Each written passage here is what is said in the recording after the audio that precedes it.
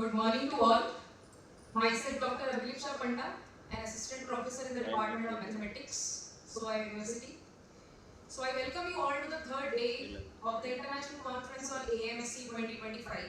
The past 2 days have given us valuable knowledge from many eminent speakers on and of India.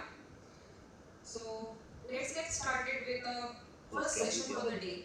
The session chair for the first session for today will be Dr. Mikali Muthushmita Naik. I'll just give a short bio for ma'am.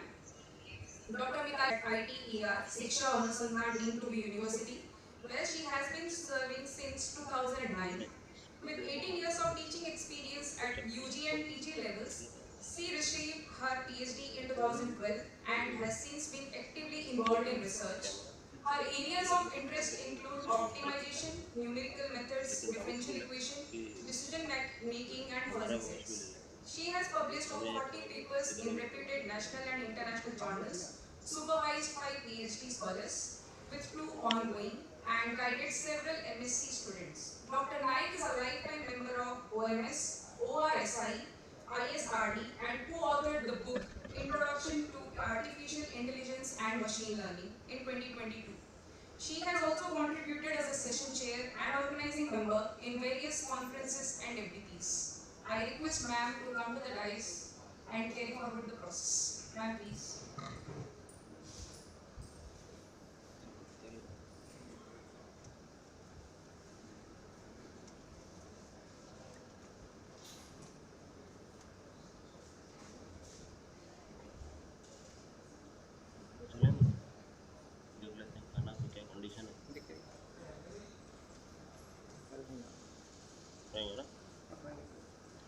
Good morning all.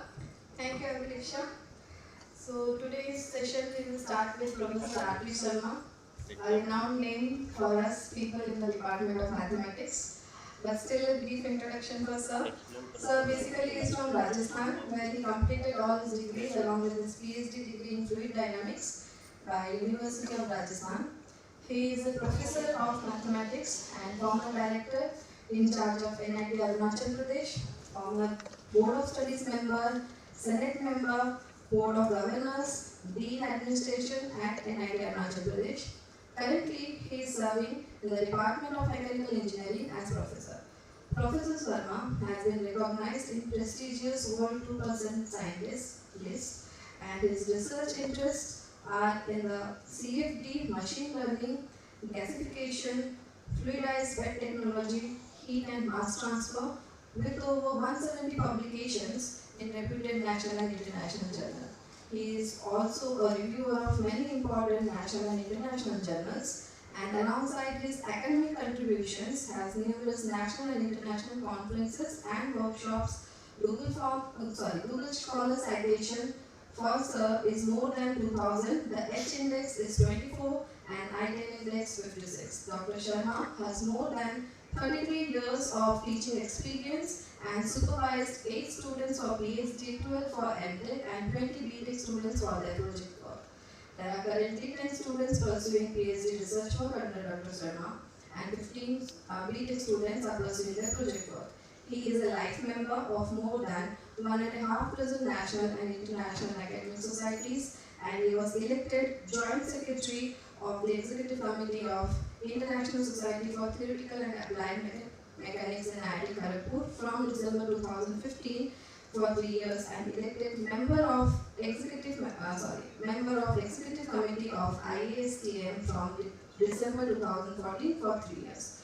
He has organized 1-month annual foundation school, 6 international and 3 national conferences, 1-month yoga training program, 5 popular lecture series, and 1 IST on linear algebra in 2021.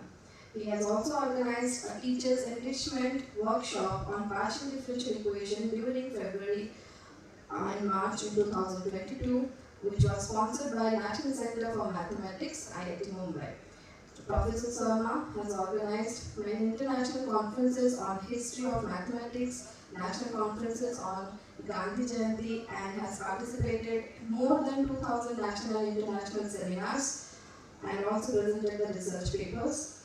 So till date, Sharma sir has published 34 research papers in which 17 on Q1 and 13 Q2, 14 ESCI. So with this short introduction, I suppose, let's welcome Professor Sharma for this session. And today sir is going to talk about his research progress in fluid dynamics. Thanks. Welcome sir.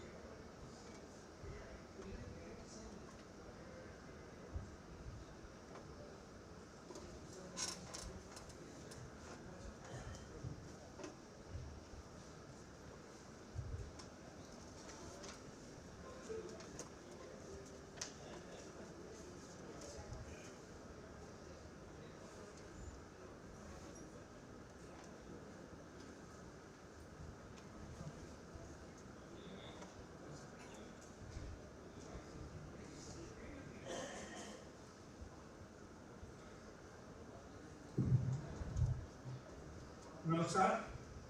Thank you, Mitali ma'am. I am very grateful to Shiksha Anusandhan University, all faculty members, Department of Mathematics, to मुझे invite किया. तो मेरा work है recent progress and emerging trend in nano research.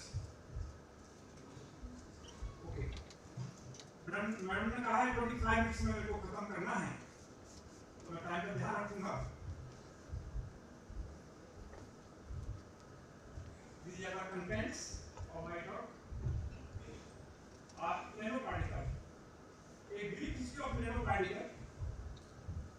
In 1959, the concept of nanotechnology by Richardson Feynman, and in 1974, the term nanotechnology by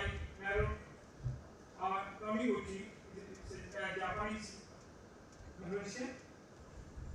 Introduction to nanoparticle. A nanoparticle is a small object that behaves as a whole, unit in terms of its transport and properties. Nanoparticles are particles between 1 and 100 nanometer in size. Each property of nanoparticle by different treatments according to the requirements such as hydrophonicity and hydrophilicity. Due to their size, they exhibit unique properties compared to their bulk material. There are so many applications of nanoparticle synthesis. There are two methods, synthesis of top-down approaches and bottom-down approaches.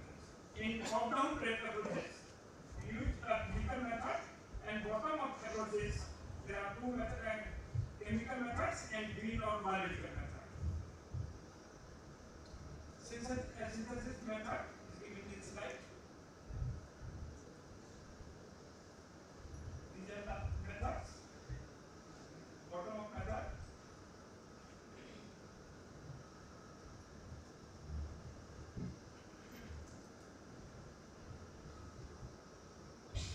Now, characterization of nanoparticles. What is the characterization? The characterization of the nanoparticle refers to the process of analyzing and measuring their physical, chemical, and physical properties. Characterization is essential to understanding how these nanoparticles influence the overall behavior of the fluid. Common techniques used for characterizations are scanning, SEM, XRD, AFM, FTIR, and EDXA.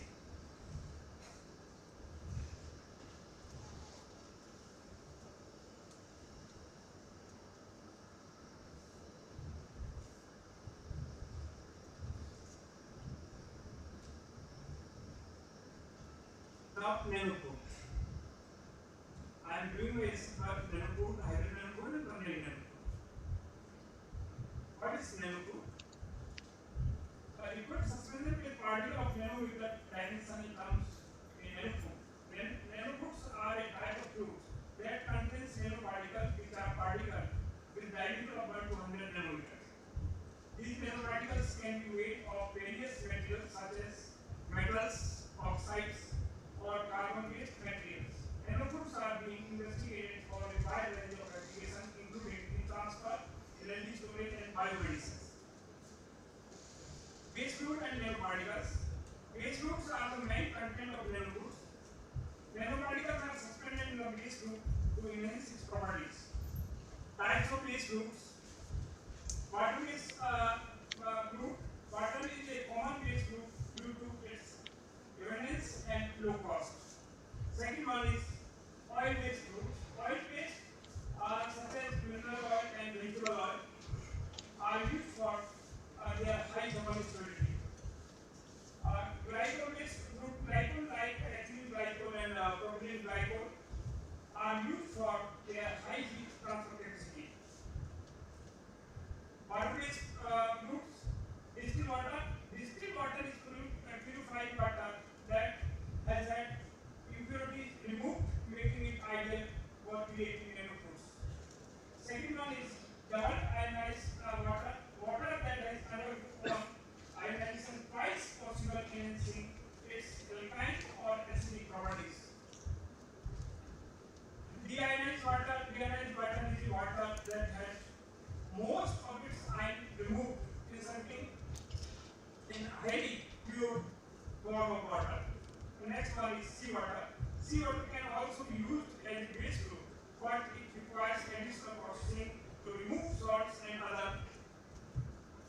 Water-based fluid.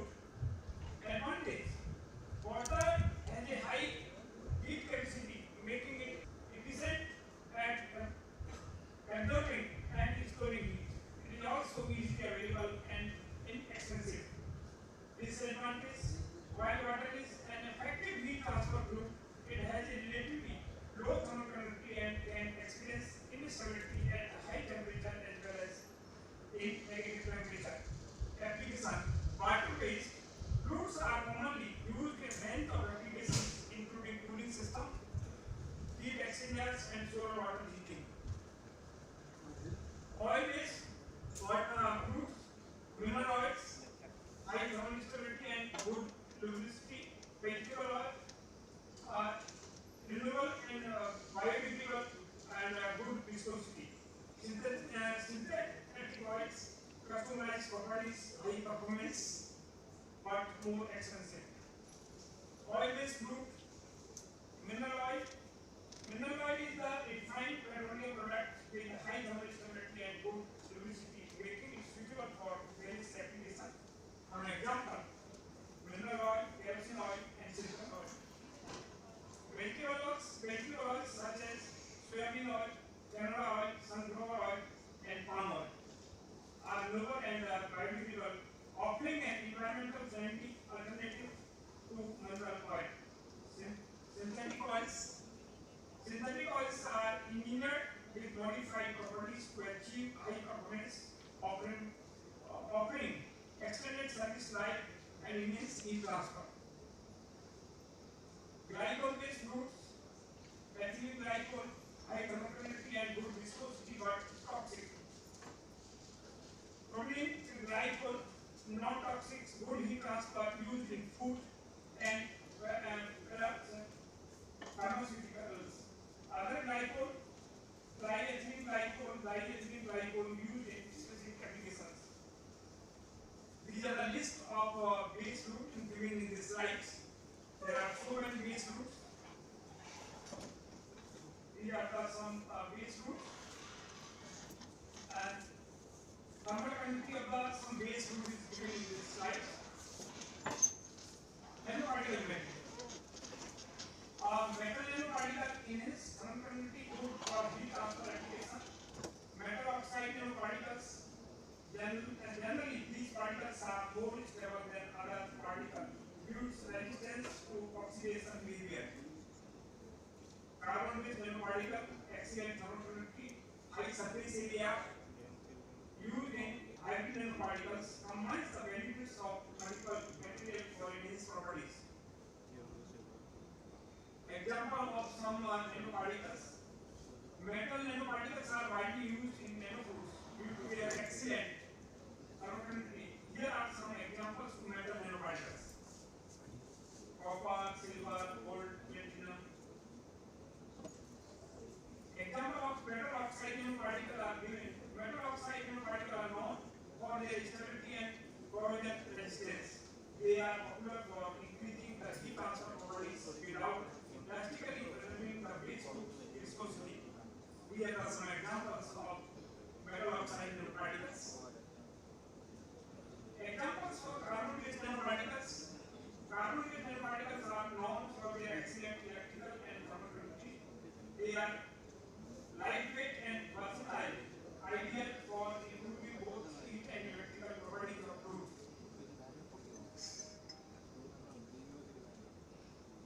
Alloy nanoparticles. Nanofood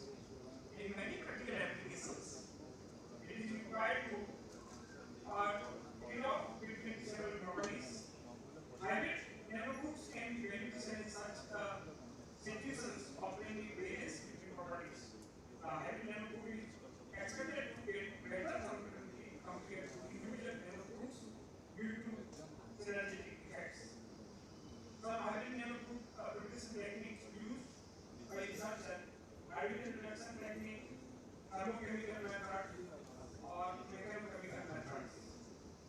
Nanogroup stability methods. What is stability?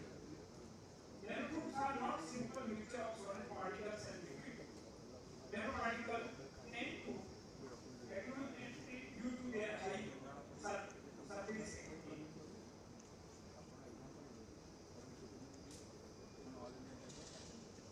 Now next, some other stability techniques are given in this slide. Digital potential for stability measurement. Now nanogroups thermophysical properties. Thermophysical property of nanogroups: conductivity, viscosity, heat, density, and conductivity. Conductivity is a mathematical expression for the kappa equal to a k equal minus k dk upon dy.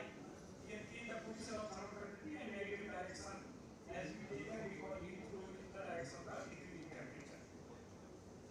Model of these are some models given in the slide. Factor affecting the thermal conductivity of nanogroups: particle size, particle material and phase group, temperature, additives, acidity, pH factor, clustering, and particle shape. Measurement of thermal conductivity: the transient or bias techniques has been found to be one of the simplest and quick method for evaluating the thermal conductivity of the fluid. Viscosity: viscosity is measure of a fluid resistance to flow. It is a mathematical expression of viscosity or equal to u upon dy. These are some models of viscosity. Vector affecting the viscosity: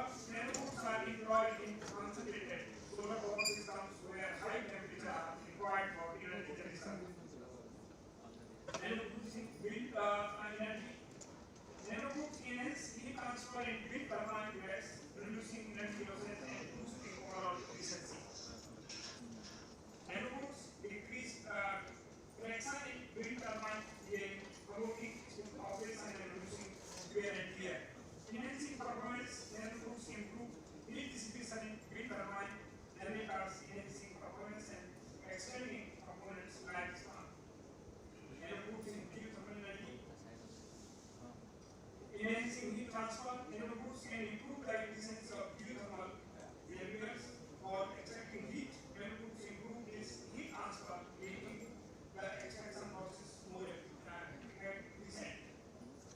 Nanofoods can reduce the viscosity of circulating food at high temperatures, improving the flow rate in overall heat extraction process. Application of nanofood in biomass ready. Nanofood can significantly improve heat exchange process in boiler heating services.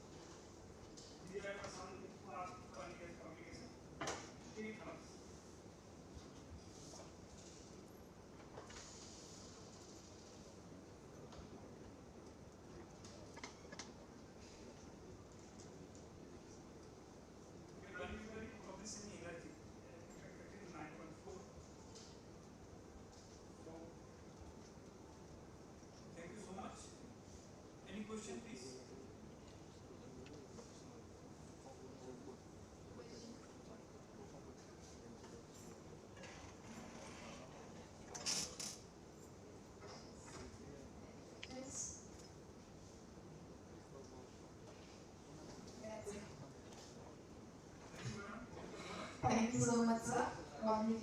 Please.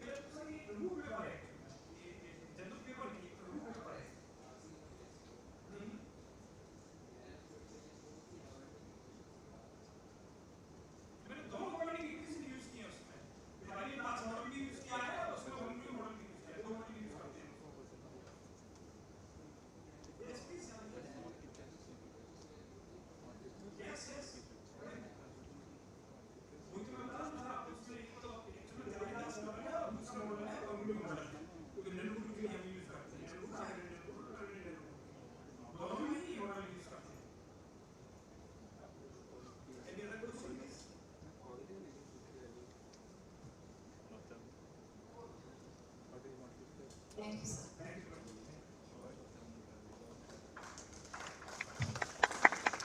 so much, sir. Now, next of the session, we will proceed with a talk from Professor N.S. Saini. Professor Nareshpal Saini is a retired professor from physics from Guru Nanak Dev University, Amritsar, with over 33 years of teaching and research experience in theoretical plasma physics. He holds a PhD, MPhil and MSc from Guru Nanak Dev University, Amritsar, and has served in key academic roles, including Head of Department, Coordinator of UGC, SCP, and Chairman of Board of Studies. He was a postdoctoral fellow at Queen's University, UK. His research focuses on plasma wave dynamics, laser plasma interaction, nonlinear and dusty plasmas, and material science. Dr. Saini has published 172 research papers, presented 64 conference papers, and has over 3,800 citations with an H-index of 32. He has supervised 16 PhD and 65 MSc students so far, and has completed 3 major research projects and edited the NSTD 2023 proceedings. As a past president of Plasma Science Society of India, he continues to contribute as a reviewer and academic advisor nationally and internationally. Professor Saini is going to talk about nonlinear structures in space dusty plasma today. Please, sir. Let's welcome Professor Saini.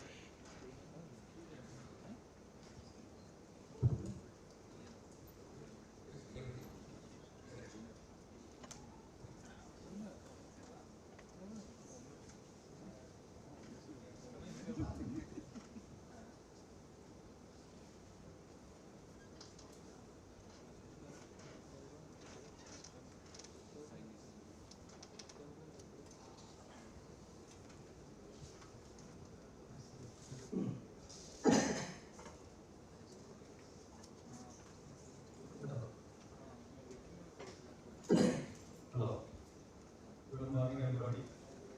It's my pleasure to be here to deliver a talk on nonlinear structure in space plasma.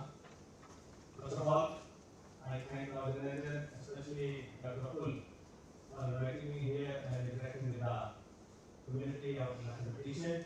Okay. So since the theme of the conference is to apply mathematics, science and engineering, I am from science, that is particularly for the physics. Okay. So there is a, we can say, very strong link interaction between math and physics. Okay. It is difficult to explain any physical aspect without knowing about the mathematical aspect of that particular area, right? We have done a lot of work in that area for the last many years, okay? And the study told about the six students, okay? Some of them they are working abroad in different universities, and they are also having permanent position in different states.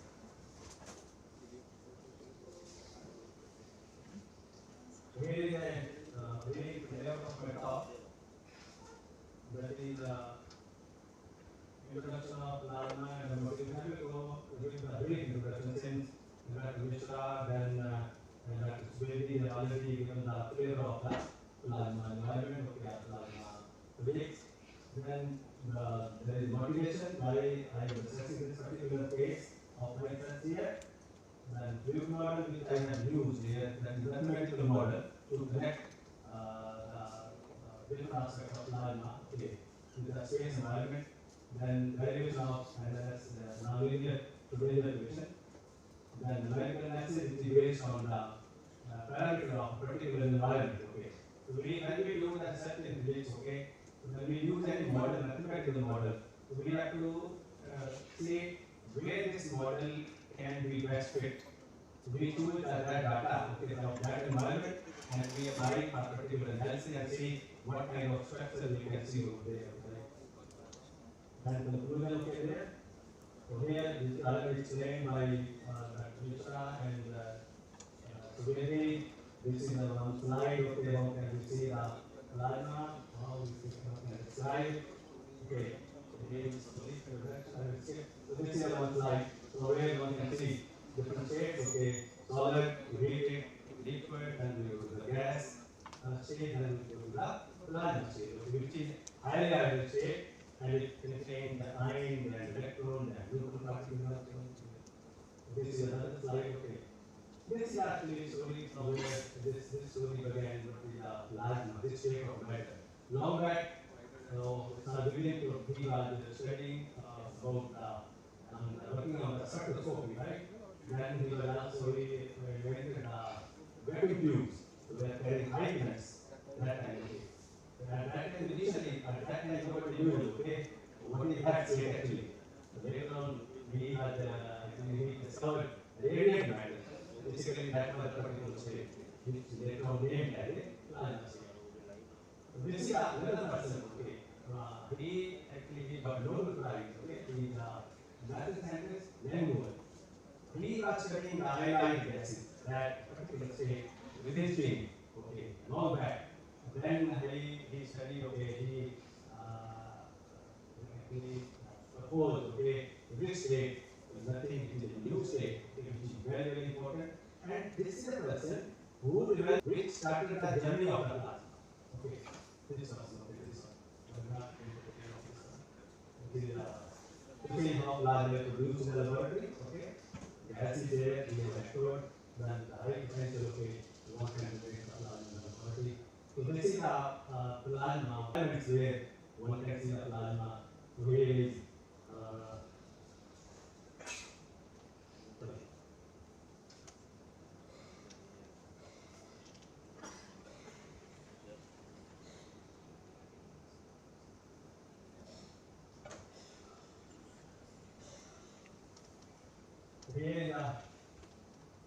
different space environments where one can see the plasma, right? Okay.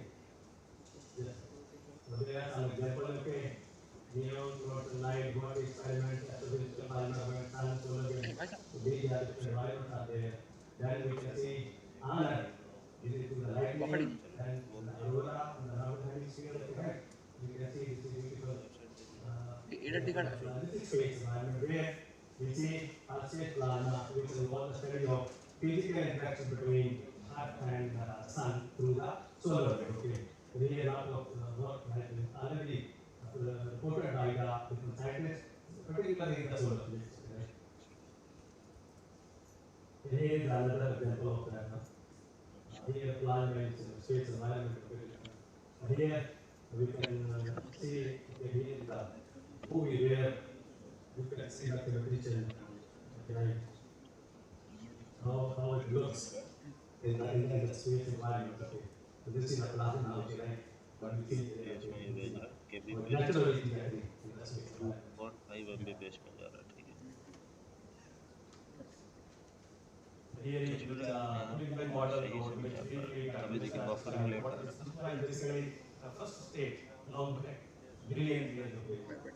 नहीं कोई दिक्कत नहीं देखिए There are different type of plasma.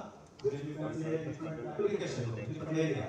There are this is a very large number. Okay, now there are more types of there. These are not we added over here. Here is a particular area in which I am focusing my this particular this top. Okay, this is a dusty plant, another branch of plant where we consider dust as another particle. Okay, this is basically dusty plant is nothing but a small particle of the solid dust. Where dust rate dust rate of electrode and where the electric charge and depending on the charging mechanism, the dust can also find positive charge. Depending on the different condition of environment, we use particular type of landmark for the study of that environment.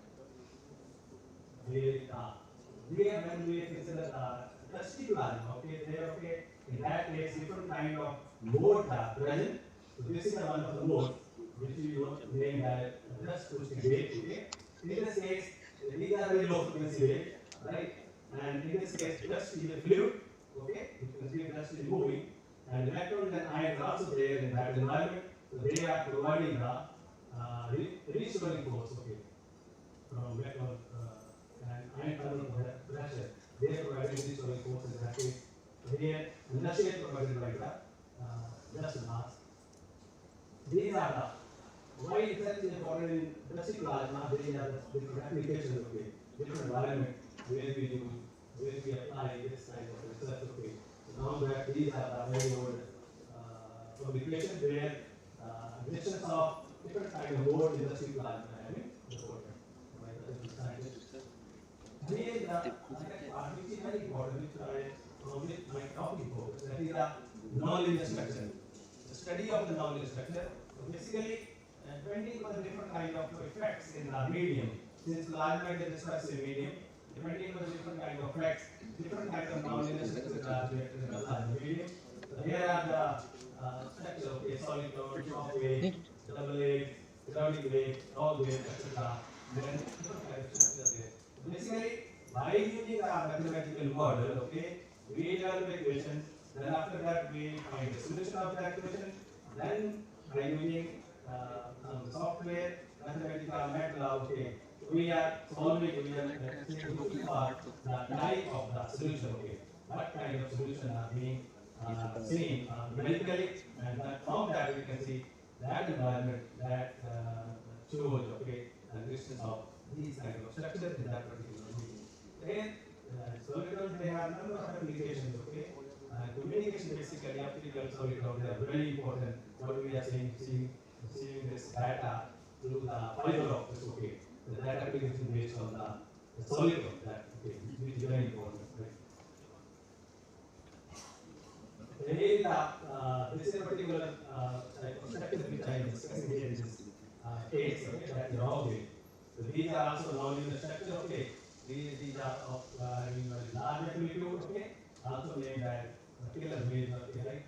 They are very localized wave in both in time and space, okay, right?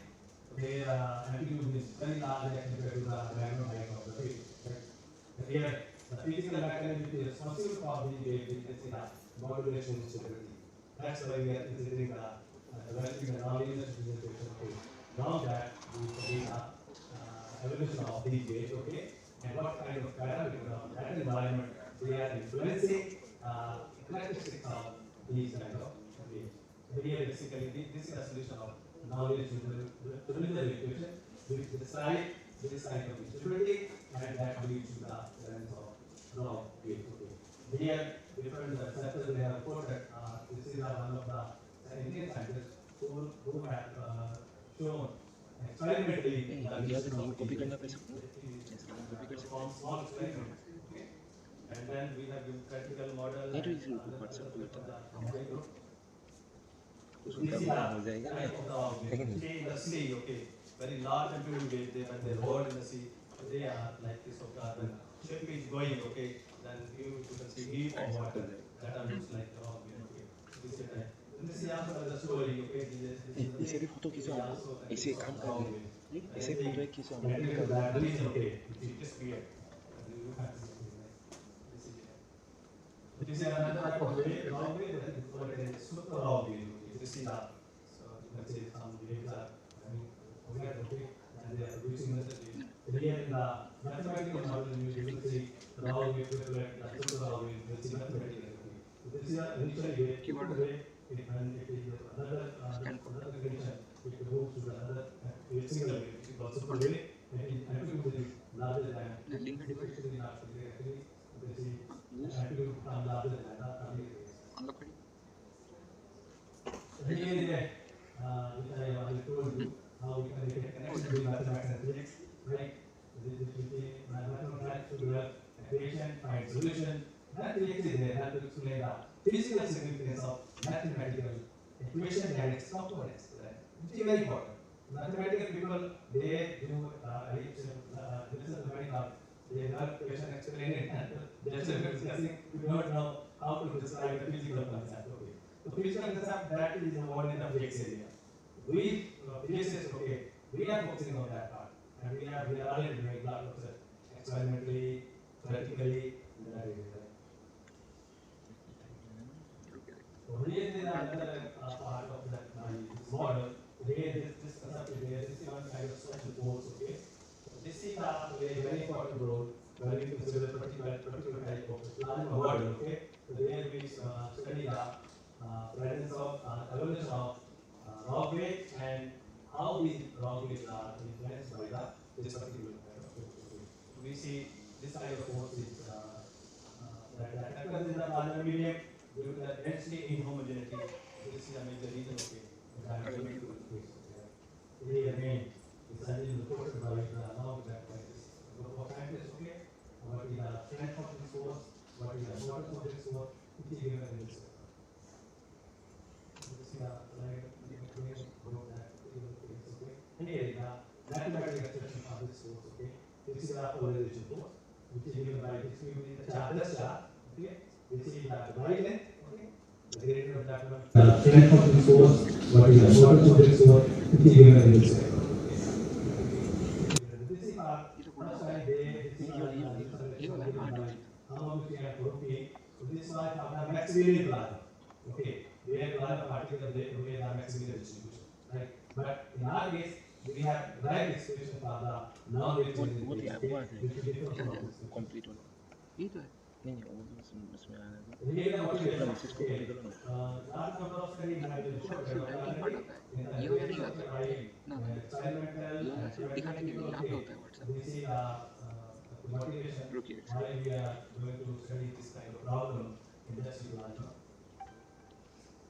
Here we are studying this particular case study super long wave and the plasma which consists ये of होगा ना negative charge fluid along with this ion and electrons देखिए and this speaker is being used हाँ वो तो to come drive the non-linear solution. वो तो Right? And after that, from this solution, we are finding different kind of solution. I have not derived this solution, I have borrowed from mathematician. Already they have been given, they are long procedure to solve this non-linear equation and find the solution. We have actually borrowed solution from their paper and we have applied in our case. This is a fluid model here. This is first of all, this is an expression for the polarized force, which is different from the earlier one. From the homology we have derived this expression, okay, for non-Maxwellian case. Here in this case, we are considering superthermal particle. Those are not Maxwellian, they are doing a non-Maxwellian distribution of the different from that one. So here, R represents the polarization parameter, which is important. Here we are changing this value, okay, which is the range is given optimum range, and which leads to the which gave the information about traffic, and that depends on different basically the superthermal coefficients of that particular equation, CK1, CK2, like this is a fluid model, okay, which is the practical model. So here we are using different equation. These are all our normalized equations, non-dimensional equation, this is continuity equation, this is momentum equation, this is partial ये equation. खुला रहेगा क्या? We are using these type of equation. खुला है This is our equation. By using these three equations, okay, we are developing our nonlinear potential equation by using a multiple scale vector partition. Here, this is a multiple scale, but I am not describing that long procedure. It will take 1 hour to describe that method. Okay? Here we are using these independent variables. They are known as stretching coordinates. Okay. Then we are using this dependent variable. Okay. This is a function which we are using here to derive. You substitute this variable and rewrite the fluid model equation, and then we substitute in place of the function this kind of function. Okay. And by using long procedure of different order harmonics, okay, then we develop a equation which is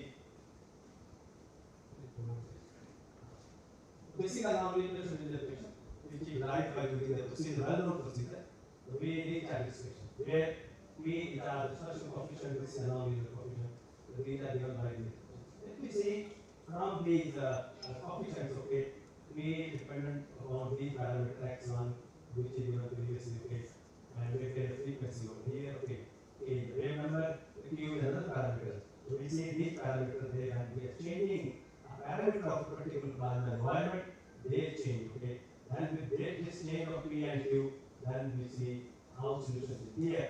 So this is a solution of this equation, okay. So this we call as a first very different techniques, okay, to find this. So this is one of the techniques by using that method, the solution given. So this is the first order log solution. Why?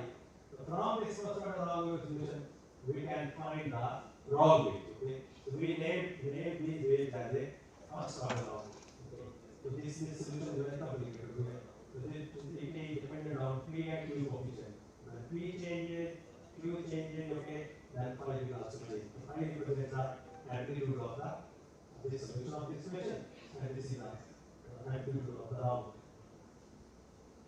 So here is another solution. Long which we can study the triplet long weight and super long weight, okay. So this is another solution. From this different condition, okay, we can study another kind of solution of the nonlinear solution. So here we are using these values for to see the structure in the wave. Here is the numerical data which we are using for planetary of Saturn, okay, and there are some cybernetic values also. They are the all that how they are complex value, okay. By using these two, we can study the nonlinear structure, okay.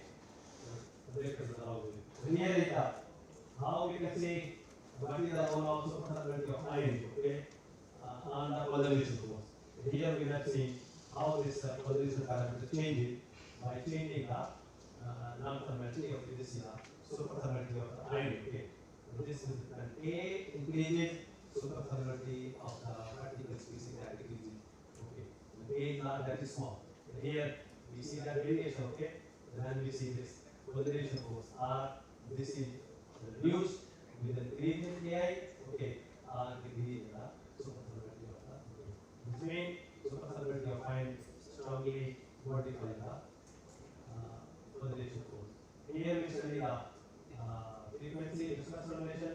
This is closely. Again we see the behavior change in these two with respect to the superthermality and change in the polarization force. Here is the important graph, okay, which shows us what is the modulation stability, what is the condition for that. Here in this case here, we see that condition. Again, we study that condition with respect to the superthermality of ion, okay. When we change it, R, when we change R parameter. So this is a thing. This is a stable region, this is a unstable region, okay. We were Q greater than this now, okay. Similarly, you see this change takes place. This is the growth rate. How does it change by changing the polarization force? So you can see from here. This is the influence of R, which is narrow wave number region in the event of stability, and where AI wave number, okay, is AI superthermal defined parameter divided as the output. So here you can see parameter range to study make a numerical analysis of electrons. So here is the how we see the resistance of dark solitron, bright solitron, okay? So this first picture belongs to the bright solitron. The bright solitron, if you have become zero, okay? When this we see on the scale, spatial scale, okay? Right? Again, we see here the change in the polarization force that is through R.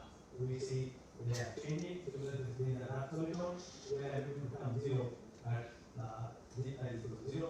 So this is how we can study here the polarization force and strong influence on the dark as well as the bright solitron. So these are the basically simple solution of the non-linear equation. This is the influence of polarization force on these here. Log wave, these are in acoustic plasma. These are named as acoustic log wave. So this is the first figure A, that is changing R is equal to some value, that is 0.1. Then we change R to another value, that is initially 0.03, and if you change it to 2.04. This means with change in R, this is enhanced. Right? That means the polarization force has influence on the activity of the rod. Another is with the superthermality. Again, here in this case, when superthermality we change AI, okay? We initially AI is equal to 4, this is more superthermal, okay? Then we have AI is equal to 5, second case, this is the area equivalent to this one, okay? This means when superthermality is decreased, okay? Then the activity is also decreased. Next is log vector. Here we say there is another condition, another solution. Now we will see 3 waves, okay? That's which are vector. Similarly, people have also studied sector, 6 peaks, okay? Another solution of analysis. It is another condition that we will apply later on. This is again we see how this polarization force effect. Again, there is a change in the then due to the superthermality, how we can see the change in the log vector. Again, like log wave, okay? Here, this is a big function in the angle of the vector, right? Like log wave, now we have single one. Okay, all 3 come together and make one. This is another particular condition. This is a different solution of the log wave. We also study this kind of structure. These are very important. So basically, there are the 2 factors that are dominating. Nonlinearity and this is dispersion effect. Okay, nonlinearity it keeps on changing. Okay, increasing, decreasing, it leads to the change in the steepening of that wave market or the easy wave. This is again okay. Okay, now the important thing is we know these missions. Okay, these missions are actually ISRO. Okay, they are also reported on the large environment. This means we are able to get data from ISRO, okay? This model, different models can be utilized the model are these mathematical models to study what kind of the waves are present around that environment, okay? Which is very important. Similarly, we have another solution, which is also very important. Again, in this case, we can study about the solar wind. So that region, what kind of plasma is there, okay? There is magnetic field is also there. We can study what kind of structures are there and how they are being influenced by different parameters present in that particular environment. So this is a conclusion. Impact of polarization force on MI, modulation stability of just acoustic wave, and transition of log wave to super log wave are described in this case. Effect of polarization force is to restrict the wave number domain, whereas superthermality of fine wider in the event of instability. Evolution of just acoustic first order, triplet, super log wave has been studied. Okay, then we have seen the crucial role of superthermality, polarization force on the amplitude of these waves. Okay, and this work is implemented through the data from the preliminary range of this particular paper. Okay, where these kind of charged particles are present. Okay, so this is how we study this model. Okay. Thank you very much. Thank you, sir. It's quite most of us present over here, the research scholars or anybody working on this, any doubts? Usually in plasma physics, we usually use the Maxwell or Ampere equation as a governing equation. Yes. But you are using that Schrodinger equation. So what is the difference, if you can pinpoint? Yes, yes. We use the Maxwell equation also, that when we study electromagnetic waves, Ampere's law, there we develop those equations. So that is another area where we study alpha wave, magnetosonic wave. There we use that set of equations also. Yeah. Again, we can study different kind of waves.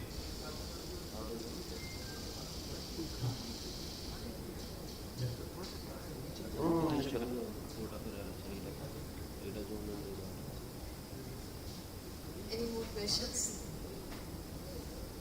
Thank you, sir. Thank you so much for finishing within the time also. So our next speaker for the day, the next session will be done by Professor Bankim Chandra Mandal.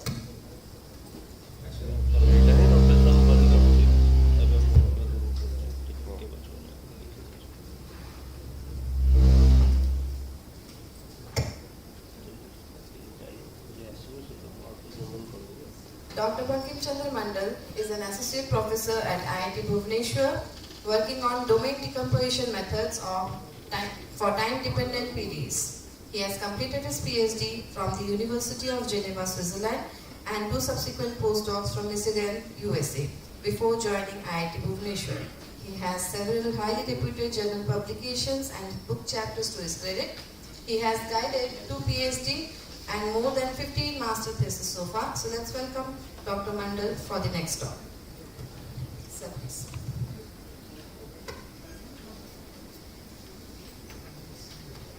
Sanjay? 25 minutes. Okay, all right.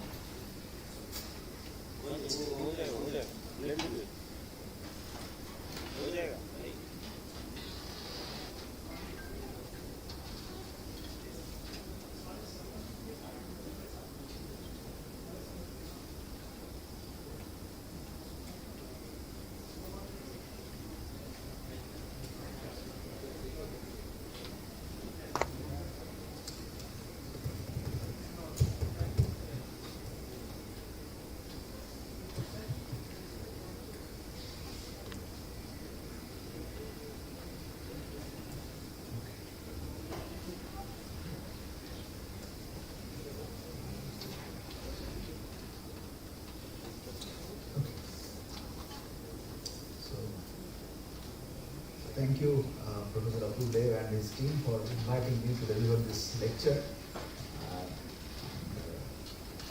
So my talk is about the PD constraint optimal control problems for subdivision problem. So this is basically, it is very, so the problem is basically time fractional differential equations, partial differential equations, and the method I will be using is basically domain decomposition methods. So it's a parallel computing method. Basically, we divide the domains into smaller parts, and then each of the subdomains can solve it in parallel. So this is my outline of my talk. So I'll start with the basic notions of fractional derivatives and fractional calculus, and then we'll introduce some of the models, time fractional models, and then I will present some convergence results for very particular domain decomposition methods, that is called Dirichlet-Neumann and Neumann-Neumann wavefront relaxation methods. And then we'll present, we'll illustrate our theoretical results with numerical experiments or numerical tests with some concluding remarks. So basically, this fractional partial differential equations are very like a hot cake in the current time because of their accuracy and flexibility in the adaptive nature. So there are various applications, for example, anomalous diffusion problems, acoustic wave equations, viscoelasticity problems. So for example, this anomalous diffusion is somewhat different than the classical diffusion problem. Because anomalous diffusion, if you, like I give an example, for example, if you can have a brick inside a constant concentration of water, and at time evaluates, this, the water will percolate inside the medium.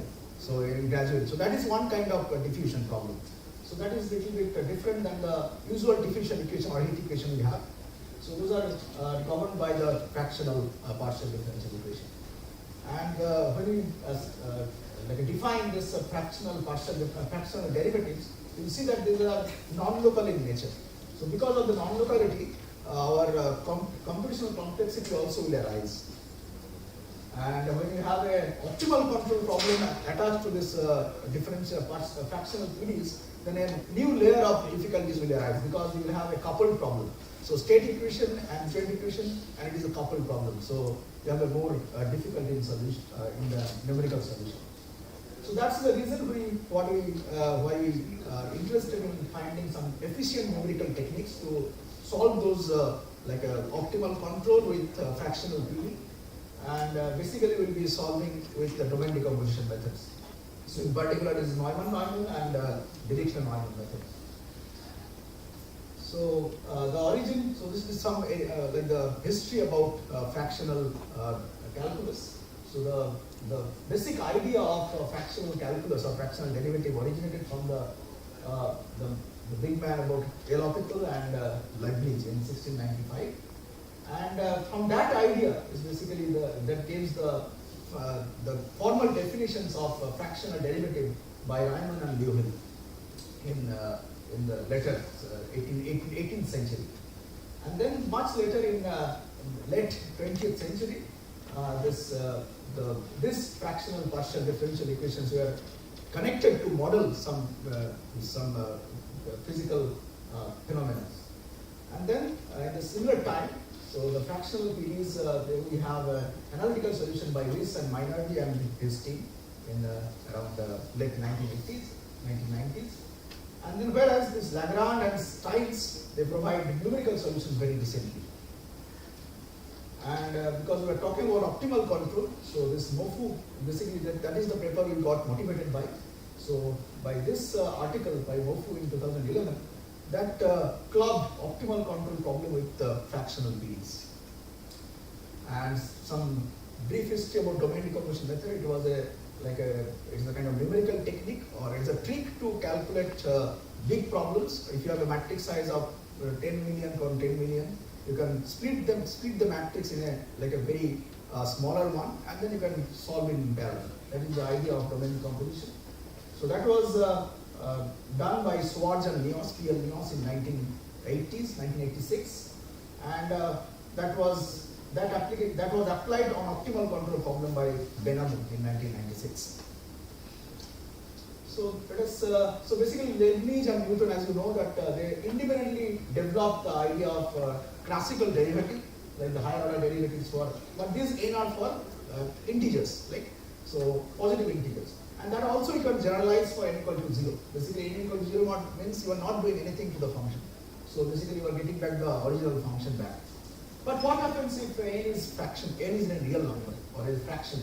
So basically in 1695 that the communication between L'Hopital and Leibniz, so L'Hopital asked what happened if n is equal to half, what is the fraction number, where to which this Leibniz replied that it will be an apparent paradox, from which one day useful consequences may drawn. So for the moment, at this moment, it was nothing.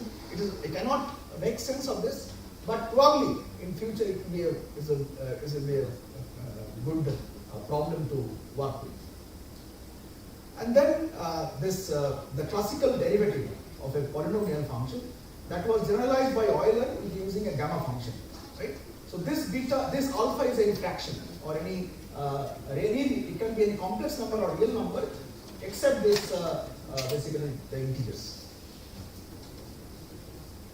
So that is the backbone of the definition of fractional calculus or fractional derivative. So in 1832, Riemann and Liouville together they defined what is called fractional integration for absolutely integral function g, and they defined for a fractional alpha by this integration formula. And 15 years later, in 1847, they extended this idea of fractional integration by an operator of derivative, and they defined what is called fractional derivatives. Right? So basically, it is as you know that derivative and integration cancels each other. So basically, if you put a integral order of derivative and then it is a fractional order of integration. So when they cancel each other, so you get back alpha, the order alpha like a survives. So this is the, so if you just combine all together, if you write down the integration formula, this is the basically the basic, the definition of Riemann-Liouville derivative, fractional derivative. So if you apply directly, so if I just, your g function is a polynomial function, then you get back what is called the formula given by Euler in 17th century. But if you look at very carefully, if I have a beta is equal to 0, that means you are getting a constant here. So fractional derivative of a constant one, but on the right hand side, if beta is 0, you still get 1 over x minus alpha a whole to the power alpha. So basically, the derivative of a constant function is not at 0 in the fractional order. So basically, that is a paradox. So what I want is, I know that in the classical sense, when you have a derivative of a constant, it should get 0. That is the general. So it is not the direct generalization of the whatever we know from Leibniz or Newton, the derivative, the definition of derivative. So that was the problem that existed for a long time, and then Caputo in 1967 he just modified the definition by Riemann-Liouville by just interchanging the operator. So it was basically derivative of integration, fractional derivative. Now we just exchange basically the commute, the integration operator and derivative operator, and I define a new fractional derivative. And the thing is, in this case, basically what you need is the regularity of g is needed, because you need the g function to be derivable sufficient number of times. Then only you can define this function. So that is the only difficulty or disadvantage of Caputo derivative. So you can define this basically Caputo derivative, Caputo fractional derivative in this order. So you see that this is earlier it was the derivative was outside the integration, so it was a derivative under the sign of integration, and it is in this case you are doing the integration of a derivative function, of the nth order derivative. So you see that, yeah, so this is the one. So now let me put the constant function here. So we have a g equal to some constant function c. Then you have, by definition, it is basically integration of the derivative of c. So now the derivative of a constant function is this is the usual classical derivative. Now this is already 0. So 0 of the integration is already 0. So you are getting back the class whatever was there for the classical derivative. So in the Caputo, basically that was the motivation of getting that the constant function derivative should be also 0. So that is basically the extension of the classical derivative function. Now this is the relation between the Caputo derivative and Riemann-Liouville derivative. So we have a polynomial function that is originated from Taylor's, right? So now if this term is 0, if this term gives you 0, then basically the Caputo derivative and Riemann-Liouville derivative equates. So that will be 0 if all the basically derivatives of the function g at the point a is 0. That is the economic condition. Now, using this derivative, one can define what is called a fractional order partial differential equation. So for a time, it is a time dependent problem, and you have a space as well. So this is the derivative that is taken in the fractional order. So this is in the Caputo sense. So C stands for Caputo sense. So this is the Caputo fractional derivative of the function u, and on the right hand side is the diffusion model, right? So this is basically if now mu the fractional order can be any value in between 0 to infinity or right. But if we have a 0 to 1, it is called subdivision in literature, and if mu equal to 1, then it's basically you are getting back the heat equation. So if mu equal to 1, it is basically ut minus uxx. So you are getting back the heat equation. It is called the diffusion model. And in between 1 and 2, it is the diffusion wave equation. So it's basically you are asymptotically you are going to the wave equation, but you are not still there. And for mu equal to 2, you will get back the wave equation, the usual wave equation. And for the wave equation, you need an additional initial condition, that is a velocity. So this is basically the subdivision and diffusion wave model. So it has been analyzed that as mu tends to 1, so all the properties of this equation or solution tends to the diffusion equation. So basically asymptotically it is stable. So now we'll put this equation into optimal control. So we want to minimize this objective function. So where yq is the target state that we want to achieve with the regulation parameter sigma, and u is the optimal control variable, and subject to, so u, that's y satisfies this fractional PD. So fractional PD, what we observe is basically we will put it for nu equal to 0 to 1. So we are doing it on subdivision model. So now, so how do you solve an optimal control problem? We do first optimize and then discretize. So basically we put Lagrange multiplier, and then we take the derivatives and optimize it.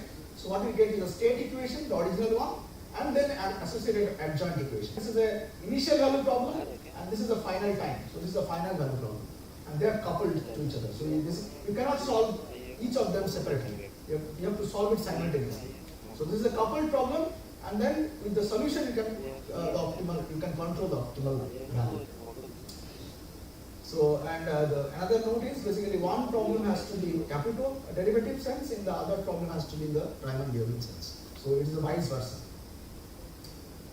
So what is the problem formulation? So basically we will apply, so this model problem that we have just shown, we will apply domain decomposition method to this optimal control problem. So the physical domain omega will be subdivided into smaller subdomains. It can be multiple subdomains, 2 subdomains.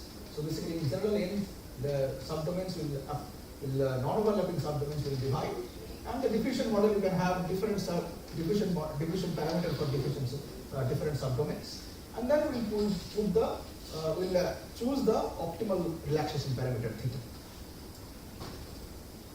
So, and I will do the convergence analysis to get the convergence, the iterative convergence. So this is the basically thing. So if this is your physical domain, you subdividing this domain into smaller subdomains, and they are all non-overlapping. So this is omega 1, this is omega 2, and so on. They are strip-like structure, and these are, so these red lines are basically is called interface. You are creating this artificial interface. So you have a boundary condition along this whole physical boundary, but you do not have anything inside in this whatever artificial boundary you are creating. On that boundary, on those boundaries, you do not have any data. So basically, how do you do it? How do you solve this? You impose an initial boundary condition, and then you iterate until you get the convergence.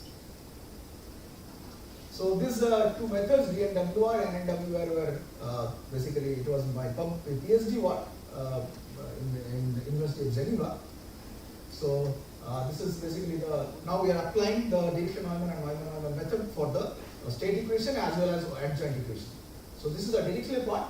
So you see that there is a Dirichlet boundary condition on the interface, artificial interface, and this is the Neumann boundary condition. So that is why it is called Dirichlet and Neumann. So that is based on the name of the boundary conditions we impose. And then, because when you impose the initial boundary conditions, you do not get convergence at the first moment. So you need to update and then iterate again until you get the convergence. So this is the update part, and this theta is the parameter. So that parameter you have to choose in a amicable way so that you get a faster convergence, right? And this is the Neumann-Neumann from relaxation for the adjoint problem. So you have a Dirichlet part, and then you are solving a Neumann part, and then you are getting the update condition. So both for state and adjoint you are doing separately, and then you couple them together.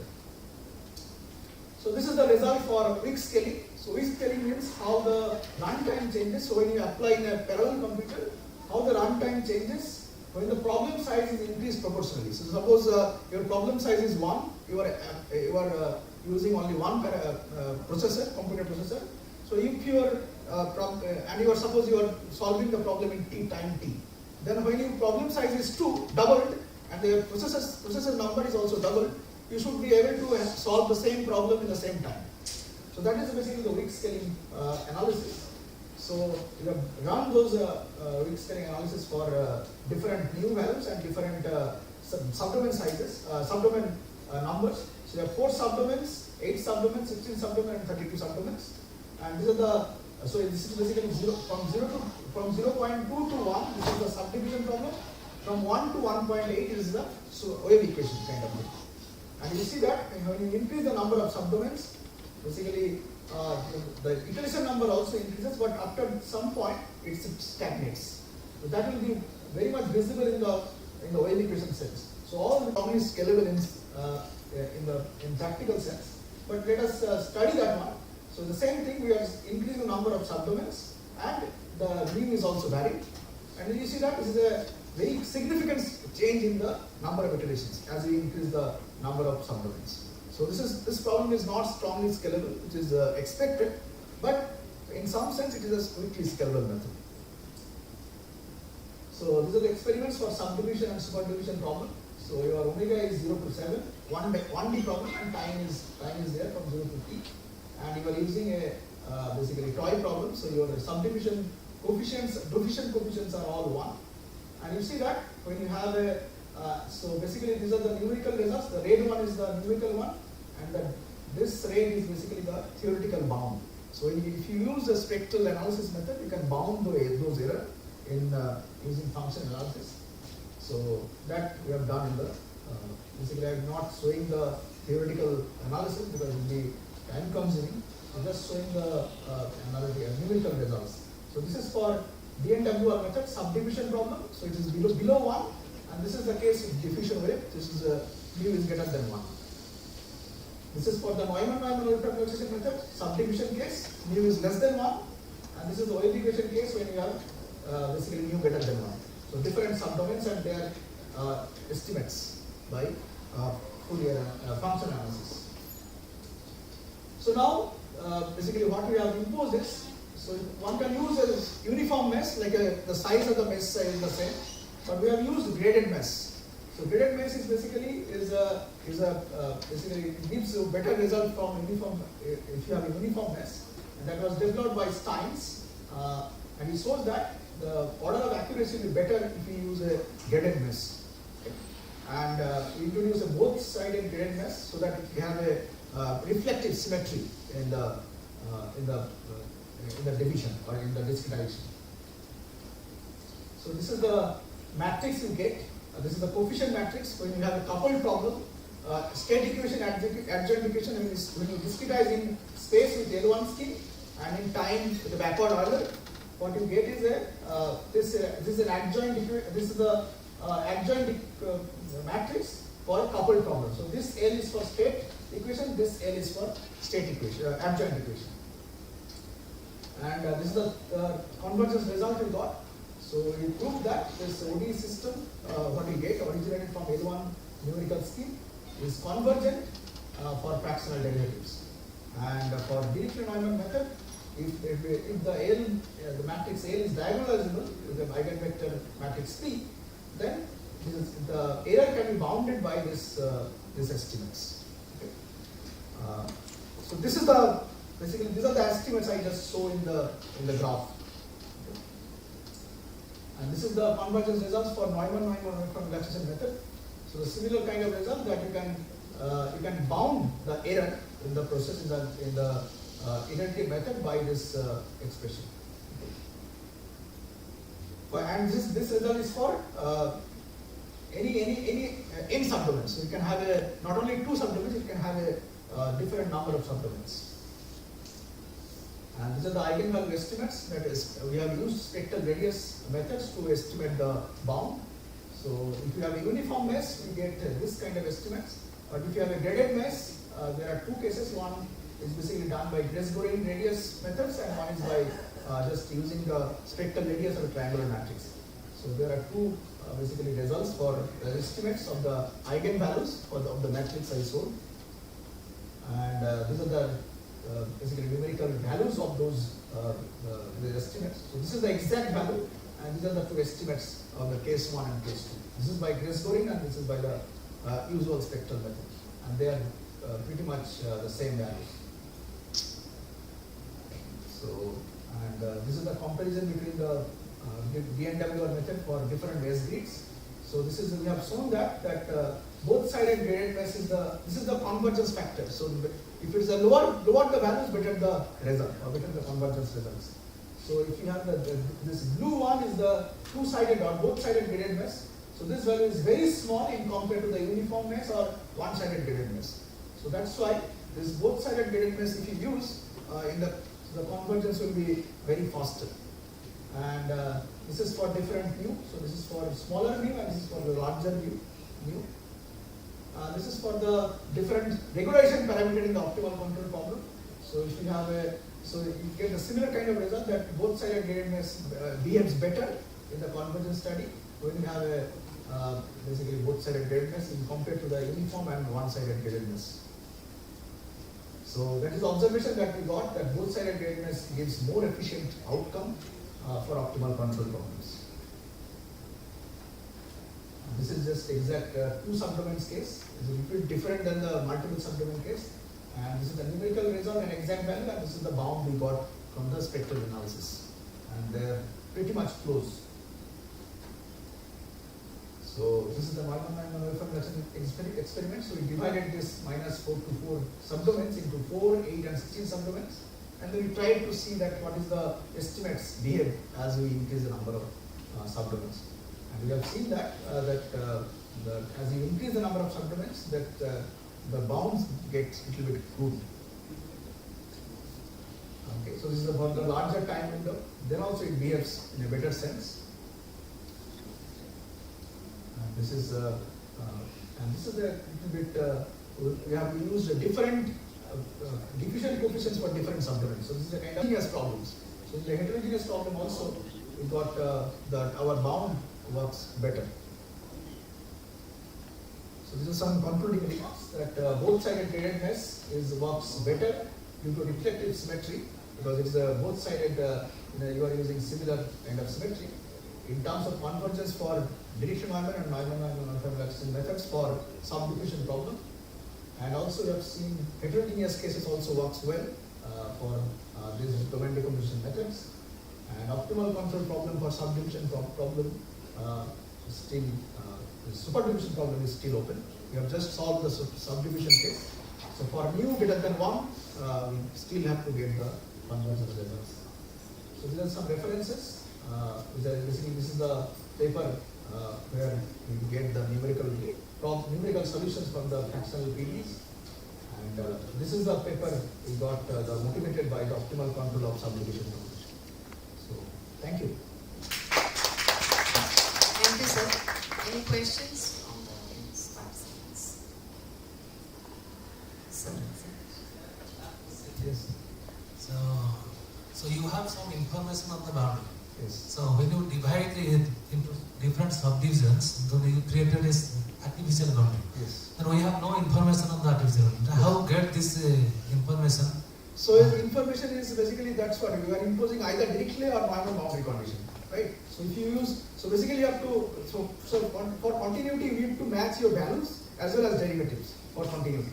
So basically in both ways you are doing that. So you are using Dirichlet boundary condition as well as Neumann. So at the end of the convergence, you are matching both the Dirichlet boundary condition as well as Neumann. Now when we will assemble all these subdomains, Yes. then we will get total information Yes. about So the basically you are comparing the whole. So when you patch, this is basically the patch-up solution. So individually omega 1, omega 2, omega 3, you are solving, and then when you are patching up, then you are comparing with the original monodomain solution. Thank you, sir. Anyone else? Then that would be, thank you, sir. Thank you, Madam. That was a nice session. So the session started with a insight in the nanofluid, and then we went to plasma with Saini sir, and Mandal sir finished with fractional part, time fractional part. So very insightful session. I hope the scholars sitting over here, the faculty sitting over here would have taken back something from the session. I would now request Abhilip Shah to continue with this.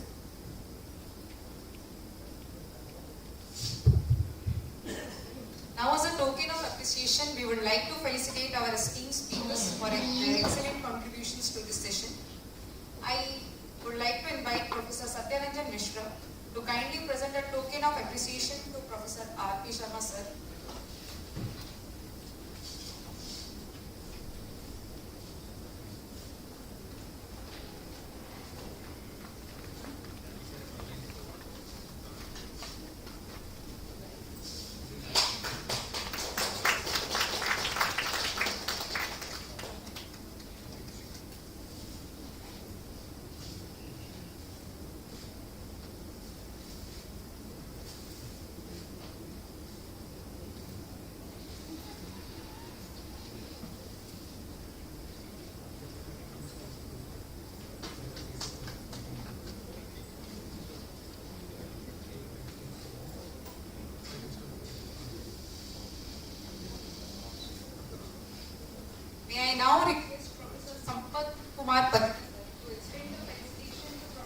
NS Saini.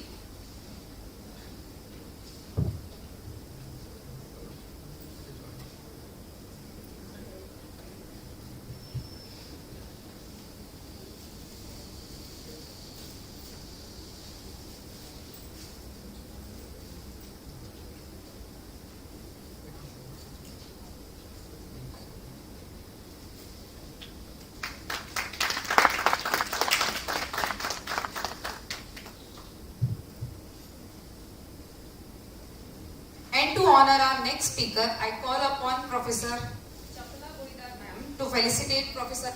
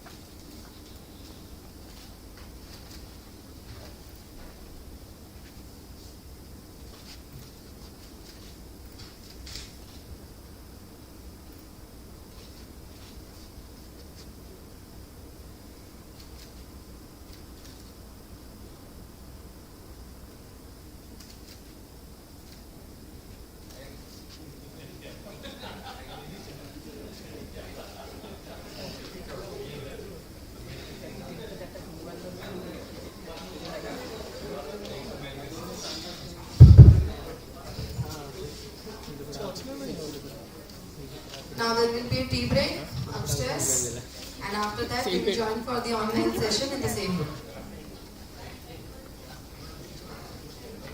12:50. The online session starts at 12:15.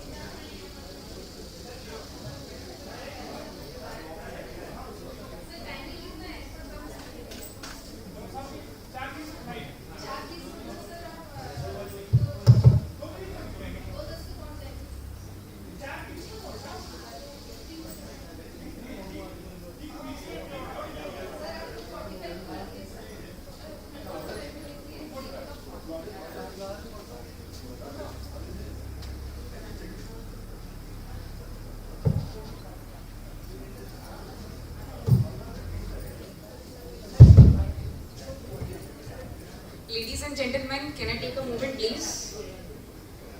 As Professor Sachin Kumar will not be with us during the valedictory session, we take this moment to express our... Can we have a moment, please?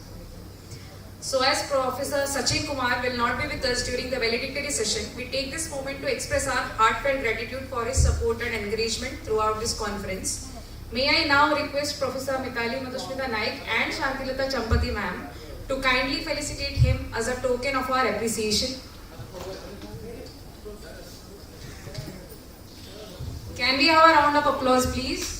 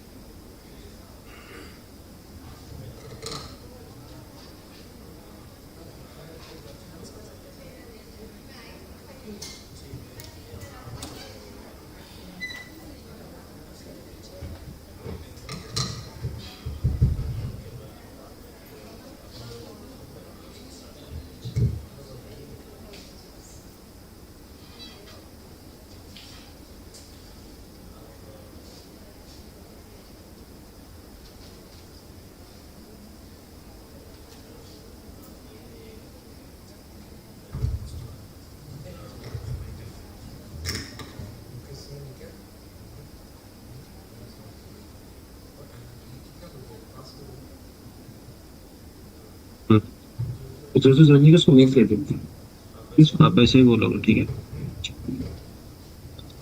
Individually में सबको दिया होगा। हाँ, computer सब economics join नहीं किया तो WhatsApp पे भेजना ना, इस ज्वाइन कर ये ज्वाइन कर फिर तुमने मुझे फोटो किसने बुलाया था अभी कैसे मैं जाएंगे सब स्टार्ट होने का बताता हूँ।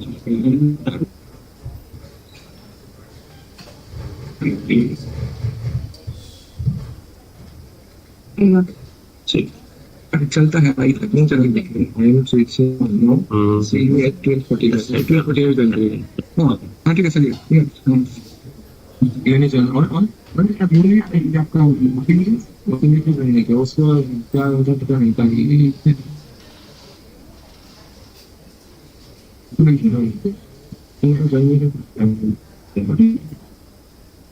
So now we'll start with the second technical session for the third day of AMSE-2025. I would like to invite Dr. Professor Dr. Anita Panda to chair the next technical session. I'll just take a moment to give her a brief bio. Anita Panda received her PhD in 2008, MPhil, PGDCA and MSc in Mathematics from Barampur University, Odisha, India. CSIR NET. She also qualified the CSIR NET 2000 in the year 2000. She is having more than 26 years of teaching experience and PG level courses.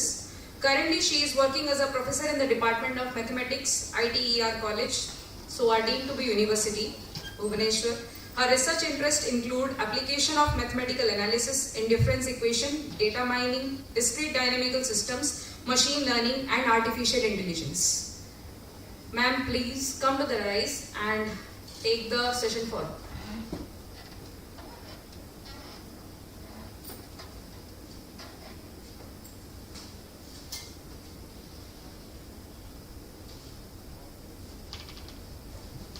Thank you.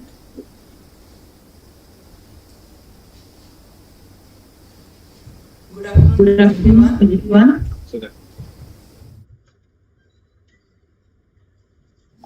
Good afternoon, everyone. Welcome, sir. I would like to request Dr. Mukesh Kumar Avasthi. A brief introduction is Dr. Mukesh Kumar Avasthi is an assistant professor in the Department of Mathematics, Baba Saheb Bhimrao Ambedkar University, Lucknow. He holds a PhD in applied mathematics and specializes in computational fluid dynamics, heat and mass transfer, and nanofluid modeling. With over a decade of teaching experience at undergraduate and postgraduate level, Dr. Avasthi has guided MSc and PhD students in applied mathematics and interdisciplinary research. His research integrates analytical, numerical, and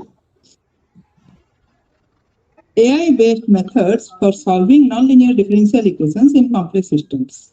Dr. Avasthi has authored numerous high-impact journal articles and book chapters and has served as editor and reviewer for reputed international journals and books with Springer, Elsevier, CRC Press, and Wiley.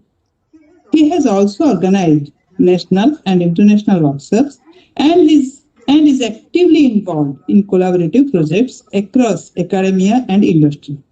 His academic contributions reflect a strong blend of teaching, research, and scholarly publishing. Welcome, sir. We welcome you. What is viscous potential flow theory in mathematical modeling of interface stabilities? Welcome, sir. Thank you. I am audible? Yes sir, yes. Should I start? Yes sir, audible, you can start. Okay, thank you, sir. The topic of today's talk is viscous potential flow theory in the mathematical modeling of interfacial instabilities. So first, I'd like to, if we have a flow system and we impose some disturbances into it, and the system definitely, when we apply some disturbances, it will be perturbed, it will be disturbed, and if after some time the system regains its original position, then we say that the particular flow system is stable with respect to the given perturbance. If the system completely die down and the system will completely change from its basic nature, then it is called we can say that the system is particularly unstable with respect to the given disturbance. Saying a system is stable, then it should be stable for every possible disturbance, and a system is unstable when it is basically unstable for even a single disturbance. There are several applications of stability that we can also understand the flow behavior, whether after perturbation the system transit from laminar to turbulent, or in the aircraft and aerospace design, in the renewable energy sector, also in the biomedical applications where the blood flows in the arteries, this type of stability problem arises. So when we are saying about the interfacial instabilities, hydrodynamic stabilities have various types. The first one we can understand as thermal instability. When we give heat some fluid of convection, that type of instability is called thermal instability. But in this talk we are considering only the interfacial instabilities. So we have considered three types of instabilities. The first one is the Rayleigh-Taylor instability, the basic interfacial instability. After that, the Kelvin-Helmholtz instability, and the last one is capillary instability. And these three instabilities actually are the interfacial instabilities which arises at the interface of at least two fluids. So first of all, we start with the Rayleigh-Taylor instability. Rayleigh-Taylor instability is an instability which occurs when we have basically a system which is top heavy. Means we have a higher density fluid lies above the lower density fluid. Then the gravitational acceleration will work, and the high density fluid goes down and the lower density fluid comes up, and so the interface becomes unstable. There are various applications of this Rayleigh-Taylor instability in astrophysics, where we have the supernova explosions, or in the inertial confined fusion, where RTI plays a vital role. Also in the geophysics, in the atmospheric and oceanographic flows, the Rayleigh-Taylor instability plays an important role in the cloud formation, etc. Now, in case of Rayleigh-Taylor instability, that Rayleigh has shown that this instability occurs when the two fluids are at rest and the high density fluid lies above the lower density fluid. After that, Taylor has proved that the fluids are flowing with the same velocities. That is, there is no relative velocity at the interface between the fluids. And that's why this instability is called Rayleigh-Taylor instability. Now, if the fluids have different velocities, then definitely there will be basically a relative velocity at the interface. And in that case, the instability is known as the Kelvin-Helmholtz.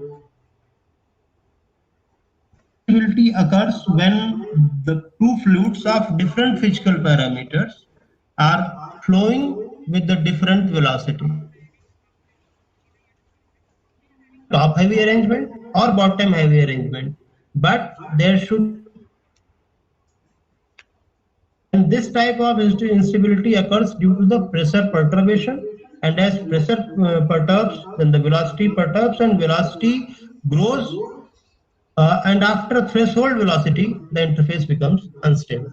The basic that there are so many applications of this type of instability in astrophysical flows, in the weather pattern, and also in the marine and aerospace engineering. One can consider the case of tsunami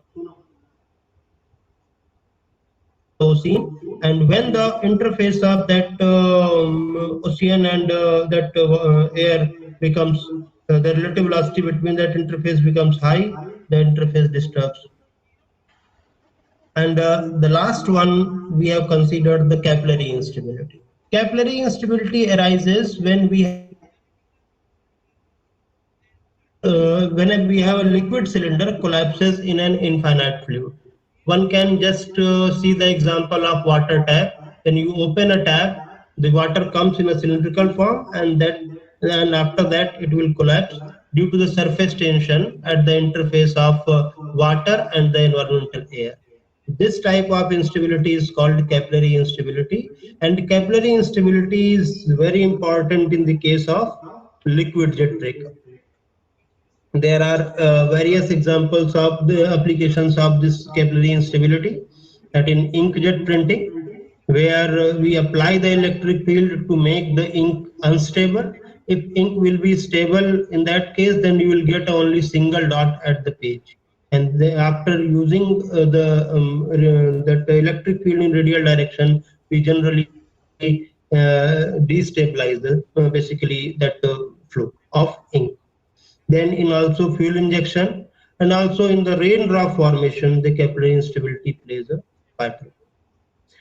Now, when we study the stability, then we say that the system is stable with respect to a given disturbance if it regains its original position after the disturbance.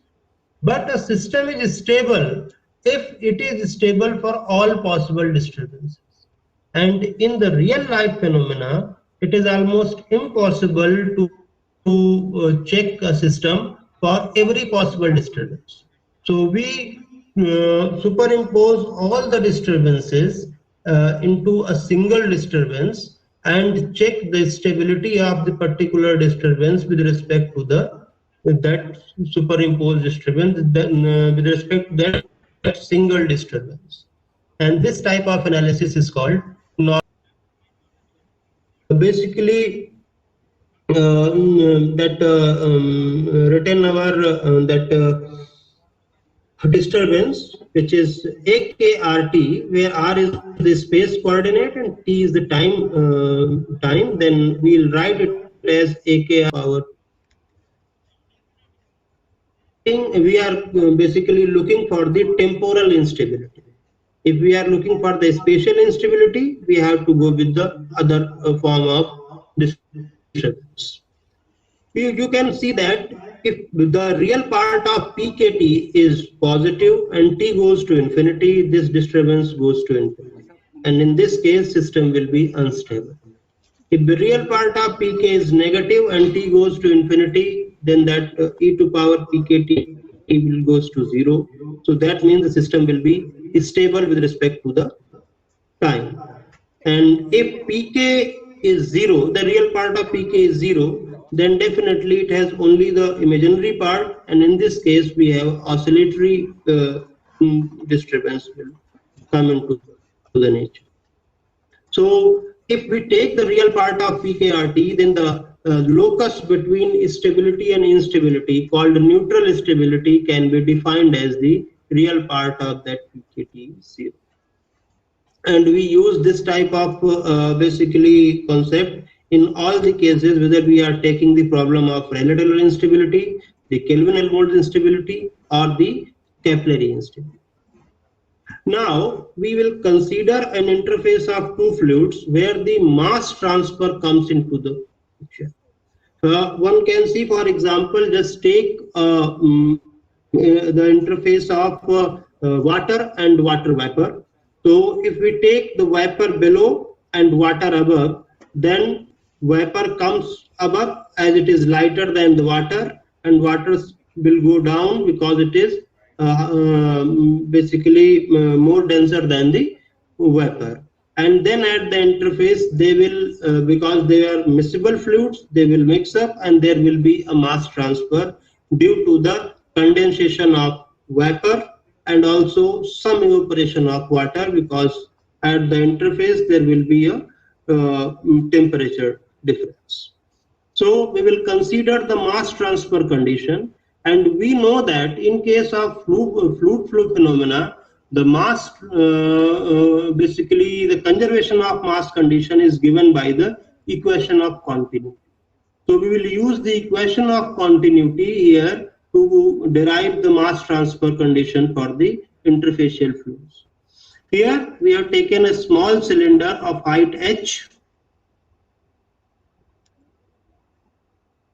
We have taken fxt, which is positive in the region above and negative in the region below the interface. Here L is the height of the cylinder above the interface. As the interface is changing with time, so L,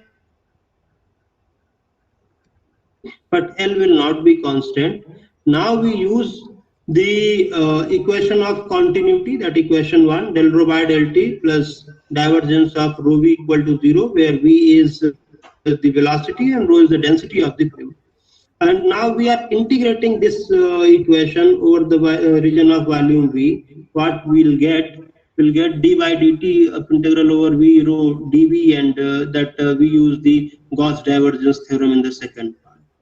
After using the conditions that the volume of the cylinder inside and outside, below and above the interface, we will get the condition d by dt of this one, where rho u is the density of upper fluid and rho L is the density of lower fluid.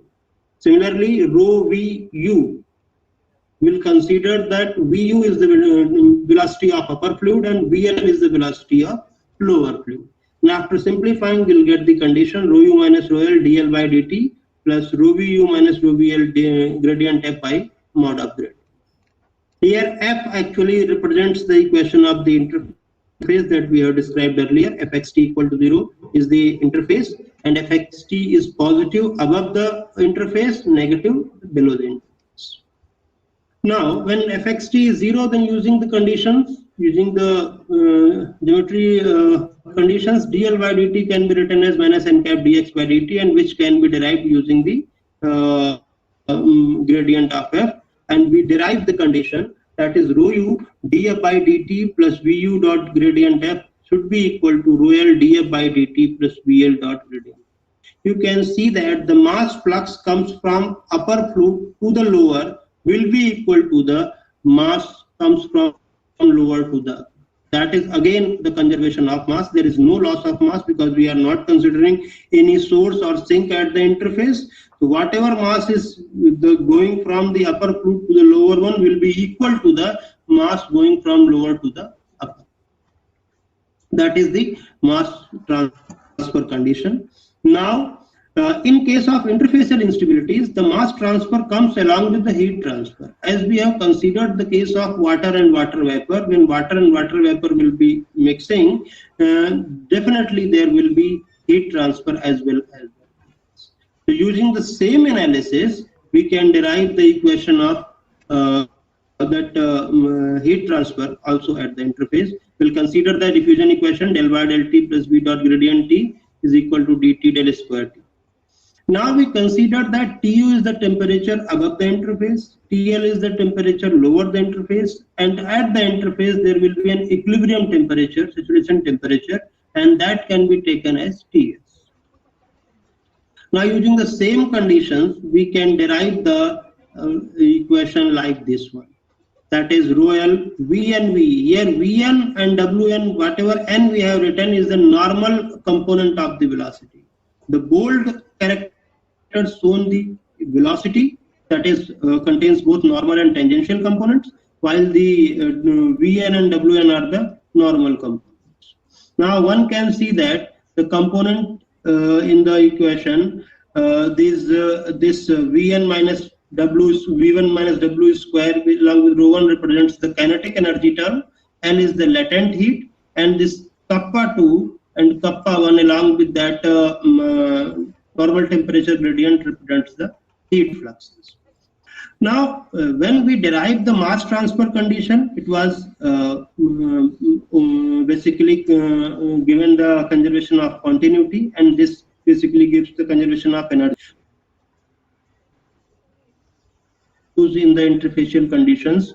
So we are looking for the the simplified formulation of the problem, and that was given by she in 1972. What she has given, this was the condition given by she, and what she did in this condition, he said that the kinetic energy term, the kinetic energy will be very, very less in comparison to the latent heat in case of interfacial instabilities. So we can ignore the terms of kinetic energy as with respect to the latent heat, and we retain only the terms the latent heat and the heat flux, the net heat flux at the interface. And so we will get the condition, this one, minus L rho 1 Vn1 minus Wn, and that S theta will contain those terms of kappa 1 del T by del N1 del N minus kappa 2 del T by. And if we put the conditions of the equations of Vn and Wn, we'll get this equation. And this equation says that the net heat flux at the interface will be equal to the latent heat released during the phase transformation. And that transfer conditions.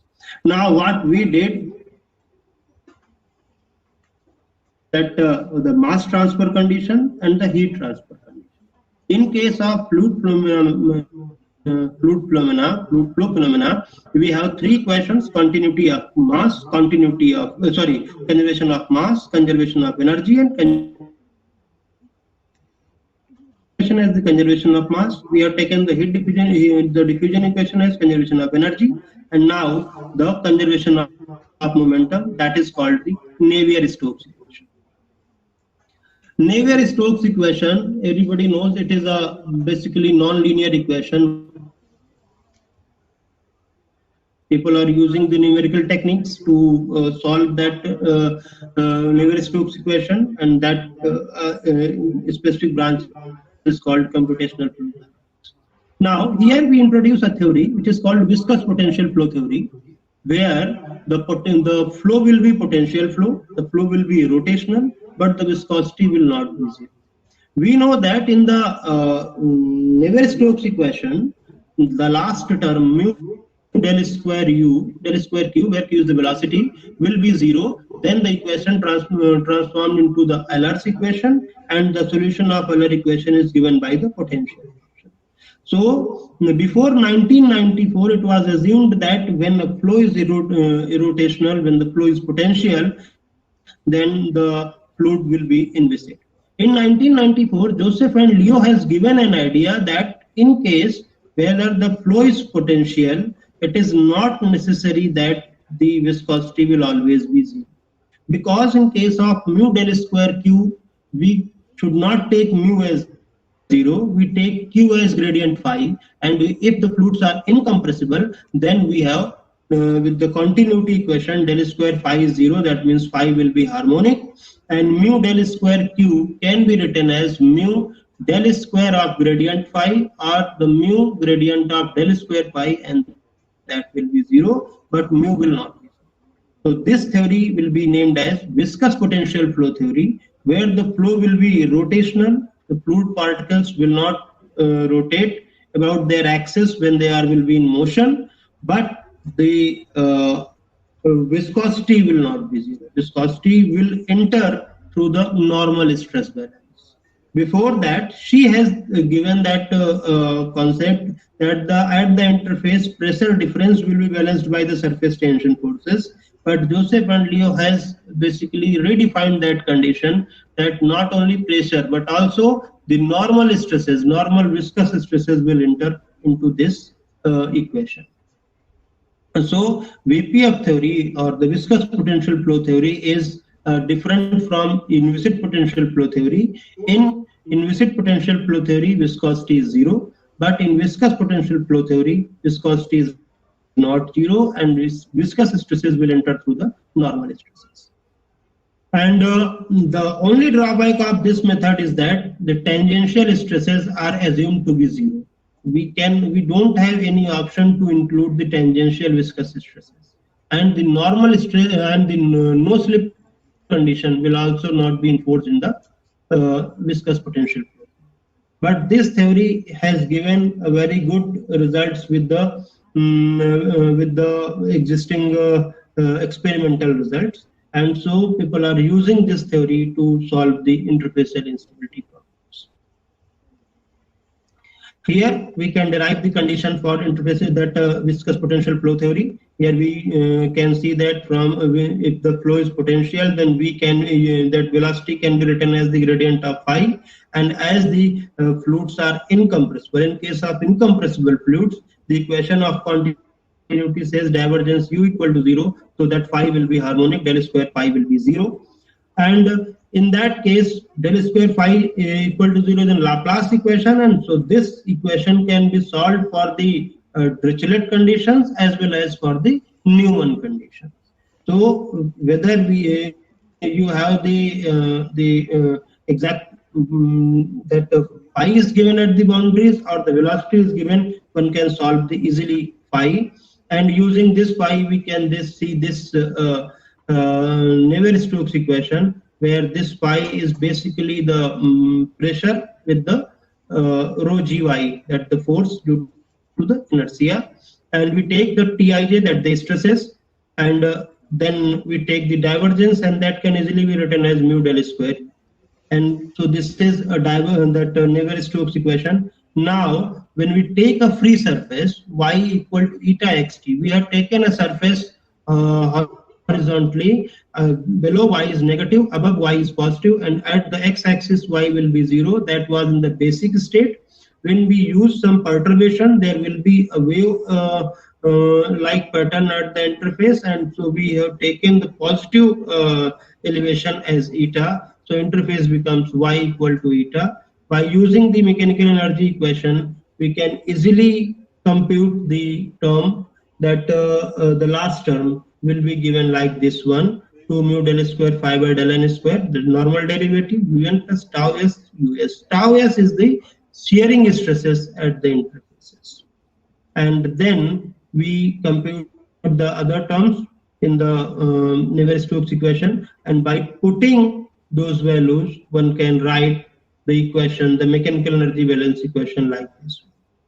See, we have already said that we don't have any option to include the tangential stresses at the interface in the viscous potential flow theory. So we take that the tangential stresses are 0 at the interface, and so we derive the condition, and that is given by rho del phi by del t plus mod of gradient phi square by 2 plus z eta 2 mu del 2 pi by del n square equal to minus sigma divergence. Now one can see that the first term is actually pressure, that is computed using the Bernoulli equation, and the second term in the left hand side is the normal viscous stresses, and that was 0 in the inviscid potential.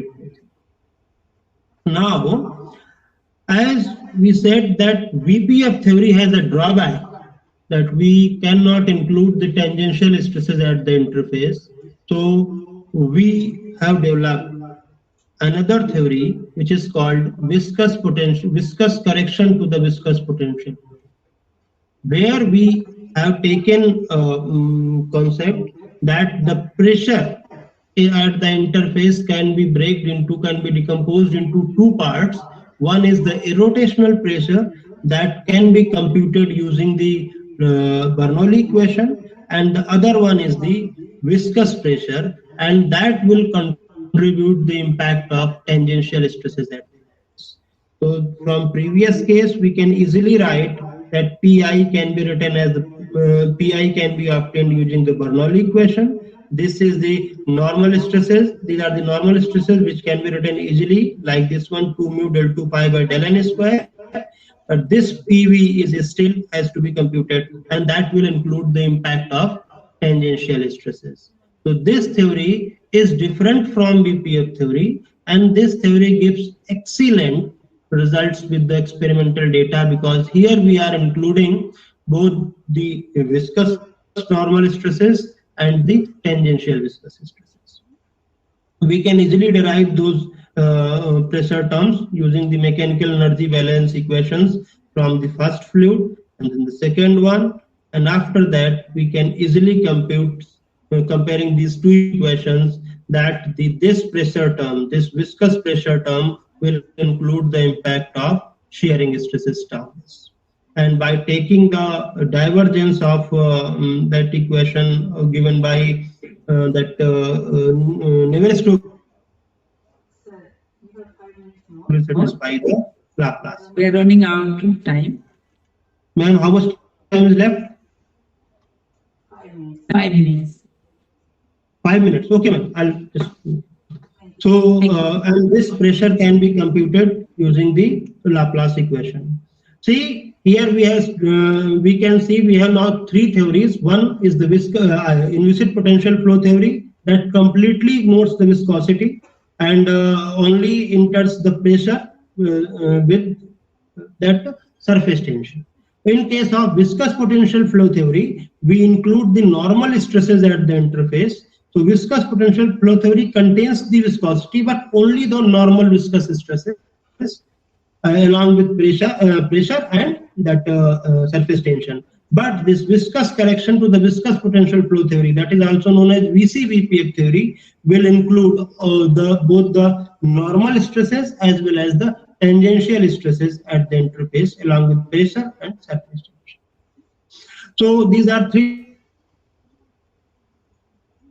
Solve a Rayleigh-Taylor instability problem. We have taken a basic problem of instability with fluids that one has density ρ2 and μ2 lies above the a fluid whose density is ρ1 and viscosity μ1. ρ2 is greater than ρ1 as we are taking the Rayleigh-Taylor instability. The temperature of the above phase is T2, the lower phase is T1, and at the interface the temperature is T0, that will be the saturation temperature. Initially the interface was y is equal to 0, but when we apply the perturbation, the interface will basically oscillate, and then we taken this height, this interface elevation as eta. And so the interface in the case of perturbation, we applied as viscous potential flow theory, so U can be written as gradient of phi. As the fluids are taken as incompressible, it will satisfy the Laplace equation. And at the boundaries, we cannot take the no slip condition, so we'll take the normal velocity at the interface will be 0 because we have taken both the boundaries are rigid. If the boundaries are permeable, definitely whatever the velocity, normal velocity occurs at the boundaries, we'll take that into the account. And now this is the mass transfer conditions we already derived. This in this talk, and now this S eta, which was the net heat flux, can be written like this one, that we know that kappa of del T by del T2 by del N. So using this one, we can easily write what we do here, as we are doing the linear analysis. We basically expand S eta with respect to eta equal to 0. Initially, the eta equal to 0 was the interface. So we'll take only the linear term, that will be alpha eta, and so we will have this equation that will be alpha eta. And now the interfacial condition, that was the basically conservation of momentum, also called the dynamical equation, is given by this one. And now solving the both the potential functions phi1 and phi2, we can easily write the, because it is a relation between the wave number and growth rate. So omega is the growth rate. And now, as we know in the normal mode analysis that omega will be a complex quantity, we will write omega as omega r plus omega I. Here we will eliminate omega r and then write the equation as omega I a naught omega I square plus a1 omega I plus a2 equal to 0. In the case of neutral stability, when growths are equal to 0, omega 1. Now this is the condition that we have derived. It is different from she, because she has said that when viscosity is 0, there is no impact of heat transfer alpha at the interface. But here one can see when we are taking the viscosity, definitely alpha has some impact, and that impact, whether it is stabilizing or destabilizing, we will see through the graphs. So one can see that we have taken here the dimensionless form, and then we have taken the case of water and water vapor, water in the above region and vapor in the lower region. Then one can see the impact of alpha, that is now here it is lambda, which is non-dimensional heat transfer coefficient. One can see that the lower region below that curve represents the unstable region, and above region represents the stable region. As lambda increases, the stable region increases, and that shows the heat transfer has stabilizing impact in case of lateral instability. Now one can see the physical phenomena. When more heat is transferred at the interface, then definitely there will be more evaporation in the upper region, and at the more evaporation will be in the in the lower region. Sorry, and we are taking that vapor in the lower region. When we are taking the more heat as the interface, more that evaporation will occur in the lower region, so that the vapor goes into the upper region, and then more condensation will take place in the upper region, and so there will be a condensation and evaporation at the interface, which basically stop the interface to move, which stops the perturbation to move, and the instability delays. That means the stability occurs. Similarly, one can see that impact of vapor thickness, which has destabilizing effect, and similarly we have for this one, heat and mass transfer for liquid fluids it has stabilized. Ma'am, is it okay, or I can take one more problem? No, sir. Thank you, sir. Actually, we are running out of time, and that is up to 45 minutes we are lagging the time. There is no issue, ma'am. So many persons are waiting. Thank you, sir. Thank you very much. Any questions? Any questions I'm happy from to the answer. audience? Any question from anyone? So it was so clear that nobody is having any doubt. Thank you, sir. Thank you very much. Thank you, ma'am. Thank you. It was very nice.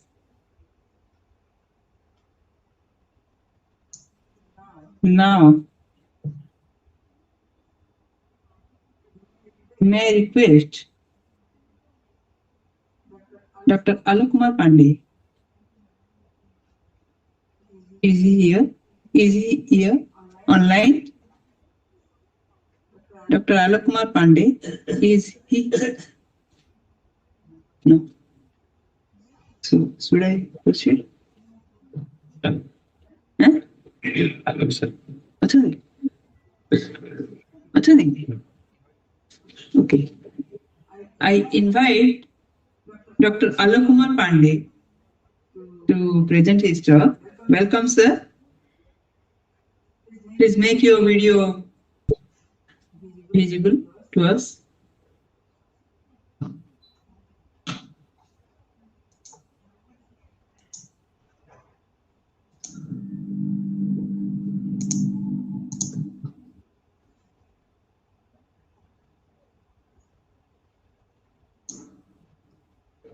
Dr. Alok Kumar Pandey is currently working as an assistant professor in the Department of Mathematics, Graphic Era, Dream to be University, Dehradun, Uttarakhand, India.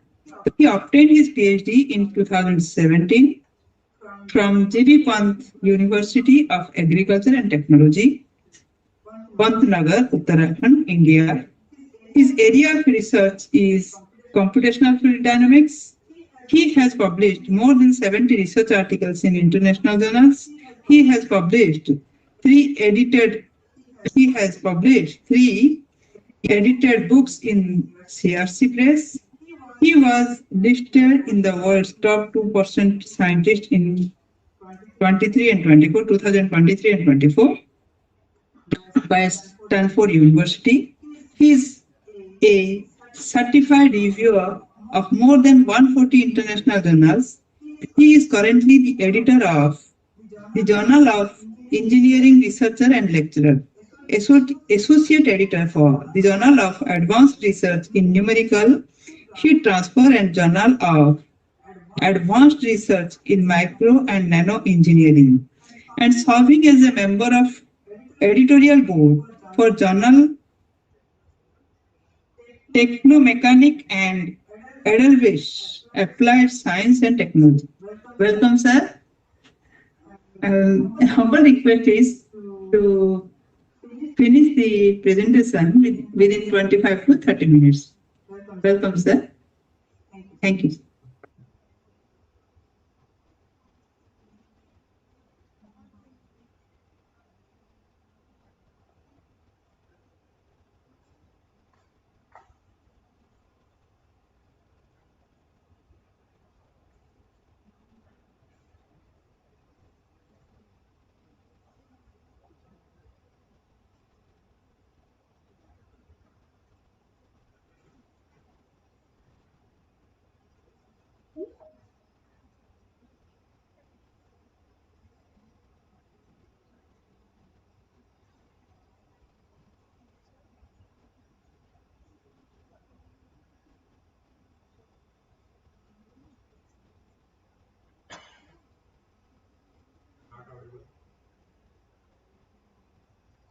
Not audible. Alex, sir. The voice is not audible.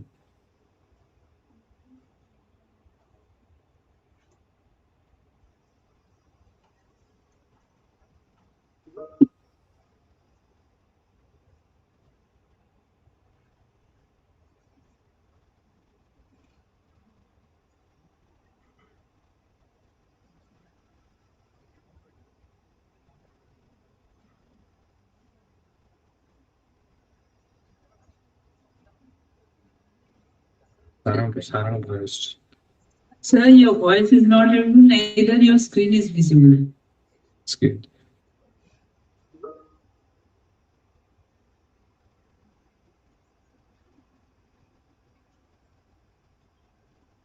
Hello, sir.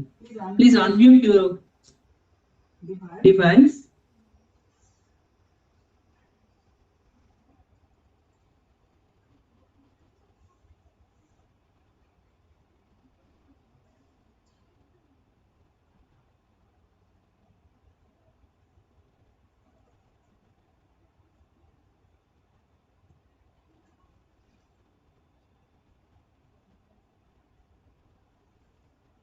Yes, Shetty में मिल रहे थे वो ना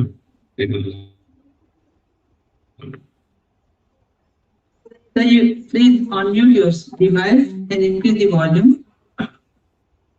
Now your screen is visible, but voice is not audible.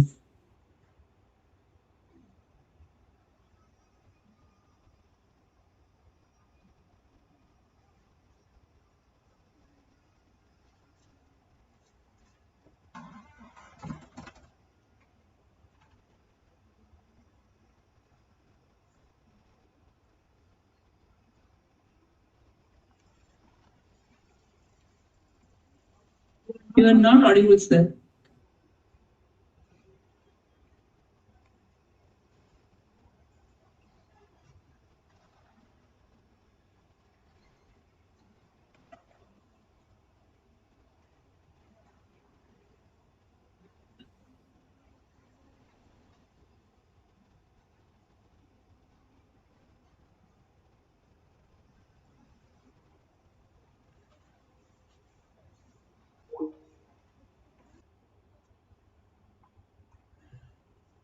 Can you hear me? Am I audible?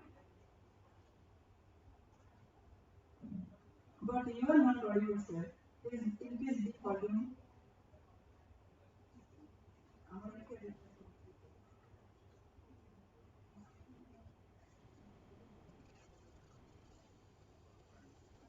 Sir, increase the volume of your device.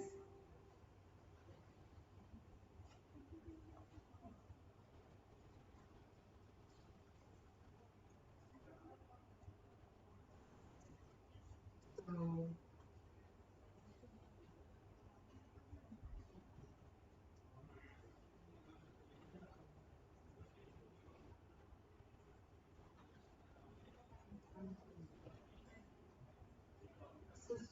go for the next speaker by the time you will sort out the issues.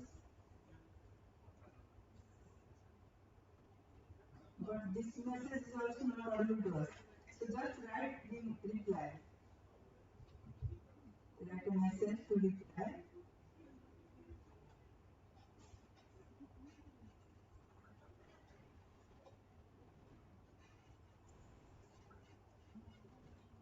So we will go for the next speaker with your kind permission. We go for the next speaker with your kind permission.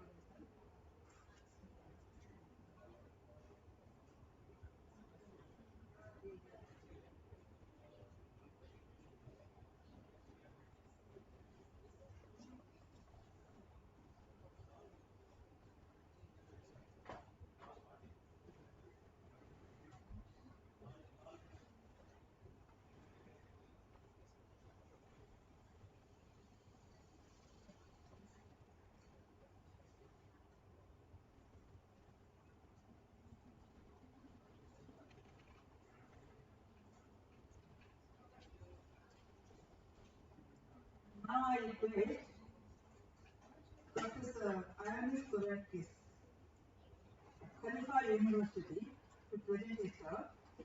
Before that, let me give a brief introduction of sir. So by the time you get your preparation ready. Yes, thank you. Can you hear my voice? Can you hear me? IMS, time is 25 minutes. Dr. IMS, Kurakis, is a professor in applied mathematics at Khalifa University of Science and Technology in Abu Dhabi, UAE, where he also served in the Cairo Space and Planetary Center as team leader of for magnetospheric modeling. He has earlier held various research and positions. Germany, Belgium, Greece, Brazil, and in the UK. His research focuses on nonlinear dynamics with emphasis on linear waves and also in nonlinear lattice dynamics. He has published more than 250 articles in referred journals and in conference proceedings. Professor Kurakis has served the international scientific community in various roles, including editorial board membership in a number of journals and participation in various academic evaluations, institutional assessment and funding selection committees worldwide. He has supervised about 20 postgraduate students and numerous dissertations and has served as external examiner in 25 examination panels. Welcome, sir. We welcome you to present your presentation on nonlinear waves in space plasma and overview of recent results. Welcome, sir. Time, we are running out of time, so your time starts now. Please try to finish it within 25 minutes. Welcome. Yes, I will. Thank you. Thank you so much. I hope you can hear my voice. So the slide's okay, the image is okay. I will share my screen in a minute. Just to extend my say good morning and my say thank you. Audible, sir. Just share your screen so that So you, the presentation can be. yes, okay, this is perfect. Okay, so I'm sharing my screen. Let me know if you can see this. 1 minute. It should be here right now. Yes. So let me say thank you. Okay, thank you. Thanks for confirming The that. screen is also clearly visible. Excellent. Thank you. So I will try to stay on time. I understand we're running behind schedule. I'm very sorry for the technical issues with the talk. Actually, I will try to get connected afterwards when you wanted to attend that talk. Okay. First of all, before I begin, let me thank the organizers and Dr. Abdul and Dayed in particular for this invitation. Thank you for your generous introduction, and I'm sorry not to be there with you today.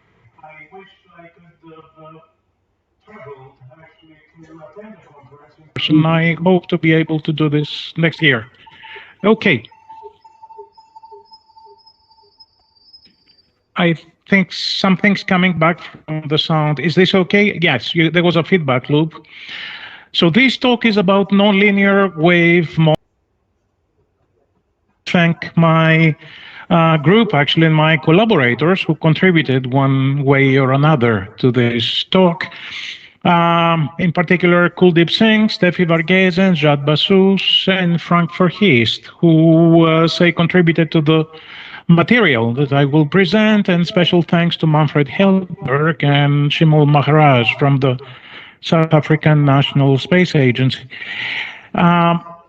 A few words about what the talk is about. I know time is precious. I know we have a time limit, and I promise to respect it.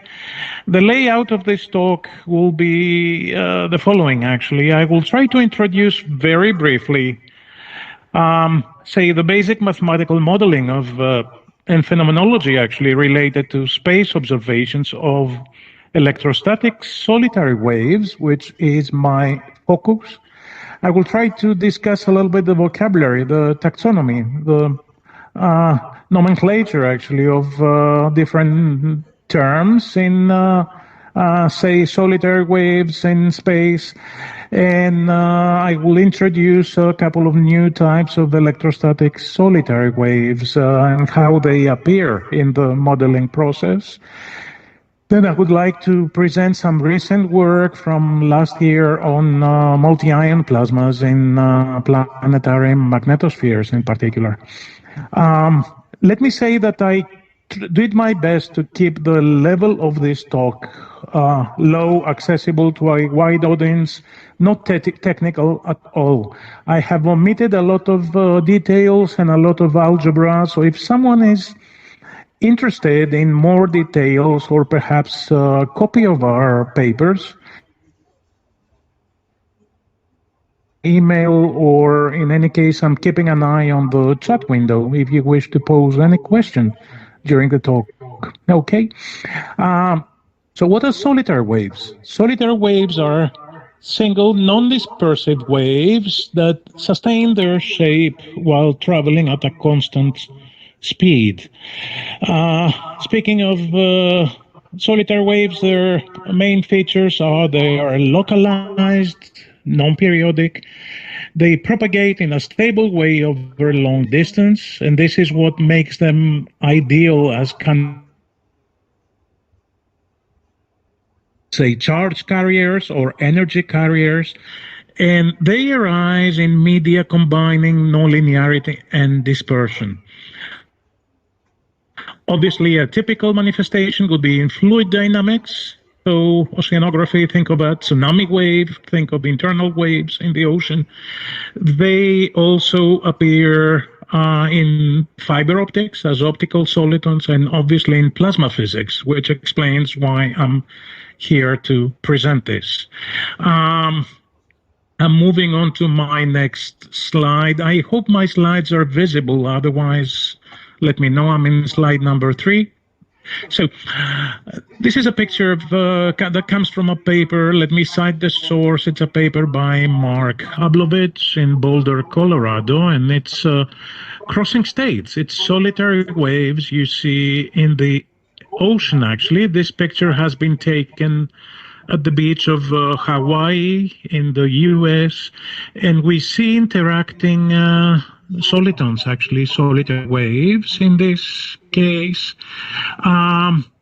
This is a different picture from a satellite image from the Straits of Gibraltar. You have the separation between two continents, actually. You have the African continent at the bottom here, the south, and you have the Europe in north. And in between, you have this train of solitary waves propagating, actually, coming from the Atlantic Ocean into the Mediterranean Sea. And you see these structures here, crest to crest. They seem to be, say, roughly the measurement, I think, was 11 kilometers, actually, between one crest to another. and they propagate in a stable way, actually inwards towards the Mediterranean Sea. Okay. Back to plasmas, actually. This is an interesting shot I like to cite, actually, from laser plasma experiments.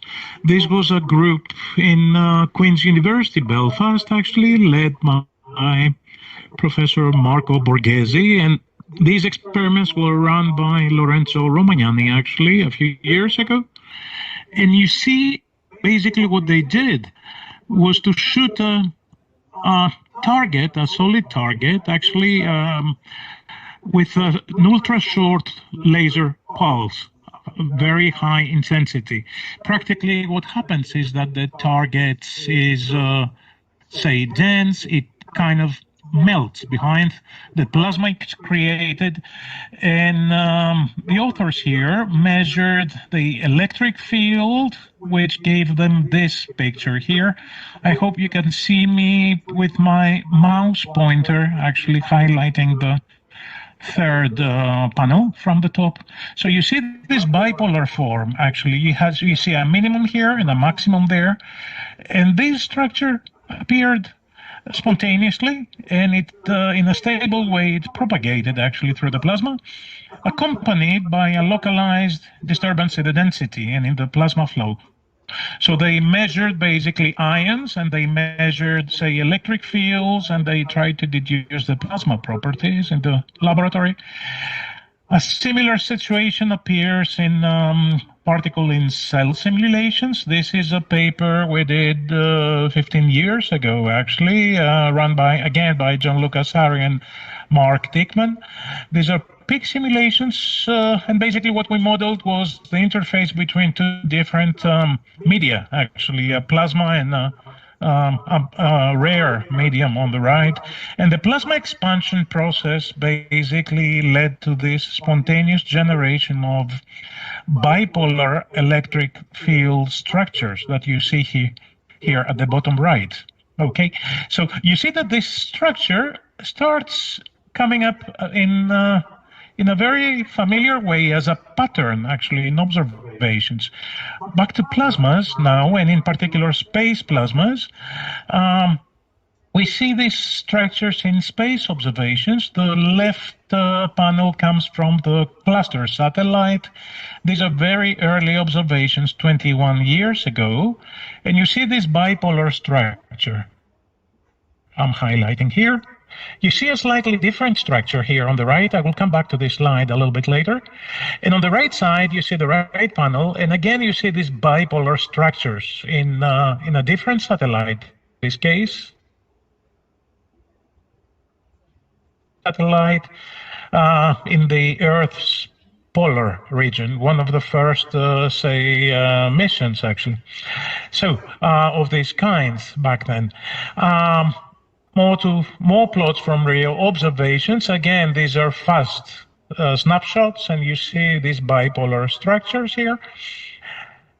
This is more recent, actually. This is shot from the Cassini space mission near Saturn, the planet Saturn. Enceladus, which is mentioned on the slide, is one of Saturn's satellites, actually, moons. It's like the moon of the planet. And basically, you see these bipolar structures again in the electric field measurements propagating in a stable way.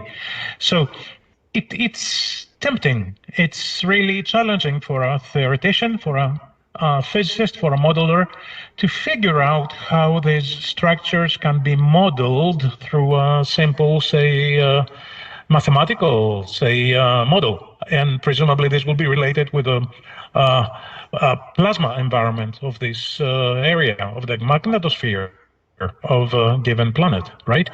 So again, these are more, recent observations. The snapshots you see here come from data detected, say, by the, MAVEN, NASA's MAVEN mission near Mars. And again, you see these bipolar structures, which we identified, say, in those MAVEN observations, actually, near Mars. Now, this is an interesting point. You look at these observations here, and you see a negative, the minimum first, and the maximum second next. In my next slide, this is what I will call the standard polarity, by the way. In a different set of data from the Mars environment, again, this is a different paper that came out in the same time, in say 2 years ago, actually 3 years ago. We see the standard polarity, the same one as in our paper, but we also see an inverse polarity coming up. So you see a situation when the maximum comes first and the minimum comes second, assuming propagation to the right. So you see this inverse polarity, say reversal actually coming up, which it seems to be a question. This seems to be a question mark for theoretician. Actually, it's a challenging matter, and it's interesting to figure out how this might be explained by a model. Okay, so first of all, let us see how this relates to plasma, and coming back to the mathematical background of this say theory, thinking of plasmas. So the first thing is to think of the electrostatic approximation. Remember that the electric field will be minus nabla phi. This is, say, similar to the fluid dynamics aspect that we saw in the previous two talks. And in particular, in plasmas, you will have Poisson's equation instead of Laplace equation for incompressible fluids, as we saw in the previous talk, right? And then for the electric field, this kind of structure, remember the electric field will be minus nabla phi. In one dimension, it will be minus the derivative of the electrostatic potential, of the scalar potential that you see on top. So in brief, if you see a pulse that is like this, the derivative times a -1 will have the bipolar structure of the derivative at the bottom.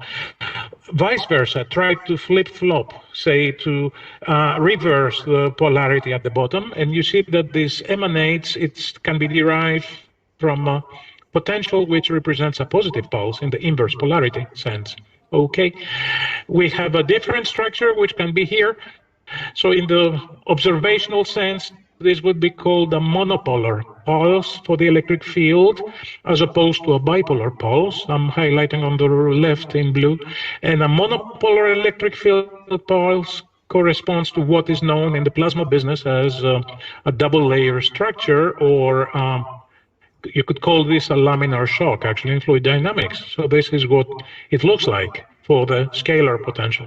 Okay, so now let's see how this comes up from simple theory, the simplest version of this theory. Actually, I'm trying to keep the mathematical complexity as low as possible. And as I said before, I've neglected all the interesting algebra, I'm afraid, for lack of time. But feel free to ask, or feel free to ask by email anytime for details on this theory. Anyway, this theory came up quite early, a few decades ago, in the middle 60s. The simplest manifestation is a fluid model for the ions. What you see on the first line is, a fluid equation that represents the continuity equation for the ions, the momentum equation for the ions, and then Poisson's equation relating the ions to the electric density, the electron density. The electrons are prescribed by a function which is given here, which is supposed to be an equilibrium function. So the electrons, given the big mass difference, the electrons are 2,000 times, practically speaking, lighter than the ions. We expect the electrons to be to form a cloud, and the cloud just follows the ions and does not respond to field, say, disturbances. Okay. Now, for people familiar with the plasma, say, modeling business, actually, the scaling quantities here are the equilibrium, the ion equilibrium density, the sound speed, the Debye length, and then the a suitable quantity here, which is related to the electron temperature for the scalar potential. Okay, the definitions are here. Omega pi is the plasma frequency for the ions, and lambda d is the Debye length. So this is the simplest fluid model for the ions that could, say, be used as a basis for this theory. It's interesting, it was noted in the 60s that this model can be, say, manipulated in such a way, first of all, performing, say, traveling coordinate transformation. That means that we shift towards, we shift to a moving reference frame, moving at a speed, say, given by m here. I'm using the standard notation actually from this kind of theory. M is for Mach number. Mach number is used as a term to mimic, say, sound theory, acoustics. And we see that the fluid model that we saw in the previous slide reduces down to a simple ordinary differential equation, which is given here, with a pseudopotential that looks like this. So you see that pseudopotential is a function of the scalar potential phi and the propagation speed as a parameter. So different values of the parameter will give me different forms of the potential. Okay. ODE, we find the scalar potential. We substitute back into the formulas that we use to eliminate the ion density and the ion fluid speed, and we obtain in a numerical way a pulse for the electrostatic potential. Let me fast forward to the next slide, and I will come back to the previous one. So we obtain a pulse for the electric potential that looks like this, for different values of the propagation speed. The bipolar form of the electric field comes from differentiating the scalar potential, and the ion density and the ion fluid speed naturally come back from the algebra. Okay, so we see that this model is successful enough to, say, predict the expected form of nonlinear waves that we see in observations. It's very interesting to realize that there is a number of constraints, limitations in the values of the propagation speed, actually. One constraint comes from the topology of the potential. I will not have a lot of time to go into details, but this comes from the requirement that near equilibrium, which means given by phi equal to 0, we expect to have a maximum for this potential. And this requirement essentially gives me this red curve. So this red curve represents the sound speed. Algebraically can be shown that it is the same as the acoustic speed, the typical phase speed of acoustic waves, if we work out a linear theory of waves in this problem. Okay, so we see already that the sound speed is dependent on this value of kappa that I introduced through this equilibrium distribution for the electrons, and smaller kappa gives me a smaller sound speed. The blue curve is very interesting. It's very often omitted in studies of this type. Regretfully, the blue curve actually that I see here, that I try to highlight, I hope you can see me highlighting this region here, comes from reality conditions, reality arguments. We see that there's a, say, there's a square root, for example, here imposing, say, whatever is under the square root has to be positive definite, has to be positive valued. And this imposes an upper limit in the values of phi, which in turn imposes a numerical constraint in the value of the propagation speed. Okay, so in this case, the known limit is 1.58. This is not really new. This came quite early from this theory, as I said many years ago. And what I would like to show you is now how this theory can be extended to a more sophisticated model. But let me say in passing that the standard, say, soliton or solitary wave topology seems to be one that leads to a pulse like this. So one would get a positive pulse from this kind of theory, or a negative pulse, which would represent a negative polarity, but not both. What happens years ago, say, was that Sasha Dubinov and Dmitry Kolokov, actually during his PhD, two Russian researchers, found out that the topology of this pseudopotential can be more complicated, and they succeeded to predict, some kind of wiggly structure, kind of a distorted structure. Here you see a kind of sharper, say, pulse, which looks like something like this for the electric field, which is kind of curly, it's kind of zigzag fashion, and it's still derived from an analytical model in a very straightforward way. It's just the phase space topology is more interesting in this case, and we will see how this comes from the plasma configuration. Now, back in this paper, which for me is a historic paper, this paper was a true success because it predicted a new type of soliton, of a solitary wave. In the same time, it was in a sense kind of misleading in the sense that it was postulated that 5 species, 5 plasma components were needed in the plasma for this kind of topology. What we did a little bit later was to show that actually, in effect, even 3 species could be sufficient for this kind of topology, and 3 species are enough for us to get these supersoliton structure. So this is why we call this a supersoliton, and I will explain in the next slide why the term is well deserved in this case. And this supersoliton structure gives this wiggly electric field structure. Now back to the observations and the cluster satellite, say, imaging observations that I showed you earlier. You see these structures appearing here perfectly, and this was not explained back then until only recently. Okay, so we see that supersolitons actually can be present in space observations, and they're still missing, I would say, in the theory in many, say, studies. In the same way, we see different structures looking like this, kind of elongated, say, soliton structures, which look like, say, they have a flat top kind of maximum, and or look at the flat top configuration I'm highlighting here. So again, these are different, say, non-standard electrostatic solitary waves, which the theory has to predict, has to successfully show.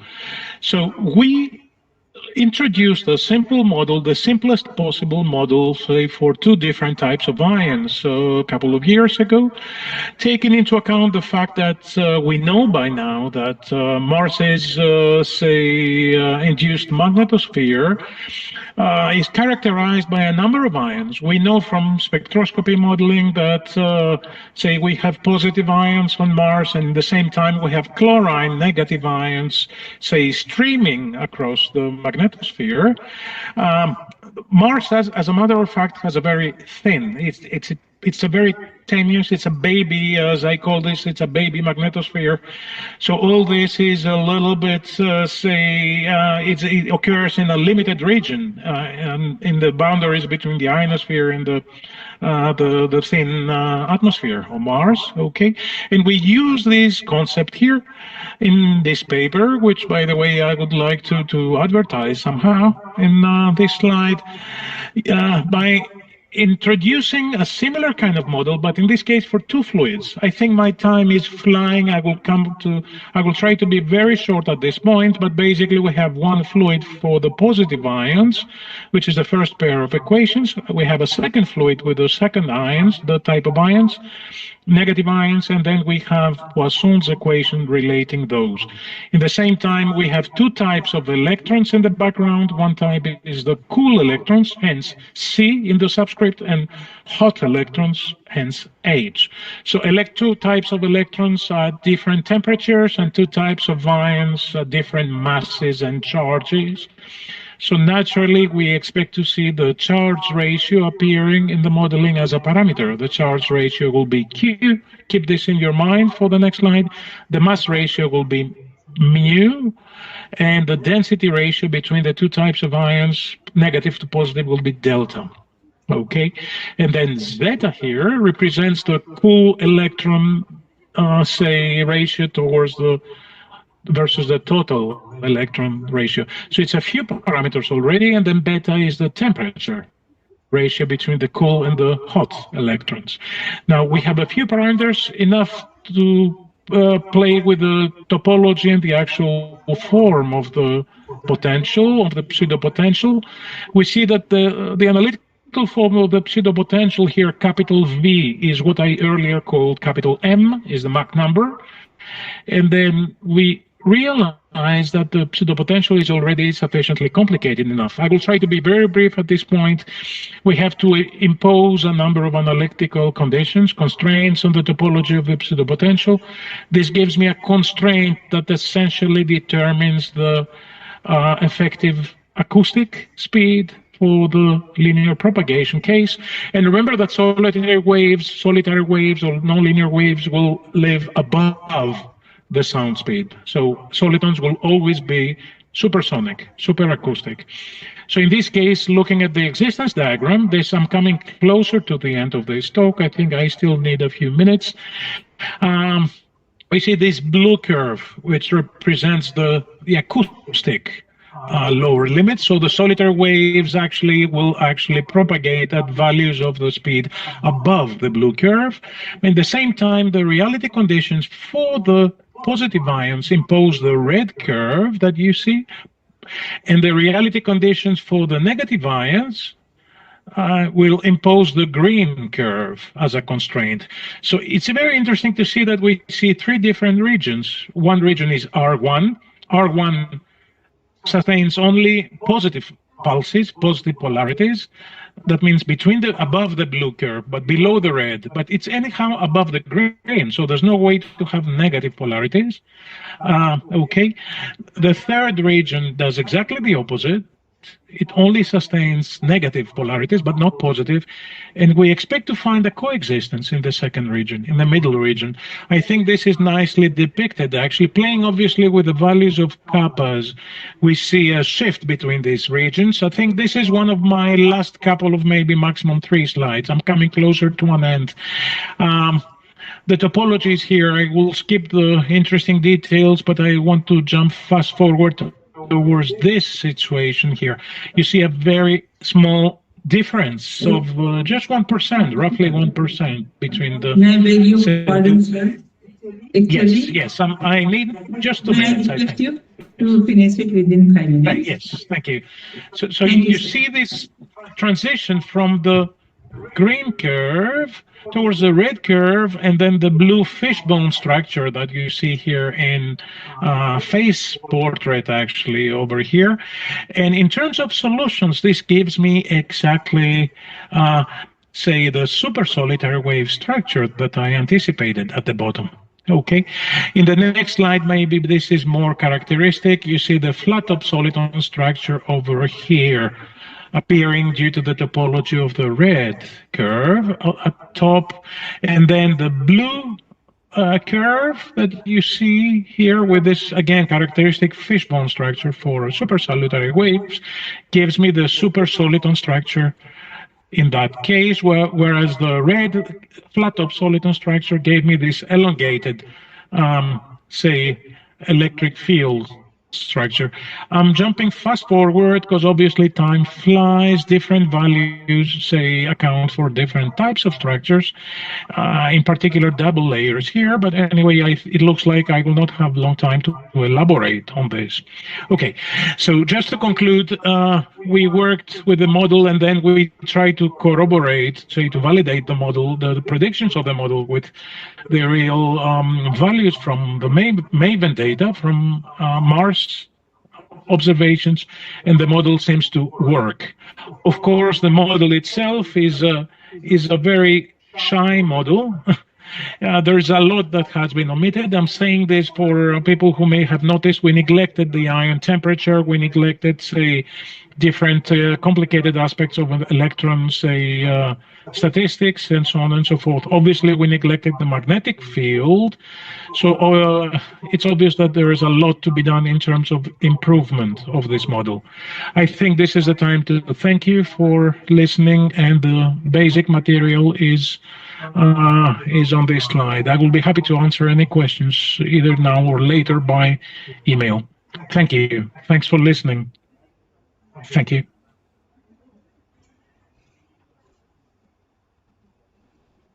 Thank you very much, sir. I cannot From the hear you. audience?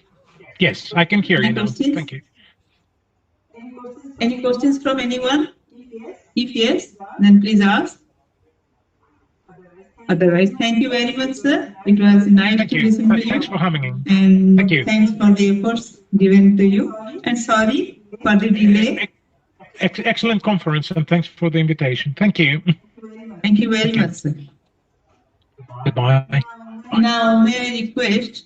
It's okay. Correct. Now, I hand over to the technical session team. If at all, we will meet.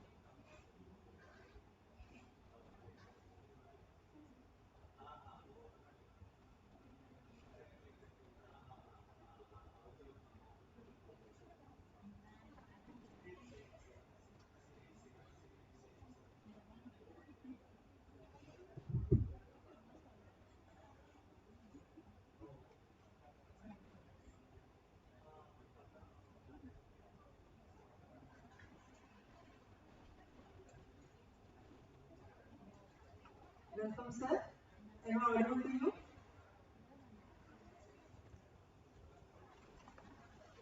Pandey, sir, are you there?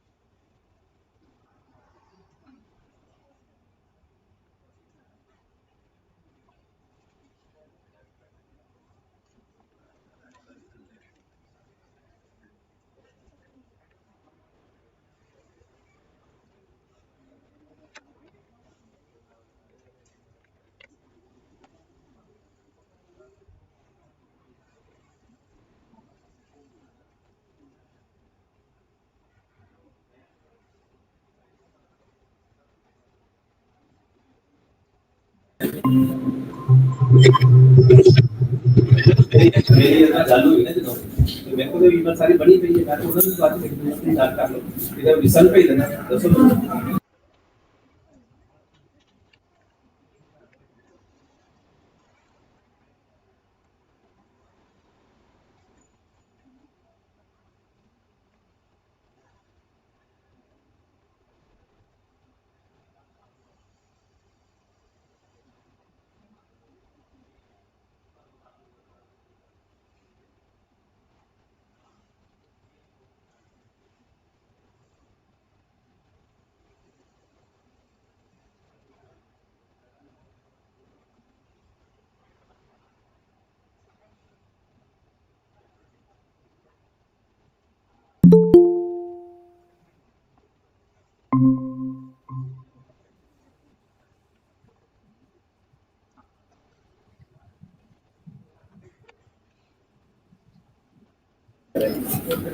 Sir, am I audible? Welcome, sir. Yes, sir. Good afternoon. Very good afternoon. So, without doing any delay, let us start the presentation. Now, I request Dr. Alok Pandey to present his talk. Your screen is visible? Yes, visual, ma'am. Yes, yes. And my voice? Voice is also clearly audible. Okay, okay. So, good afternoon to everyone. So, myself, Dr. Alok Pandey, and today my topic is heat transfer analysis of stagnation point flow of tangent hyperbolic fluid over a non-flat rotating disk using temperature-dependent properties. So, the theme of this talk is the non-Newtonian fluid, tangent hyperbolic fluid, problem assumption, formulations, result, conclusion, and application of rotating disk, and some references, and then after effect. So the Please, sir, make it full screen. Yes, Alok, sir. Yes, Please yes. make it full screen. Yes, sir.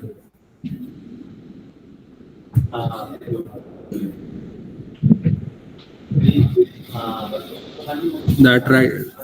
Yes, now visible, sir, full screen. Yes, sir. Okay. So non-Newtonian fluids are those fluids which don't follow the Newton law of viscosity. The relation between the shear strength and shear strength is non-linear for non-Newtonian fluids. The example of non-Newtonian fluids are toothpaste, paints, printing colors, foam, etc. The application include the personal protective equipment, printing knowledge, food products, medicine, drug reducing polymers, etc. So the type of non-Newtonian fluids, here we have generated the table with the help of the example of Newtonian fluids behavior and examples. So the first case I have considered here the pseudoplastic fluids, and this is also known as the shear thinning. Shear thinning means when the viscosity is too less. So viscosity decreases with increasing the shear rate. So whipped cream, nails, milk, and wall paint. Viscous plastic and without shear thinning behavior. The examples are hair gel, face cream, slurries of mine, tailing, and wood pulp. Dilatant shear thickness. It means here the fluid velocity will be less. Decreases, and with increasing the shear rate, example sand in water and the mixture of the sand in water and the corn in water. Next, isotropic viscosity decreases time as a result of shear. The example is cement paste and the red mud and the colloidal suspensions. So the next fluid is the rheopectic. Viscosity increases over time as a result of stress, the sintering, and the gypsum pastes. Viscoelastics, perfectly viscous fluid, and the elastic deformations. It means these type of fluids cover the shapes again. The soap solution, gels, and foams. So this one the picture representation of the various fluids. So you will see the all the graph remaining the non-Newtonian, because the non-Newtonian graphs is always a linear, and the remaining shapes are the non-linear shapes. Okay, and their examples are given in previous slides. Now, basically, I will come to the very important topic, one of the non-Newtonian example, tangent hyperbolic fluid. So this one is the pseudoplastic model, based on the pseudoplastic model, and this concept was given by the Popham Ingham in 2001. The tangent hyperbolic fluid has application in the geophysics, metallurgy, and biology, and the chemical and petroleum industries. This model is also termed as the four constant fluid model. So, as per the basic concept of computational fluid dynamics, first we need to design a domain, and what is the physics of this domain, and the geometry, and then what are the factors affecting. So if we will go for the depth study of this lecture, I will recommend one of my student paper, Barthwal et al. 2015, Journal of Ocean Engineering and Science. The impact factor is 11.8. So here we have considered that the rotating disk is the variable thickness. So what is the meaning of variable thickness? Is the radius is varies. The nature is three-dimensional motion here considered the steady, laminar, and incompressible stagnation point. It means we have considered the rotation direction velocity is 0. The model is tangent hyperbolic fluid model. The temperature-dependent viscosity and the temperature-dependent thermal conductivity here we have considered. There's some external forces here considered: magnetic field, Joule heating, heat source, convective heat boundary condition, and stratification effects, as you can see in the picture. So these are the some boundary layer approximation. The first equation is called mass of conservation or continuity equation. The second equation, second, third, and fourth are the momentum equation. And you can see here the minus 1 upon in right hand side minus 1 upon rho dp of del p of del r, it represents the pressure gradient. And the second term of the right hand side, this represents the tangent hyperbolic fluid model, the second and third term. And the remaining is the velocity gradient, and next one is the magnetic field due to a stagnation point. In the third equation, here the pressure gradient is 0, because we have considered the model is the symmetric about z and r axis. So that's why in the equation number second and equation number fourth, the pressure gradient is available. The last in the fifth equation is called energy equation. This one is again the right hand side of the first term represent, it is depend on the thermal conductivity of the fluid. And here the heat generation concept is given, and along with ohmic heating. Now the surface of the geometry is considered with the help of the initial velocity of the fluid is u is equal to uw means wall velocity and cr, and v equal to q into omega into r, that is the angular velocity.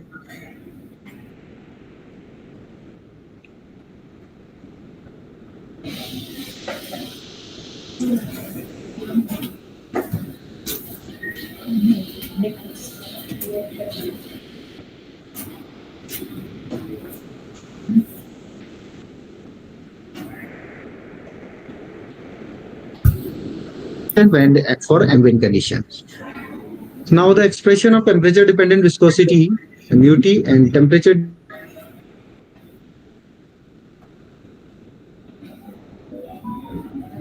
velocity components for cylindrical coordinate r, theta, and z, xi variable dynamic viscosity parameter, and chi variable thermal conductivity parameter, and n represent power law index, rho density, t time dependent material constant, specific heat. In the same way is the free stream velocity, sigma is the electrical conductivity, V naught is the magnetic field, Q naught is the heat generation coefficient. Here we have not considered the heat absorption. So SW is the heat transfer coefficient, T naught represents temperature, and A1, A2 dimensionless coefficient, and which is here considered as constant. Is the thickness of the rotating disk. So here the concept of rotating disk means this concept was given by the von Karman. It means we are assuming that the disk is only rotating. So for as per the rule of the von Karman, so this type of flow is a very complex partial differential equation. So we need to use some similarity transformation, and that was mentioned in the equation number 9 for pressure, temperature, and in the terms of velocities. And the sigma eta is known as the similarity variable. After putting this value in the above boundary layer equations, and we get this transform equation 10 to 14. And in the same way, we have used the same transformation, and we get the boundary constant in equation number 15. So these are some dimensional parameter. In previous equation, we have used magnetic parameter, Weissenberg number, and Prandtl number, Biot number, variable dynamic viscosity parameter, variable thermal conductivity parameter, and heat generation parameter. The local Reynolds numbers, thermal specification parameter, Eckert number, velocity ratio parameter, rotation parameter, and dimensional thickness coefficient, that is alpha star. These are some physical interest quantities, that is called the skin friction coefficient in both directions, in radial and tangential, and the local Nagel number. That was represented in question number 16. And here I have used in this talk the very novel technique that is called Legendre-Wavelet collocation method. And I will recommend this Razagi and Yusufi, the researcher, they give the concept of this method in their article 2001. So for Legendre-Wavelet wave technique, we need our domain must be semi-infinite. But if you will see in our previous slides, okay, the domain was 0 to infinity. So we will need to convert this one 0 to 1. So we need some transformation that is called x is. And after we find all the derivative, and we will get equation of this and this one by one. So after that, while using the Legendre transformation, method, we need legendary wavelet function. And there are various types of wavelet function, lar wavelet or etc. Okay, here we have used this one in equation number 25. So for the legendary wavelet, we need to put a particular function, that is means the highest derivative we will consider into a to the power t into psi. And the second, for the second momentum equation, the second highest derivative, we will consider this one in the same way. And then after we will integrate and we will find some difficult task, this one, and we will find all the first derivative and function f, g, and p pressure in the same way h and theta, we will find this one.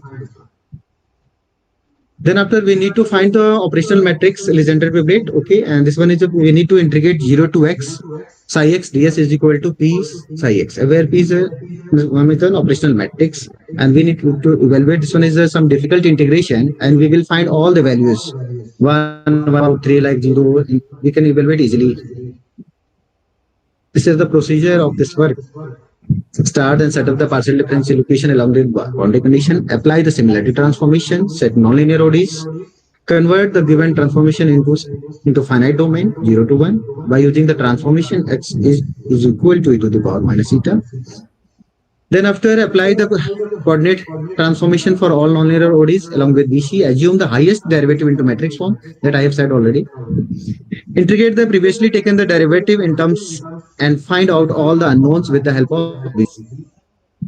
To find the residue by substituting the values of unknown and into modified coordinate transform ODEs. Then we will go for apply the collocation method.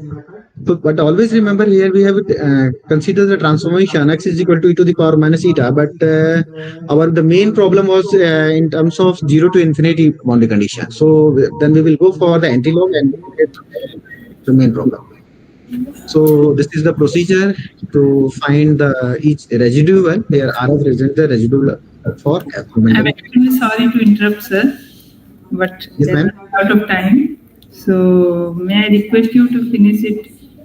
Okay, ma'am. So we will find all the residues. Okay, I will finish, ma'am, on time. In the same way, the second residual we will find. In the same way, for the theta we will find. And these are some residuals, and we will use the Newton-Raphson method, and we will find all the residual, and then using collocation method, and we will get all the results. This is the comparison by this method. And after that, we will find some the graphs. These are some fractions on the skin friction and heat transfer rate. These are some conclusions. The heat transfer rate is raised by the 40% approximately by increasing the magnitude of the lambda star parameter from 0 to 1. The coefficient of the tangential surface diminishes with the enhancement of the beta 1 and beta 2 when magnetic field is in the absence of magnetic field. On increasing the value of the thermal conductivity that I have mentioned, where the zeta from minus 0.5 to plus 0.5, the heat transfer rate tangent hyperbolic fluid is enhanced up to 5.26%. A raise of the approximately 41% the result number when see the velocity profile is raised from 0 to. These are the main application of the rotating disc. We can use the rotatory machines like as a gas turbines and the car brake system and the turbo machinery, flywheels, next clutch discs. So these are some examples of the machinery rotating. Next one, the computer storage devices, medical instruments, and food processing technology. These are some application, but not limited in rotating disc. So these are some recommended paper I have used in this lecture. Thank you, ma'am. Thank you very much, sir. It was nice to listen you. Sorry for the inconvenience caused. Okay. Thanks at all, sir. Thank you, sir. Thank you. So with this, is there any question? Do you have any question? The audience? Any contact? Is there any questions from the audience? I have provided my email ID, ma'am. If you have any question, then I can explain in detail. But okay. Thank you. Thank you so much again. So with this, I would like to declare this session is closed. And next session will start at 2:30, sharp at 2:30, and all are requested to proceed for the lunch, which is 522 room. E522, please proceed for the lunch. The next session will resume at 2:30. Thank you all.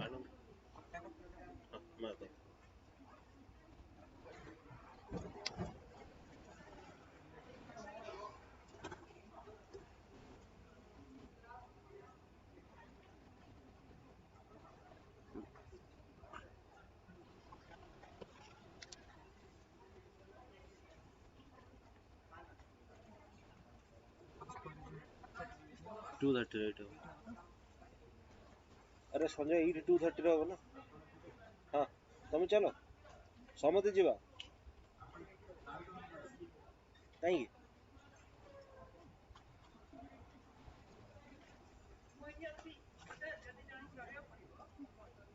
आगे आगे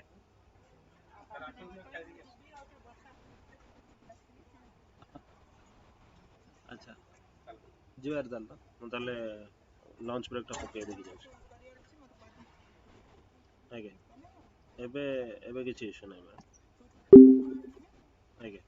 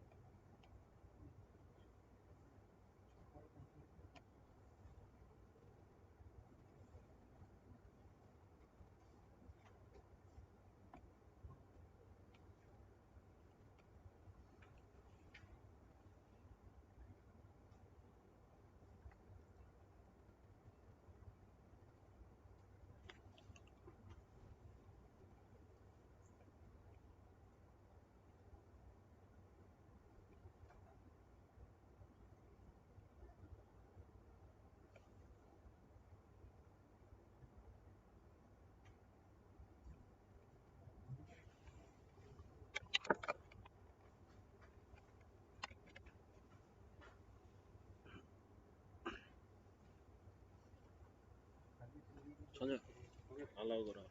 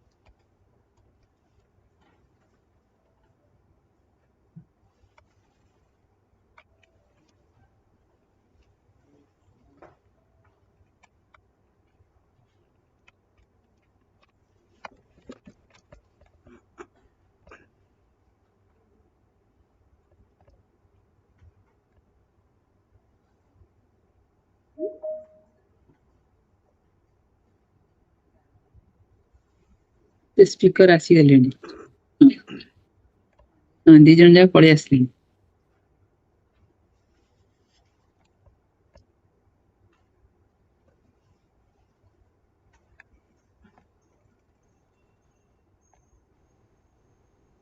ଚେଷ୍ଟା କରି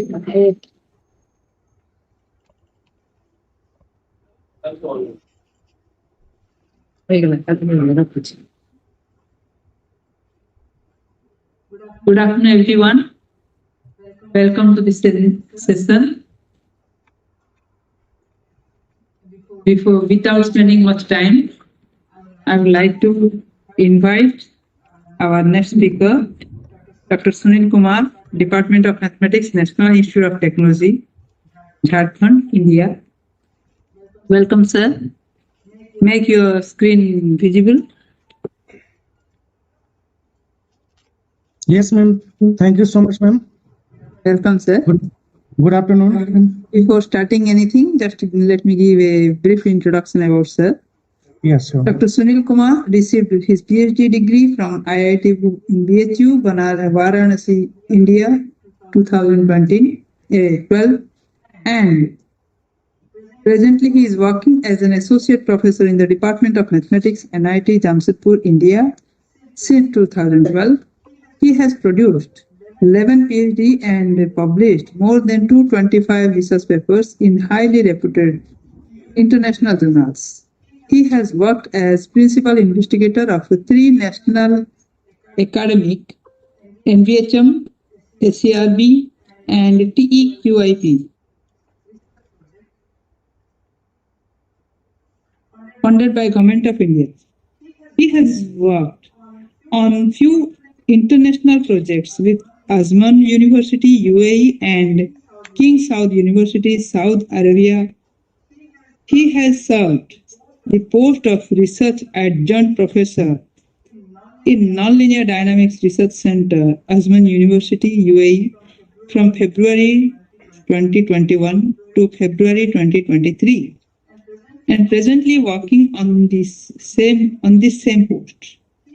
He has served another post of research professor in King Saud University, Saudi Arabia, from 1st January 2022 to 31st December 2022. His name is listed in the World Ranking Top 2% Scientist in 2020 to 2024 by Stanford University, California, USA. His more than 20 research papers are listed in highly cited papers in 2021, 2022, and 2023. Welcome you, sir. It's a brief idea, but you have a lot more things. Welcome to present your presentation. Thank you so much. As there is a time constraint, so I would like to request you to finish your presentation within 25 minutes. Welcome. Yes, sure. Thank you, sir. Thank you so much, madam. Good afternoon, all of you, and welcome to my talk. Thank you so much for my introductions. First, I would like to express my sincere thanks to the Department of Mathematics Shiksha Anusandhan Bhubaneswar, and further extended my sincere thanks to Dr. Apul Endev for inviting me for this talk. Further, my sincere thanks to all members of organizing committee for organizing such wonderful fourth international conference on applied mathematics in science and engineering. In my view, this international conference is a good platform to the especially young researchers and scientists. Those are working in the field of science and technology. I hope this international conference will be fruitful to the all respected audience. It is really great honor for me to be here with you today. You are the elite top 10% of the people in the academics. Only the very best people in any field will take the time and make the sacrifice to come so far for conference like this. You are really going to enjoy the time we spent together this day. I am going to share with you some of the most basic idea that have ever been discovered in the field of mathematical modeling with fractional calculus of applied mathematics. Once again, thank you so much to Dr. Apul Endev and his entire team for giving me such opportunity between many experienced, respected audience. I wanted to thank you very much for your excellent management who are directly and indirectly involved in this nice international conference. Thank you so much, all of you. Share your screen, sir. Can you please share your screen?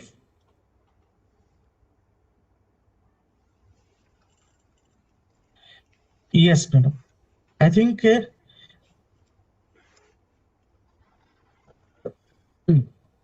is it visible, ma'am? Yes, yes. Yeah. Can you please make it full screen? Yeah, full screen. Thank you, sir. Wait, madam, wait, please.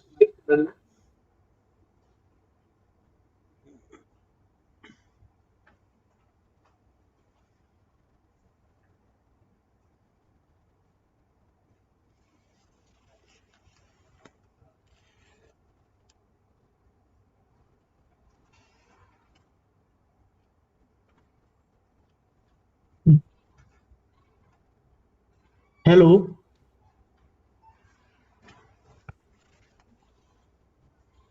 Yes, sir. Yeah, madam, my PPT is visible. Your screen is visible and you are audible also. Yeah. Thank you, madam. Wait. Control L. Please press Control L. Please press Control L. Control L so that it will be full screen. Control N.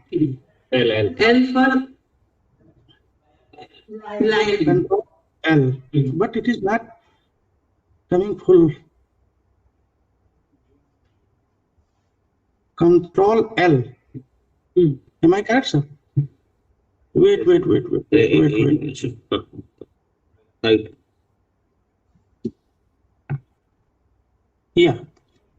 Yes. Yeah. Click on Yeah. Click on hide if possible. Click on the hide button. Hide. Thank you. Yeah. Thank you. Thank you. My title of talk is Basic Idea of Fractional Calculus and its Applications to Gauge Dynamic Equations. And I have a research involvement in several research areas. First, fractional calculus in its applications, mathematical modeling, disease dynamic, epidemiological modeling, mathematical physics, numerical analysis, Veblen method for fractional differential equations, and nonlinear dynamics. Content of my talk is subdivided in few number of sections. First is history of fractional calculus, basic idea of fractional calculus, applications of fractional calculus, physical significance of fractional calculus, the singular and non-singular derivative, and homotopy analysis, transform CF derivative, gauge dynamic equations, fractional model of gauge dynamic equations, solutions of time fractional gauge dynamic equations, and last one is conclusions. First, I am giving a brief introductions about mathematical modeling, that what is mathematical models and modelings. Mathematical modeling and models. A mathematical model is a description of a system using mathematical concept and language. We can say that the process of developing a mathematical model is termed as a mathematical modeling. In the other way, we can say that mathematical modeling is the process of expressing a real world problem in mathematical terms, usually in the form of equations. Mathematical model can take many forms, including dynamical system, statistical models, differential equations, or gauge theoretical models. And next is the category of mathematical modeling. Basically, there are two main categories of mathematical modeling. First is theoretical modeling, and next is experimental modeling. So, what are the advantages of mathematical modeling? Advantage of mathematical modeling. Basically, there are several advantages of mathematical modeling. Modeling and models can represent the reality quick and accurately. Model can help a decision maker formulate problems. Modeling and model can give us insight, informations, and improve our understanding of the real world problems. Modeling and models can save time and money in decision making and problem solving. A model may be the only way to solve some large or complex problems in timely fashions. Modeling and models can be used to communicate problems and solutions to others. Modeling and model can help to provide predictions and control. This is the graphical representations of the mathematical modeling process. That first we consider any real world problems, and we simplified this real world problem in a simplified models. And this simplified model represent a mathematical models. I mean, we have converted a simplified model in a mathematical model, and we again translate this mathematical model in computational model, and we simulate the results. Then we can interpret about the real world problem which we have taken. So this is the graphical representation of the mathematical modeling process. And next is the history of fractional calculus. This is an interesting research area. So first question is, what is fractional calculus? Actually, fractional calculus is the study of non-integral derivatives and integrals of real complex. For nth, suppose that nth derivative of y with respect to x is dy by dx if n is equal to 1. So if we are taking n is equal to 1, then this is a n in fractional order. I mean, suppose 1 by 2, then this is the fractional differentiation when n is a non-integer. The term fractional calculus is an interesting and novel topics of applied mathematics and mathematical analysis. Fractional calculus is an extension of the ordinary differentiation and implications to non-integer order. Now, what is the initial birth of fractional calculus? So actually, the birth of fractional calculus was the end of the 17th century to a statement made by French mathematician L. Hospital to a German mathematician Leibniz. And it is in a letter to L. Hospital in 1695, Leibniz read the following questions: can the meaning of derivative with integer order be generalized to the derivative with non-integer orders? L. Hospital replied by another questions. The story goes that L. Hospital was somewhat curious about the questions that and replied by another questions to Leibniz: what if the order will be 1 by 2? Leibniz, in a letter dated 30 September 1695, replied, it will lead to a paradox from which one day useful consequences will be drawn. This extraordinary question of L. Hospital led the base of fractional calculus. The question raised by Leibniz for the fractional derivative was an ongoing topic in the last 300 years.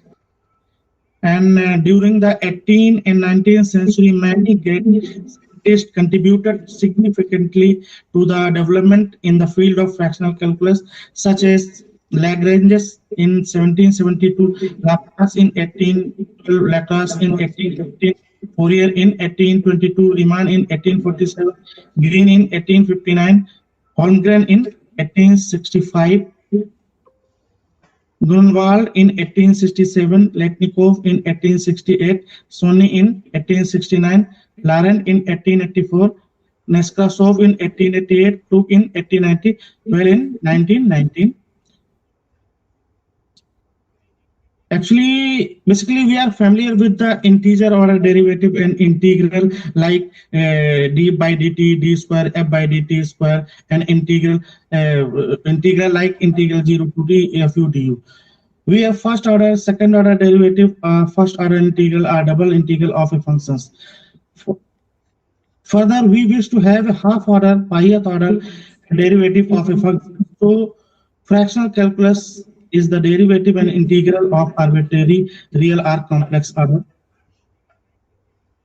And yes, in 1819, Lacroix offered the correct answer to the problem posted by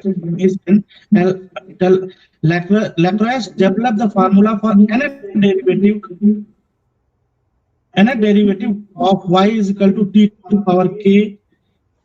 Then nth derivative of y is equal to factorial n divided by factorial k minus n t to the power k minus n, where the value of k greater than or equal to n. Lacroix derived the formula for the fractional derivative of the power functions by replacing the factorial symbol with the gamma functions. So alpha order derivative of y is equal to, actually factorial k is equal to gamma k plus. So we have replaced this result. So we are getting alpha order derivative of t to the power k is equal to gamma k plus 1 divided by gamma k minus alpha plus 1 t to the power k minus alpha, where k is greater than 0. For a particular value of k is equal to 1 and alpha is equal to 1 by 2, we can get this result. Next, the fractional integration of order alpha is defined by the formula I t to the power alpha t to the power k is equal to gamma k plus 1 divided by gamma k plus alpha plus 1 into t to the power k plus alpha. And applications of fractional calculus. Actually, fractional calculus has wide applications in the several research areas, such as first is physical science. There are several physical problems are considered and formulated by the many researchers with the help of fractional tools such as heat equations, wave equations, telegraph equations, gas dynamic equations, Navier-Stokes equations, viscoelasticity, and many more problems. And next is a fractional calculus has applications in the field of biological science, in epidemic model. And the last many years, research on epidemic model are very famous research area by adapting numerical as well as analytical technique. In the past few years, many researchers and scientists has paid attention on epidemic models like HIV/AIDS model, COVID-19 models, Ebola virus model, cancer model, tumor model, dengue model. And next is eco-epidemic models. Research on eco-epidemic models are also an interesting research area, and many researchers has paid attention on it, like pre-predator model, host parasite model, plant disease model, Lotka-Boltra model, potato leaf roll virus model. And fractional calculus has wide applications in chemical science, chaos theory, and financial mathematics. And a few interesting definitions of fractional derivative is given as Riemann-Leibniz fractional derivative. Next is Kapto fractional derivative. Next is Well fractional derivative, Riest fractional derivative, Hadamard fractional derivative, Chen fractional derivative, Jumari fractional derivative, Yang fractional derivative, and last two definitions of the fractional derivative is Fabrizio fractional derivative and Atangana-Balanu fractional derivative. Actually, the first two definitions are Riemann-Leibniz fractional derivative and Kapto fractional derivative. This is the singular definitions of the fractional derivative. But last two definitions, Kapto-Fabrizio fractional derivative and Atangana-Balanu fractional derivative, is the non-singular definitions of the fractional derivative. So I'm giving a brief introductions about the singular and non-singular derivative. So first I am giving the Riemann-Leibniz fractional integral. The Riemann-Leibniz fractional integral discovered by the Riemann and Leibniz in 1832. The Riemann-Leibniz fractional integration of order alpha is defined as RL IT to power alpha UT. The suffix RL means Riemann-Leibniz and IT to power alpha means integration of order alpha with respect to t of function ut is equal to 1 upon gamma alpha integral 0 to t ux upon t minus x, and the value of t is greater than 0. And the next Laplace transform of Riemann-Leibniz fractional integral of order alpha is defined by this formula. This one, L means Laplace transform of RL IT power alpha ut is equal to s to power minus alpha us. Capital U is the Laplace transform of ut. Next, the Riemann-Leibniz fractional differentiation. The Riemann-Leibniz fractional derivative of order alpha is defined by this formula. Left hand side, RL means Riemann-Leibniz, suffix RL means Riemann-Leibniz, and dt to power alpha means fractional order of order alpha with respect to t of function ut is equal to nth derivative of RL IT power n minus alpha ut. So finally, if we are replacing the value of Riemann-Leibniz fractional integrations, then we are getting RL dt to power alpha ut is equal to 1 upon gamma n minus alpha and nth derivative of integral 0 to t ux upon t minus x to power alpha minus n plus 1 dx, where the value of alpha greater than n minus 1 and less than equal to n. In these definitions, we can see that we are using k kernel 1 upon t minus x to power alpha minus n plus 1. And this kernel has a singularity x and t is equal to x. That's why this definition is known as singular definitions of fractional derivative due to its kernel. Next, sir ji yes madam, 5 minute में खत्म करने की कोशिश कीजिएगा. Can I request you to finish it within 5 minutes? So I'm trying my best. Okay. I'm adding. Thank you, madam. Next capital fractional derivative. Another definitions of the singular definitions of fractional derivative, and CF derivative is the definitions of the fractional derivative with non-singular kernel. Next, this is the fractional derivative, and next this is the basic properties of the derivative, and yeah. Next part is homotopy analysis transform of derivative. Actually, homotopy analysis first proposed by the in 1992, which is fundamental concept of topology and differential geometry. The homotopy analysis method is based on homotopy, which continuously deforms in an initial gives approximation to the exact solutions of the given problem.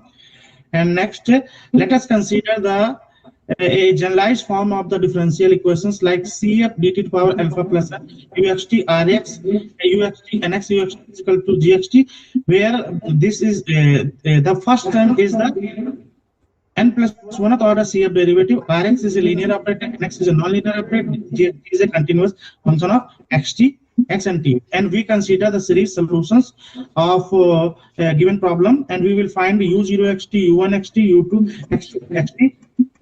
Now we consider the gas dynamic equations. Gas dynamic equations are mathematical expressions of conservation law that exist in engineering practice, such as conservation of mass, conservation of momentum, conservation of energy. We consider this gas dynamic equations. Again, we converted the same gas dynamic equations fractional form with time fractional model of homogeneous gas dynamic equations. Again, applying the Laplace transform on both sides, then we are getting these expressions, and simplifying and operating this Laplace transform, then we are getting this. And we define a non-linear operator with the help of homotopy analysis method, then we are getting non-linear term as this, and operating inverse Laplace transform, and we are getting this term where the value of Rm is given by this expressions. And again, we are putting the value of Rn in above equations, these equations. Then now the solutions of mth order deformation equations u mxt equal to this, and where the value of xim is given as 0, 1 for m less than equal to 1 and greater than 1. Using initial approximations u0 xt is equal to e to power minus 6. Again putting that m is equal to 1, then we are getting u1. If we are putting m is equal to 2, then we are getting m is equal to u is equal to u2. Similarly, we can find u1 xt, u2 xt, u3 xt, and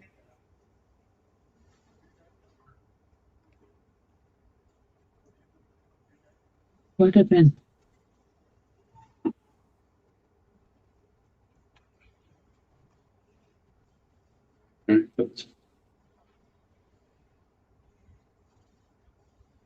Sir, your video is stopped. Am I audible to you, sir? Your video is audio, video, everything is stopped. Am I audible to you, sir?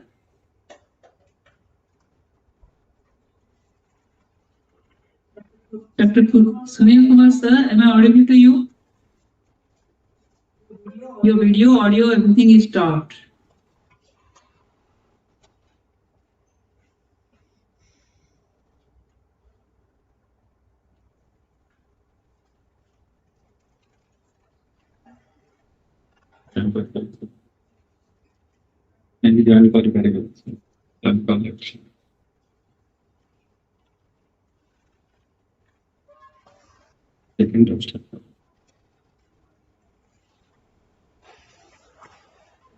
We'll wait for 2 to 3 minutes.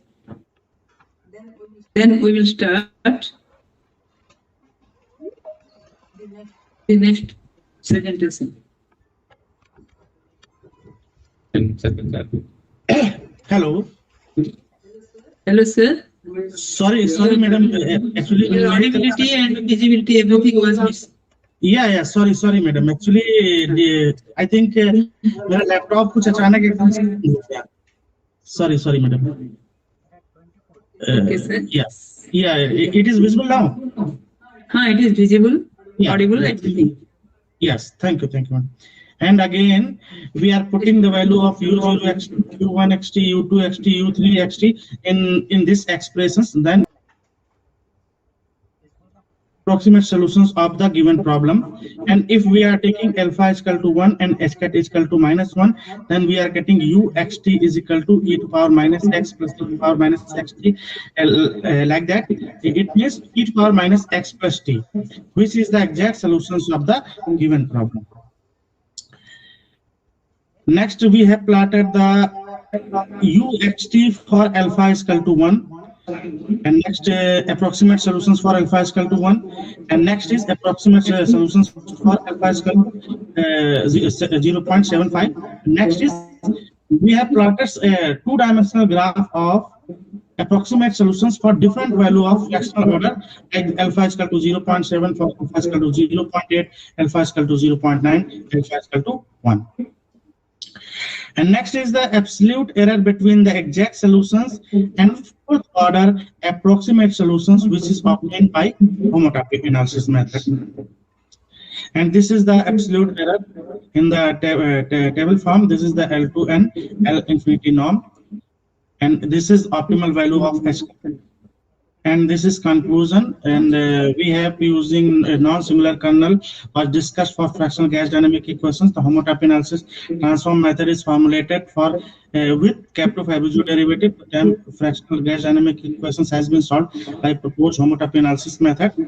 And the result and calculations reveal that CF derivative is very interesting derivative and very easy to implement in different kind of engineering problems. And this is the reference list which I have used in the work. Thank you so much, madam. Thank you, sir. It was a very nice and simple presentation. Any question from the audience or viewer? Any questions from the audience and viewers? I don't think any question is there. I have a small question. Sorry for disturbance from my side. Actually, अचानक laptop बंद हो गया, so extremely sorry. Okay, sir.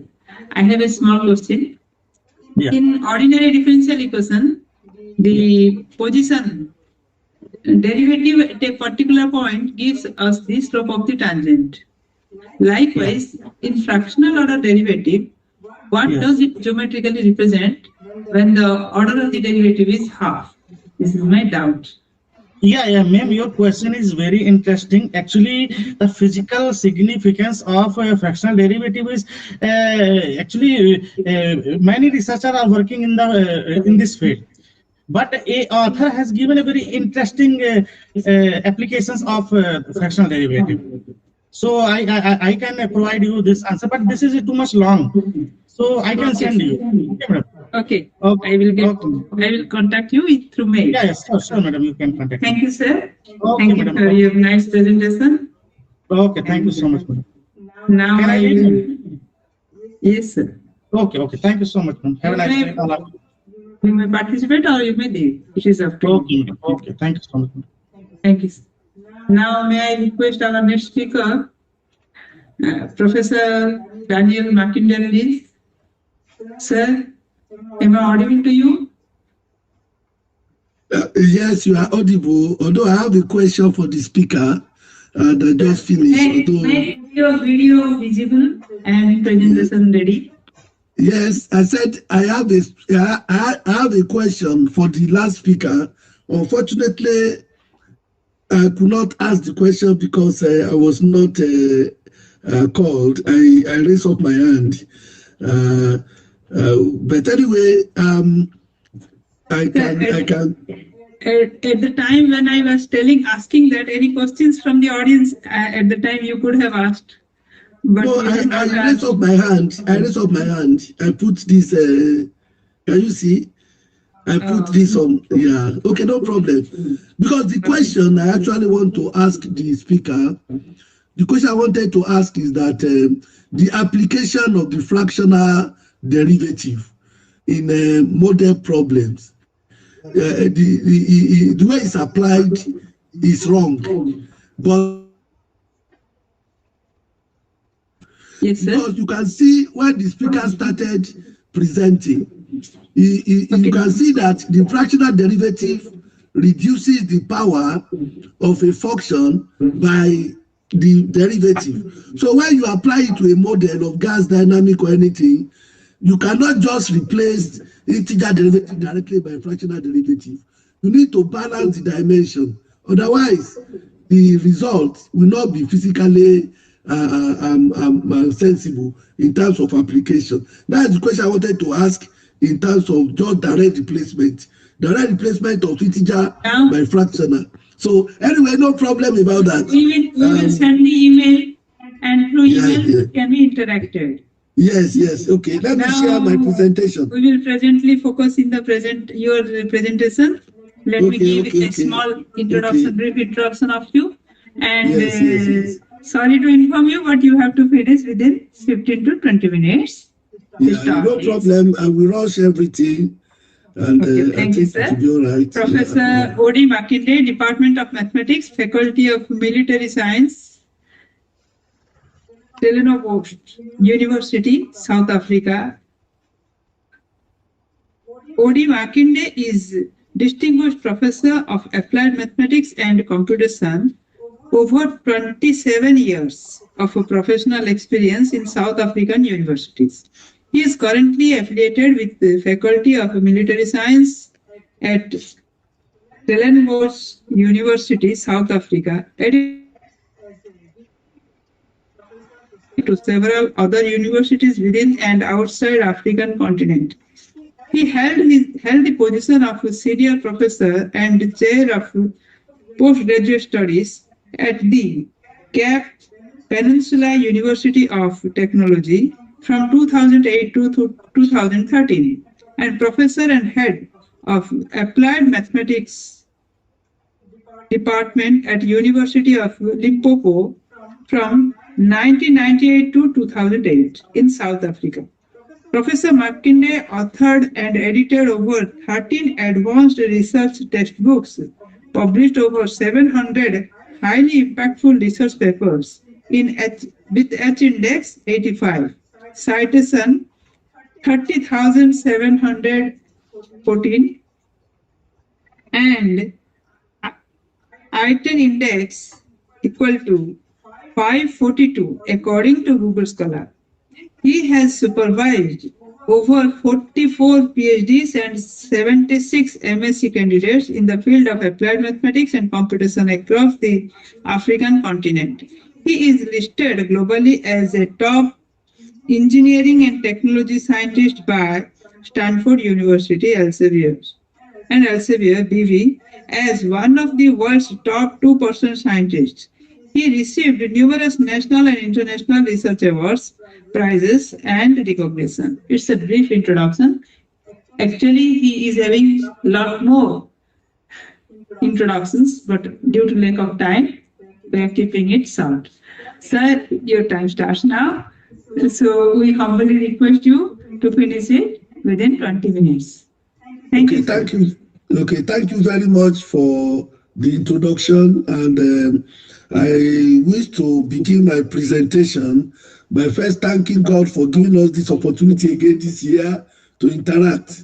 I know last year I was able to visit the university, and I thank the management of the university for inviting me last year and also this year to grace this occasion. I thank the Professor Apudev for the convener of this conference for inviting me, and the local organizing committee for getting me involved in this conference. Thank you very much. And this is a platform for us to share some ideas about the progress in mathematical sciences.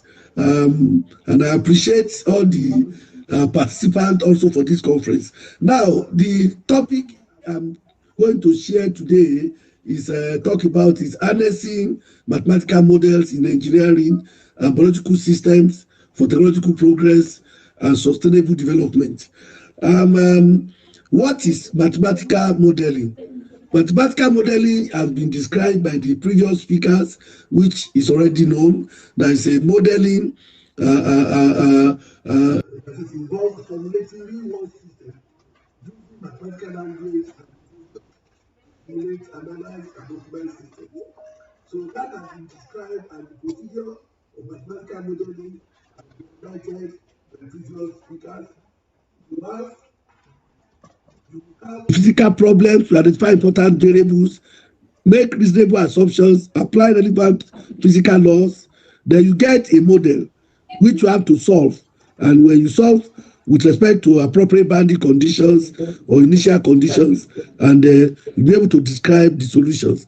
Model can include differential equations, discrete, stochastic, statistical, or AI augmented model, can be in various forms. And the other point to note here is that the application of mathematics forms the nucleus of all disciplines in the world. And you can see when you apply mathematics, you can see in all disciplines, it affects all disciplines, which means all disciplines need mathematical model, and the impact of mathematics is very visible in all disciplines. I can also say here that when you have mathematical sciences plus research, we give you what we call sustainable development. That is, mathematical sciences and research, we produce what we call sustainable development. So the need for understanding mathematics is necessary in all walks of life, whether engineers or scientists or those working in the real world industry, finances, or social sciences. Now, another point I want to highlight here is that mathematics is extremely important in sustainable development. According to United Nations development goals, that is sustainable development goals, mathematics and mathematical model can be seen in SDG 3, which deals with good health. Sustainable Development Goal 3 is dealing with good health, and mathematics strongly involved in it, which involves issue of disease modeling, drug development, technological modeling, etc. So they are part of Sustainable Development Goal. And the one for 6 and 7, which is in this also SDG 6 and 7, which is water purification, renewable energy modeling, and so on. SDG 6 is also involved. It requires a lot of mathematical modeling that it contribute to that, industry innovation and infrastructure. SDG 13, climate action. Climate action, that is climate prediction and mitigation strategies. All these SDG goals involve a lot of mathematical modeling to achieve them. So to tell you the importance of modeling, let's go into applications. You can find mathematical modeling, especially with respect to engineering aspects in electronic cooling, transport cooling, industrial cooling, nuclear cooling, engine cooling and military applications.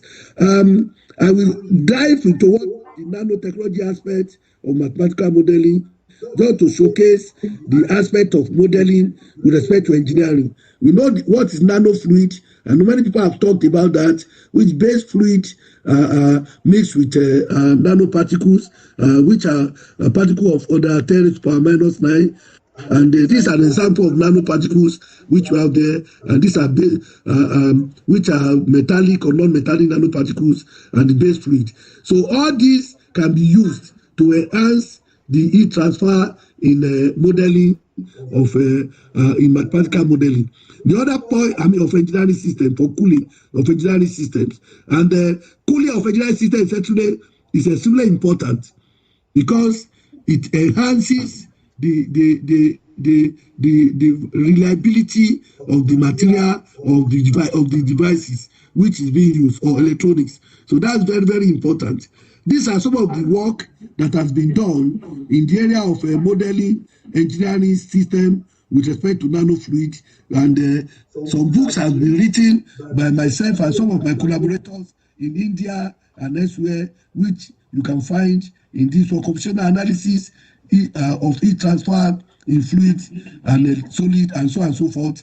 And this recent work by A.K. Pandey, some Indian colleagues, and Upreti, myself, and Chamka, we were able to compile some of the applications of nanofluid for engineering use. So, which involved a lot of mathematical modeling in this area. Now, let's go into the conservation law. How do we model for engineering applications with respect to fluid mechanics and nanofluid? You need the conservation laws, which conservation of momentum. In this case, it's Navier-Stokes, and can be non-Newtonian fluid also, where you have to have your momentum equations will be different from that of Navier-Stokes because of the constitutive law. Then you have constitutive equation where you are talking of fluid that are incompressible, and you have the energy equation. And if the magnetic field is involved for flow control, then you have to include the Maxwell equations, which are Amsche law, Faraday law, and Ohm's law, then Gauss law. All these are very, very important. This is an illustration of mathematical modeling for engineering cooling. Then you can see here you have the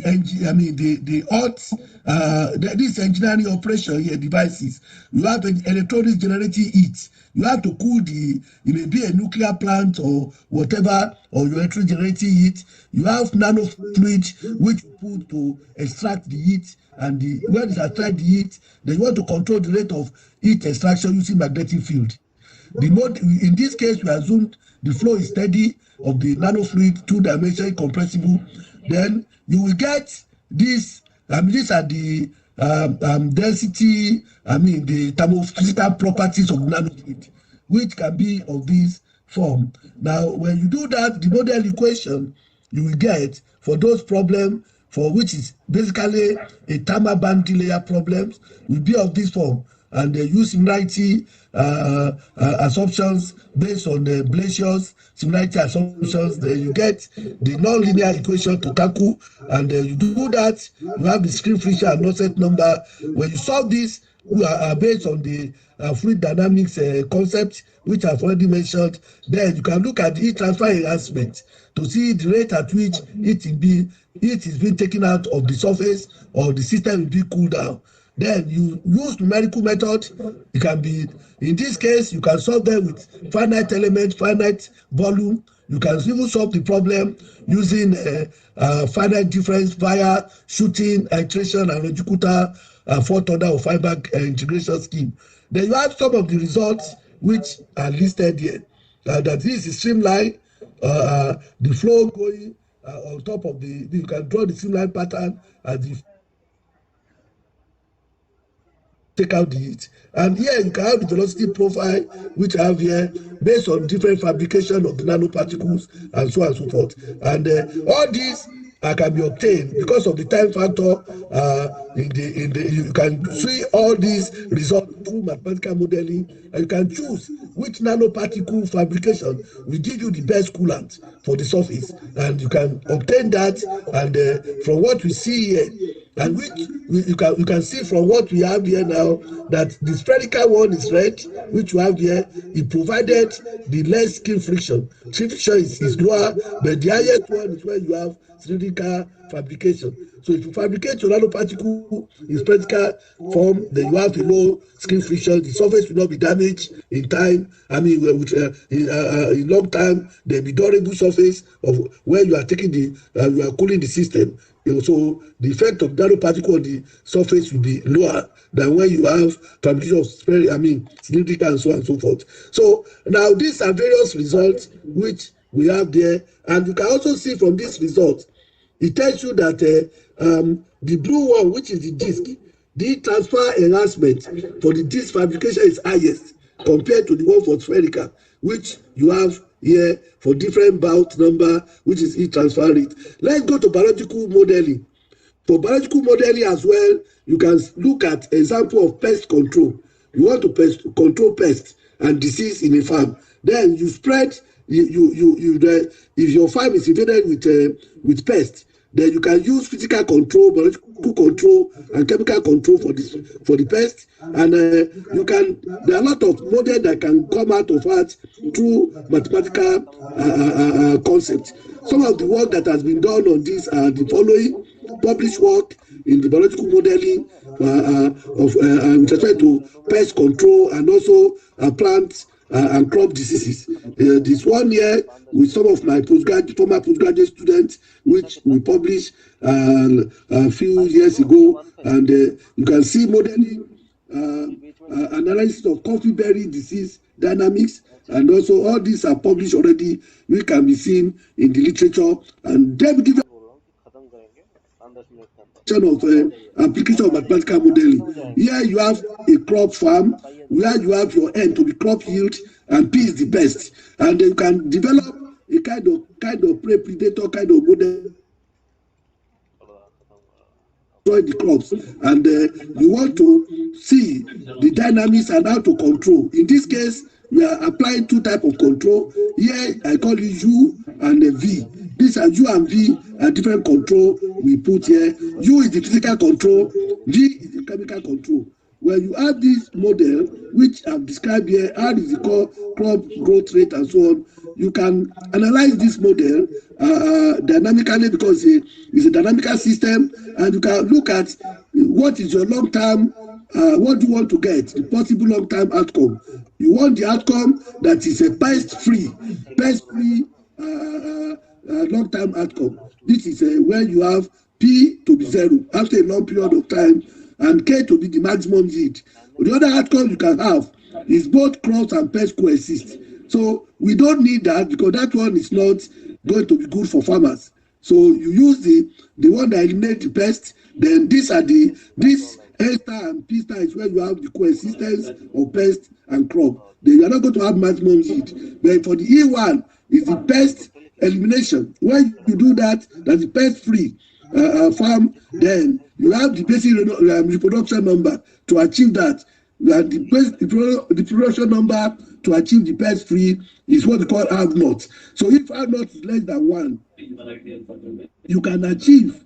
If have not is less than 1, you can achieve a pest free farm. Then what are the conditions to get it less than 1? Now we have to look at the condition like K, carrying capacity, the A you have here, the gamma, the mu is the chemical control, which you have here, and U is the crop rotation in terms of the physical control through crop rotation. So these are the results which you have here, which is bifurcation diagram. That is, if you have not less than 1, you are not going to have pest. The pest will be totally eliminated. But for not greater than 1, then you are going to have your both pest and the crop coexisting, and you are not going to have maximum yield. So you can see U and V are negative here. Sensitivity analysis, which tells you that this both control will make sure, both physical and chemical control can make sure that your farm is free, because if negative means it decreases the reproduction number, and when it decreases out not, that means eliminated the pest. So that's the positive one, the one that enhances the pest. So we have to make sure we reduce the beta, which is contact rate with the pest, and the feeding rate and so on, and we enhance this for U and V, which is control rate. And these are the optimal control aspects. You can see without control, without applying the control, you can see this is the yield. The crop yield is increasing with control. And without control, the crop yield go down. So the same thing you see here, you can see here now the thick one and the dense one. This pest. So the one that is going on with pest is the one without control, and the one that go down with pest is with control. So these are the results we obtained there, and these are the cost-effective analysis. We do the cost-effective analysis. What do you tell the farmer? That which approach will really use, because the finances are limited. Doing that, we're able to achieve that the cost-effective strategy is A, which is the physical control, is the most cost-effective strategy. Because for chemical one, or combine both chemical and physical, then it's going to be more expensive. And we do the cost-effective analysis, and we're able to get all this made possible through mathematical modeling. And also in human diseases, you can see a lot of work has been done with some of my former postgraduate students on biological modeling, how to control measles infection. In this case, we can see both forward and backward bifurcation. For the previous one, we only have the forward bifurcation here. The other one for human disease, for measles. We can see measles can present both forward and backward bifurcation, depending on the treatment and the early treatment of the disease, and so on and so forth. So we're able to see that in that paper through mathematical modeling. Now to round up, these are the effects we have climate change, and that is affecting the issue of disease in plant and animal. That is extremely important. In fact, where there is no malaria, we can see malaria invasion today because of the global warming. So how can mathematical model predict the effect of climate change or temperature variability? So we're able to work on that, have some mathematical model which was published in a Journal of Biological Systems, and we get in 2021, we work on that with some of my postgraduate students for his PhD, and these are what we got. There are a lot of challenging problems which we still need to look at. The issue of food security. Food security is extremely important as part of SDG goal, which we need to address through mathematical modeling. And also, what of the water? The issue of water security in terms of potable water. We have many waters, but potable water is drinkable water. How can we model? How can we enhance that? So these are the things that we have, and also the issue of game reserve for sustainability of game reserve. Model is also involved. All this can be done. So these are challenging problems which, how the policymaker can affect sustainability in these areas. So that is very, very important. Now, in terms of collaboration, this type of talk is also open for collaborations. There are a lot of collaborations with with global collaboration. I know India and also in China and some other continent, Brazil. So we need more collaboration to work because this challenging problem is a problem that faces the global community, not only Asia continent or African continent or European continent. So it's a global thing. So the team up of scientists will be able to work to provide adequate solution for this type of problem through mathematical modeling and interacting with policymakers to make sure that both engineering and biological system work for the benefit of human race. So these are the things that we have done, which is also open and call for collaborations. Now, to round up the whole thing, I will just say that mathematical modeling help to make things better, faster, safer, and cheaper through the simulation of complex phenomena, the reduction of the flood of data and visualization. Hence, mathematical modeling plays a very important role in national development and sustainable development of our global sustainable development. So that is all I can put there. The recommendation I want to put here, further recommendation, is that mathematical sciences is the primary tool for development in this new century. Mathematical science can help develop expertise in various fields. They can enhance the analysis of problems, strengthen domestic institutions, produce environment for the practice of good governance, conflict resolutions, and respect for human rights, and enable academics to play an active part in the global community for scholars and innovators. So these are the areas that we need to put part of recommendation with the importance of mathematical modeling in engineering and biological systems for global and development and sustainable development, which UNESCO, which United Nations is also professing and telling the whole world to get engaged. So thank you very much. My time is very small, but I just try to put everything together. Thank you very much. Thank you very much, sir, for your nice presentation. Yeah. For the first time, I am observing a theorem related to stability of pest-free cultivation.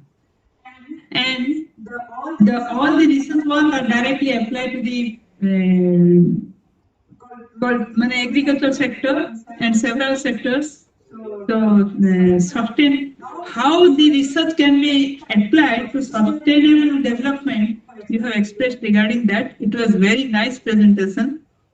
Thank you very much, sir. Any query from the audience?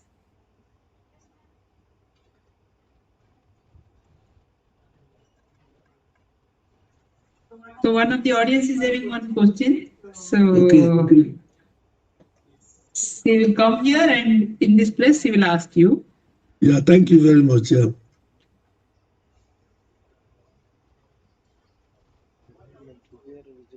If you want.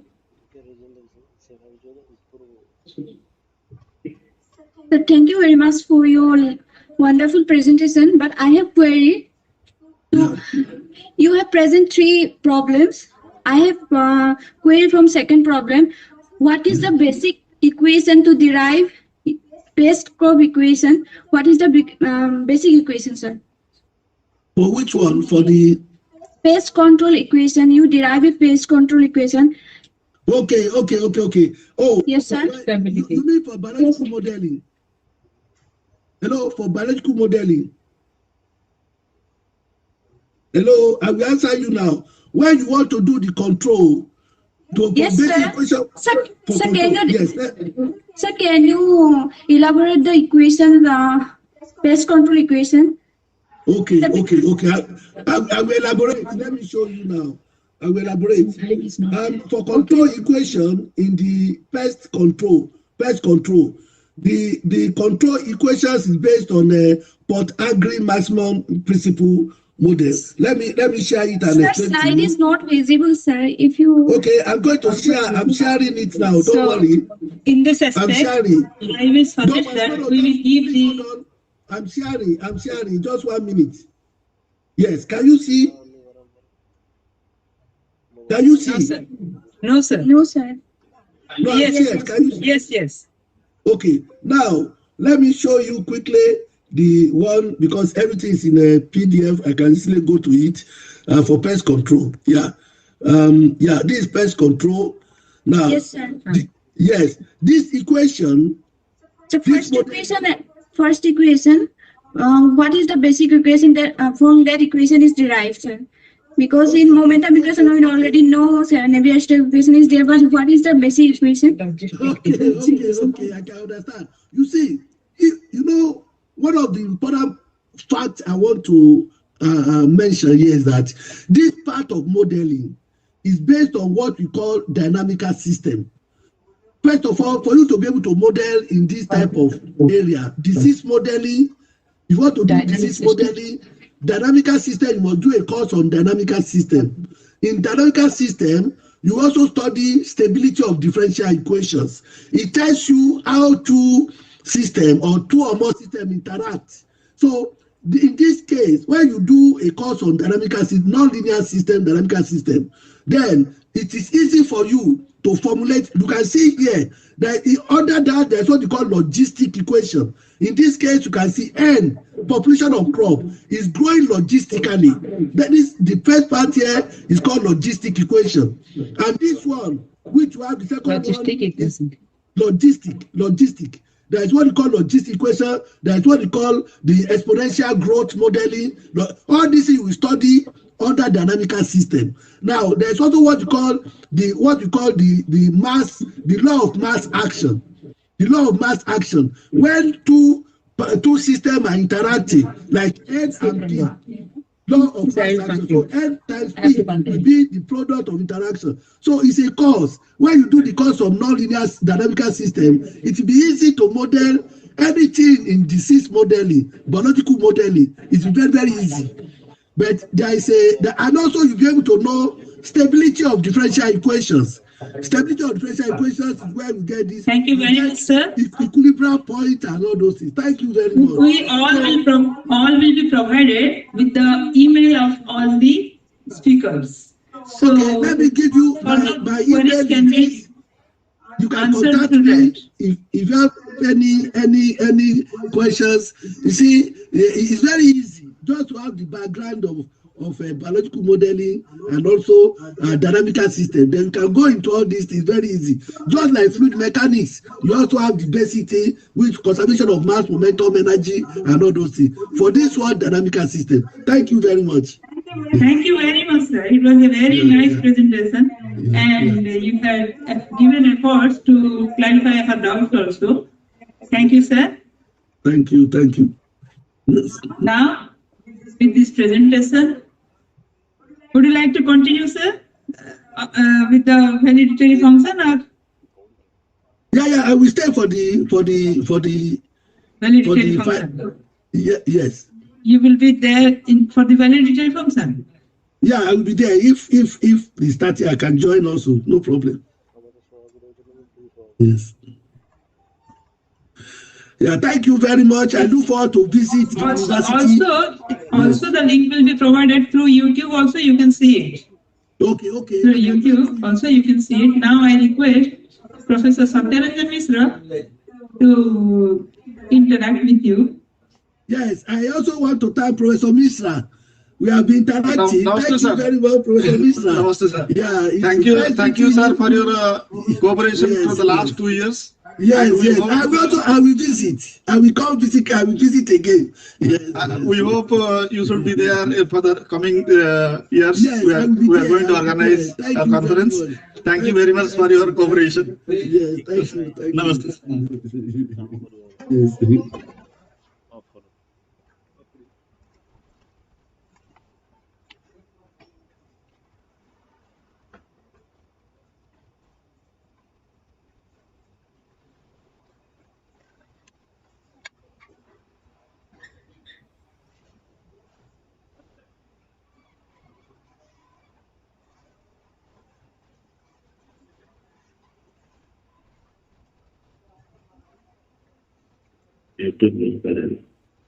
Okay, I will join on the YouTube. Yes. Yes, sir. Now you can leave now. YouTube link. Also, YouTube link will be provided, and through the YouTube link, you can go through. You can see the validatory function also. That's why it's done that. Through the chat, we'll be providing the link. So then you will certain पढ़े लेते हैं हमको जो ticket वाला ठीक है चल सब. Can I leave with person? Yes. ठीक है. That's what we want to tell. Okay, with this, the last technical session is concluded. Now, very soon we are going to have our validation as certificate. I will hand over the mic to Anuradha sir.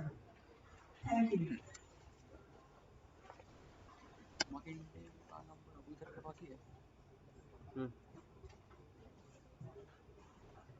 Link भेज दिया अभी बोला.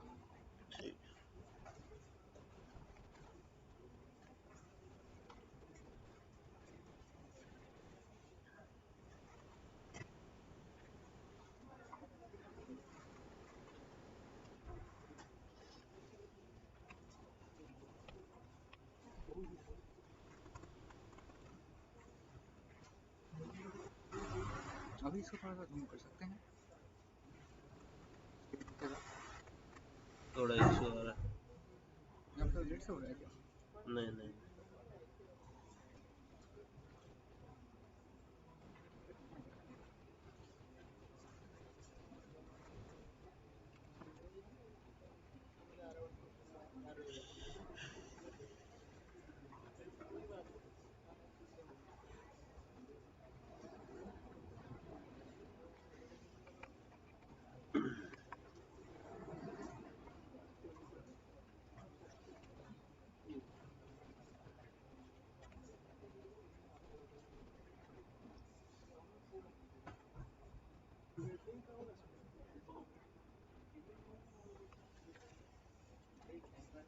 अरे इस side करना पड़ेगा.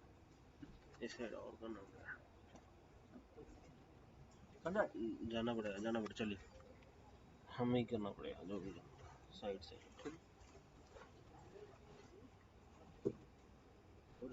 ठीक है.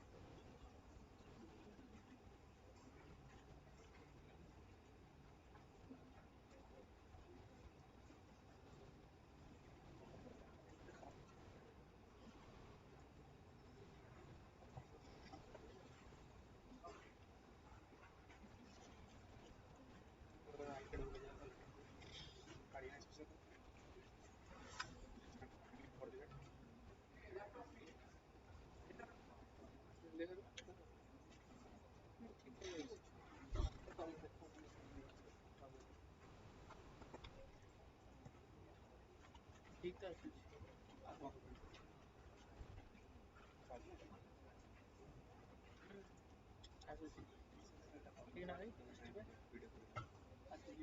कौन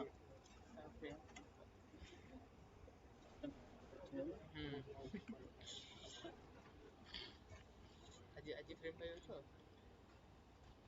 କାଲି କାଲି ଆମର ହେଇଛି ସେଟା ପଛକୁ ବି ଚାଲିଛି ପଛକୁ ବି ଚାଲିଛି ବହୁତ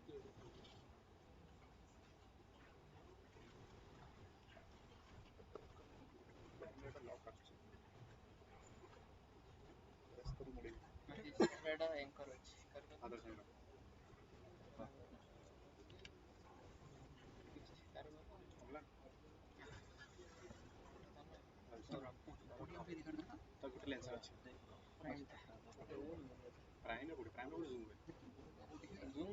उसको दिखाना है वाइट वहाँ से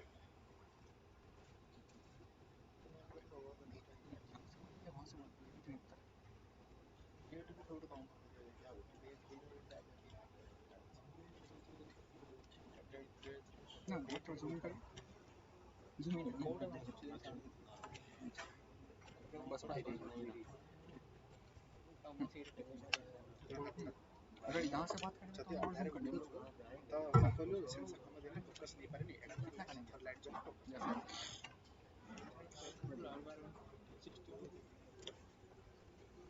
এটা কেন অরিজিনাল ফ্ল্যাশটা মারো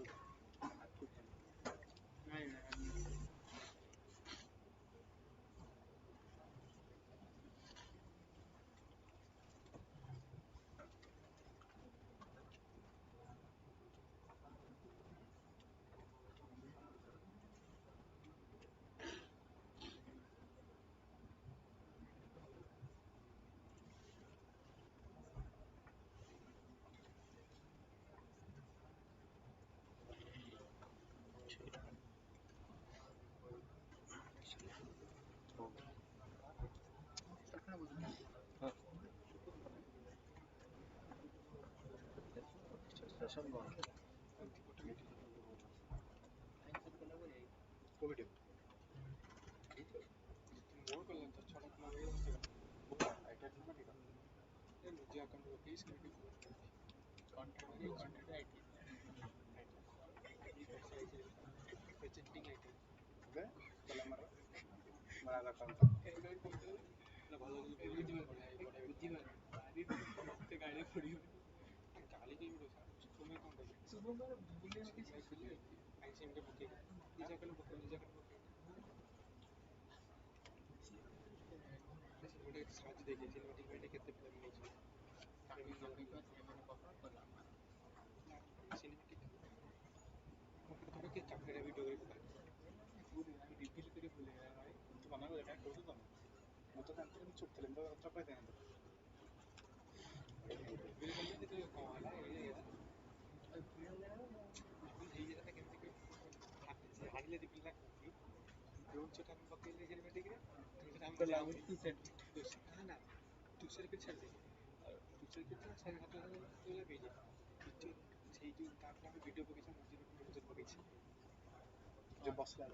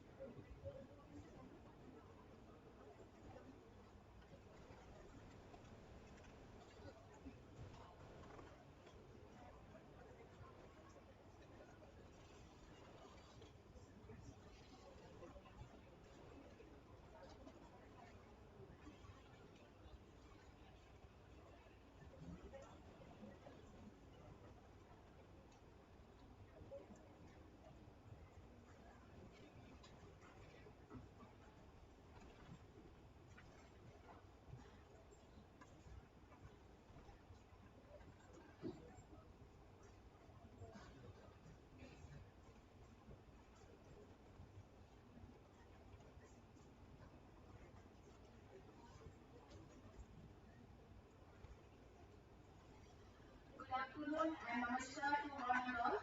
I am Dr. Raghavata Sahu, Associate Professor in the Department of Mathematics at Anushandhan in Tubi University. And it is my pleasure to welcome you all to the valedictory session of the 4th International Conference on Applied Mathematics, Science and Engineering, AMSE 2025, being held from 28th to 30th August 2025. This prestigious conference is organized by the Department of Mathematics and Anushandhan, Deemed to be University, Bhubaneswar, in collaboration with the Department of Mechanical Engineering, NIT, Arunachal Pradesh. As we now move towards the valedictory session, it is my honor to invite our distinguished dignitaries to kindly come forward and take their seats on the bench. May I request our guest of honor, Professor Renu Sharma, our Chief Guest, Professor Mohan V. Arve, our Chief Warden, Professor Ranjan Kumar Malik, and our co-convener, Dr. Bhivakar Kodam Singh, to please grace the stage.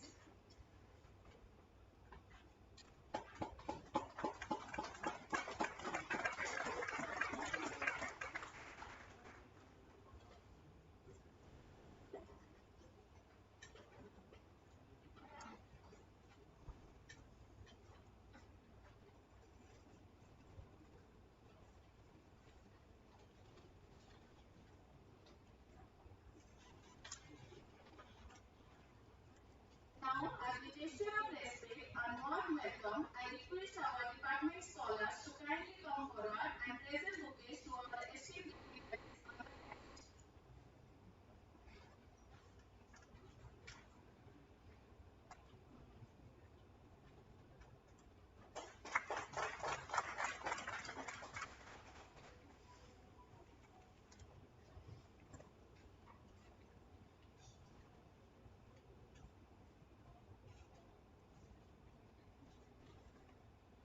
Ladies and gentlemen, let's greet them with a big round of applause.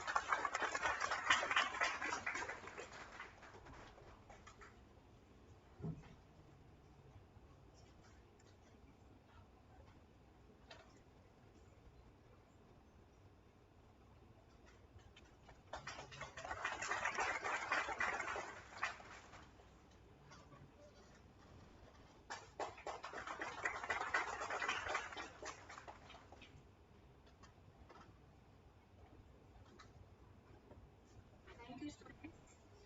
Now it is my privilege to introduce our co-convener, Dr. Bhivakar Kodam Singh, Associate Professor in the Department of Mathematics at the Anushandhan in Tubi University. Dr. Kodam Singh is academician with more than 30 years of teaching experience at both graduate and postgraduate levels across Odisha. He earned his PhD in nonlinear functional analysis from FM University, Baleshwar, and has since diversified his research into inequalities, complexity, and inversity theory, fractional calculus, and optimization. Dr. Kodam Singh has published over 25 research papers in reputed SCI and Scopus Index journals and guided several PhD as MSc scholars. He also serves as a reviewer for leading international journals and is a lifetime member of several academic societies. Now I invite Dr. Kodam Singh to deliver the greetings and welcome address. Please.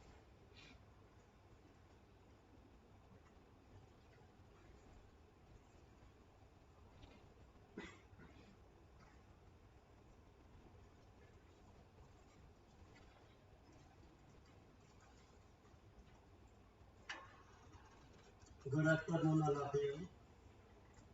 Honorable Chief Guest of the Day, Professor Mohan Navar, Director MIT Arunachal Pradesh.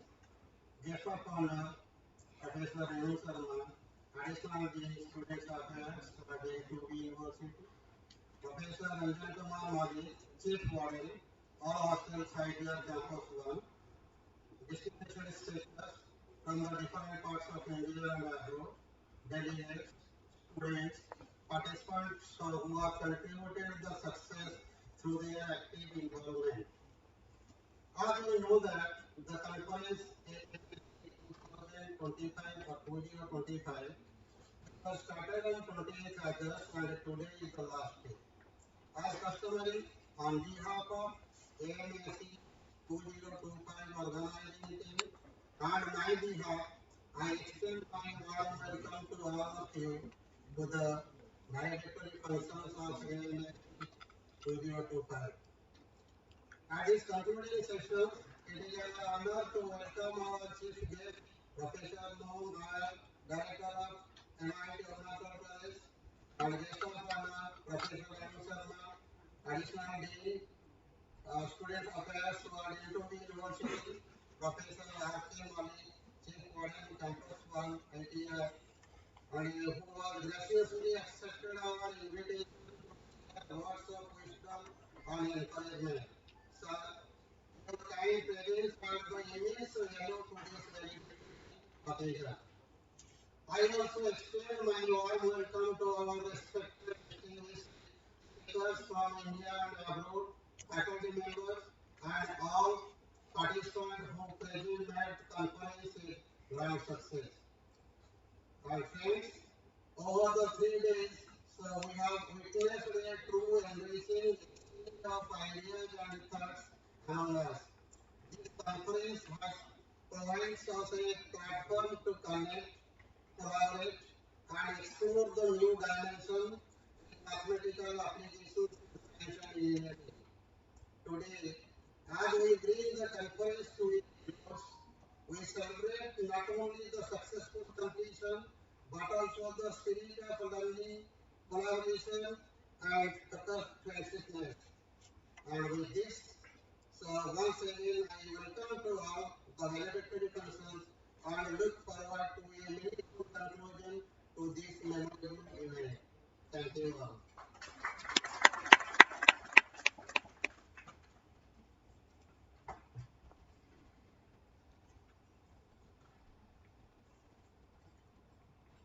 Thank you, sir, for your inspiring words and welcome. Next, it's my privilege to introduce our guest of honor, Professor Ranjan Kumar Malik, who is a professor in the Department of Electrical and Electronics Engineering at Shiksha Anushandan University, Bhubaneswar. And is the chief warden of the university with over 17 years of teaching and research experience from Deputy Odisha. This include power system, power electronics, renewable energy, optimization algorithms, and application of machine learning and deep learning in modern power systems. He has published extensively in reputed journals and conferences, particularly on topics such as microgrids, power electric, and signal processing and intelligent control techniques. May I now request Professor Malik to kindly address the gathering. Please, sir.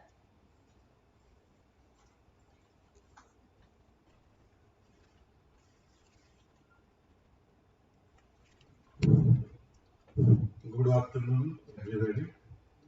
Respected our chief guest, Director of Arunachal Pradesh, Professor Anu Sharma, Additional Dean, Student Welfare, and my colleague, Dr. Kodam Singh, convener of this conference.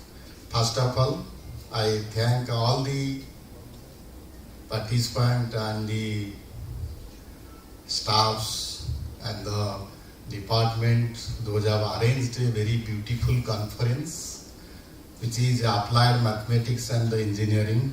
Thank you to calling me. And first I refused that what I say, there are many scientists and they may have to speak few words in the valedictory session.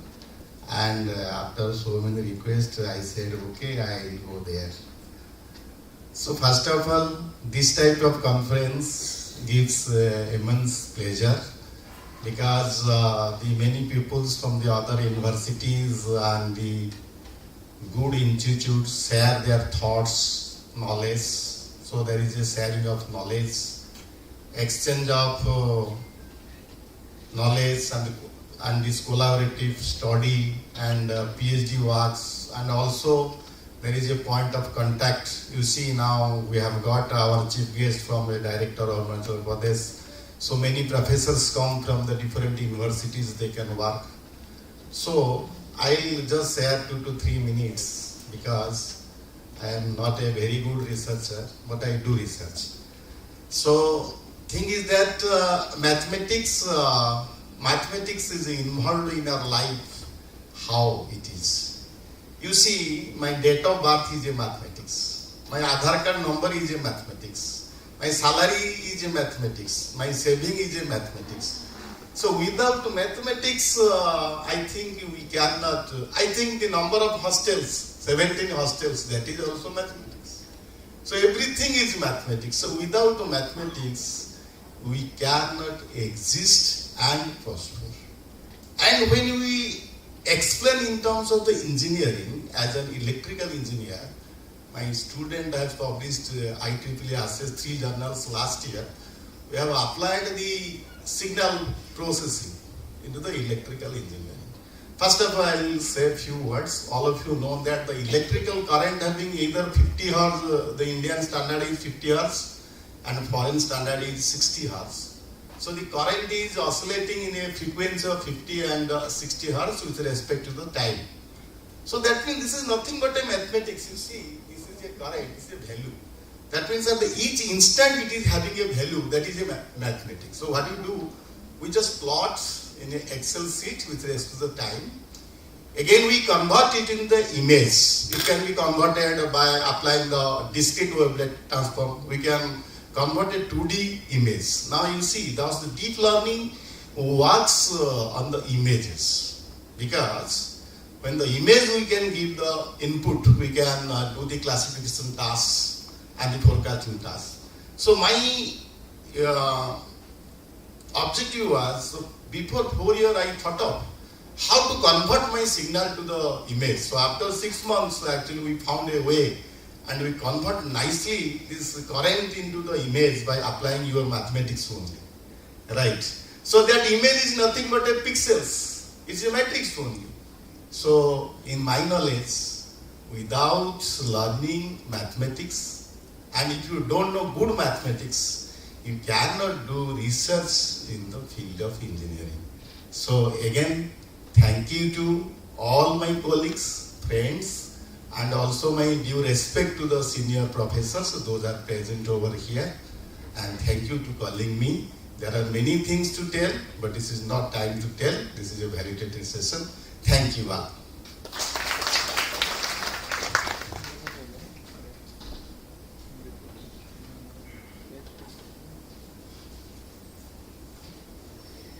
Very sorry. Up next, it is my pleasure to introduce our esteemed guest of honor, Professor Renu Sharma, who is currently serving as Professor in the Department of Electrical Engineering and Additional Dean Student Affairs at Shiksha Anusandhan deemed to be University, Bhubaneswar. With over 24 years of teaching and research experience, he has guided several PhD scholars and published more than 180 research papers in reputed journals and conferences. Our research spans smart grids, solar photovoltaics, power system scheduling, and evolutionary algorithms. Recognized among the top 2% scientists in the world energy domain by Stanford University. She is a senior member of IEEE and actively contributes to various academic and professional bodies. She has also served as General Chair and Plenary Chair of several IEEE conferences. She is a recipient of multiple prestigious awards, including the INSC Research Excellence Award and Academic Excellence Award. Her dynamic leadership and dedication continue to inspire both students and peers alike.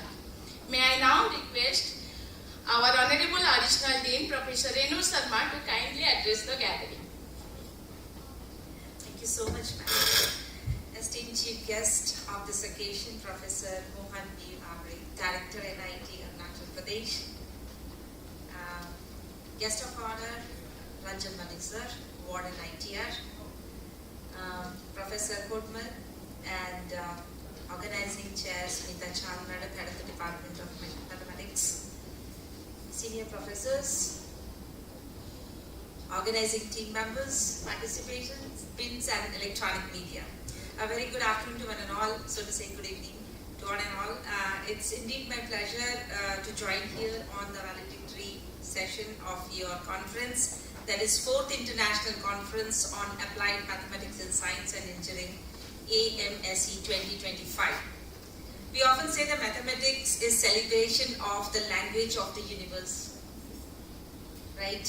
It's always been very hard to the scientific community and engineering innovation. So what makes applied mathematics truly remarkable is ability to bridge the gap between the abstract theory and the real world applications. So this conference, which you have been attending from last 2 days, this conference must have taught you the multidisciplinary lens with which you have seen the real world problem, how it can be solved, right? And the theme which covered in this conference reflects the volume of the abstracts. What is given to you is truly inspiring. From novel computation methods for solving differential equations, physics-informed neural networks, machine learning in physical mode, and fractional calculus for fluid dynamics, graph theory and approaches to data security. There are several approaches which this conference has taken up, and we see how the mathematics continues to evolve and integrate with the emerging technologies in these 2-3 days. These contributions not only advance the fundamental knowledge but also charter new pathways for technological innovations. What strikes most indeed is the interdisciplinary research which has been displayed to the mass who are attending here, whether it is in the field of cosmology, quantum gravity or black hole physics. Mathematics is always there. As we look ahead, applied mathematics here will continue to play a vital role, very good to say a pivotal role whenever you are looking for any innovation, and this conference is the pillar for it. I thank all the organizers once again, and it is not just the end, it's the beginning of a new era where the spirit of AMSE is very high. I thank the guests, those who have given the very warm gesture by coming long way to this institute. Thank you so much.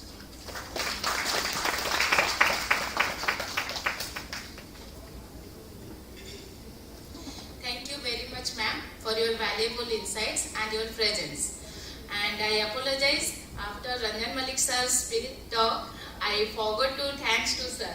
So thanks a lot, sir, for your wonderful insights.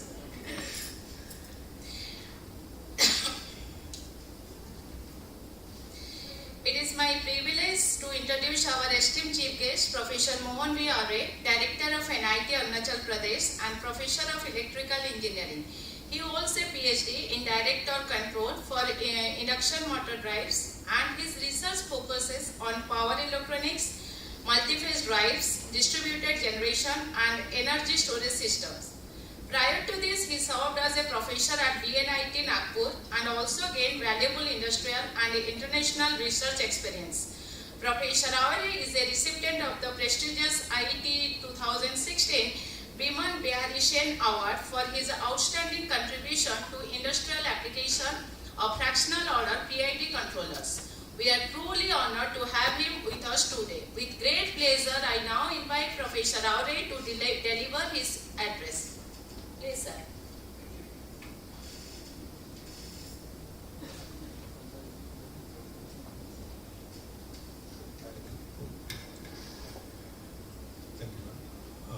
Good afternoon to all of you.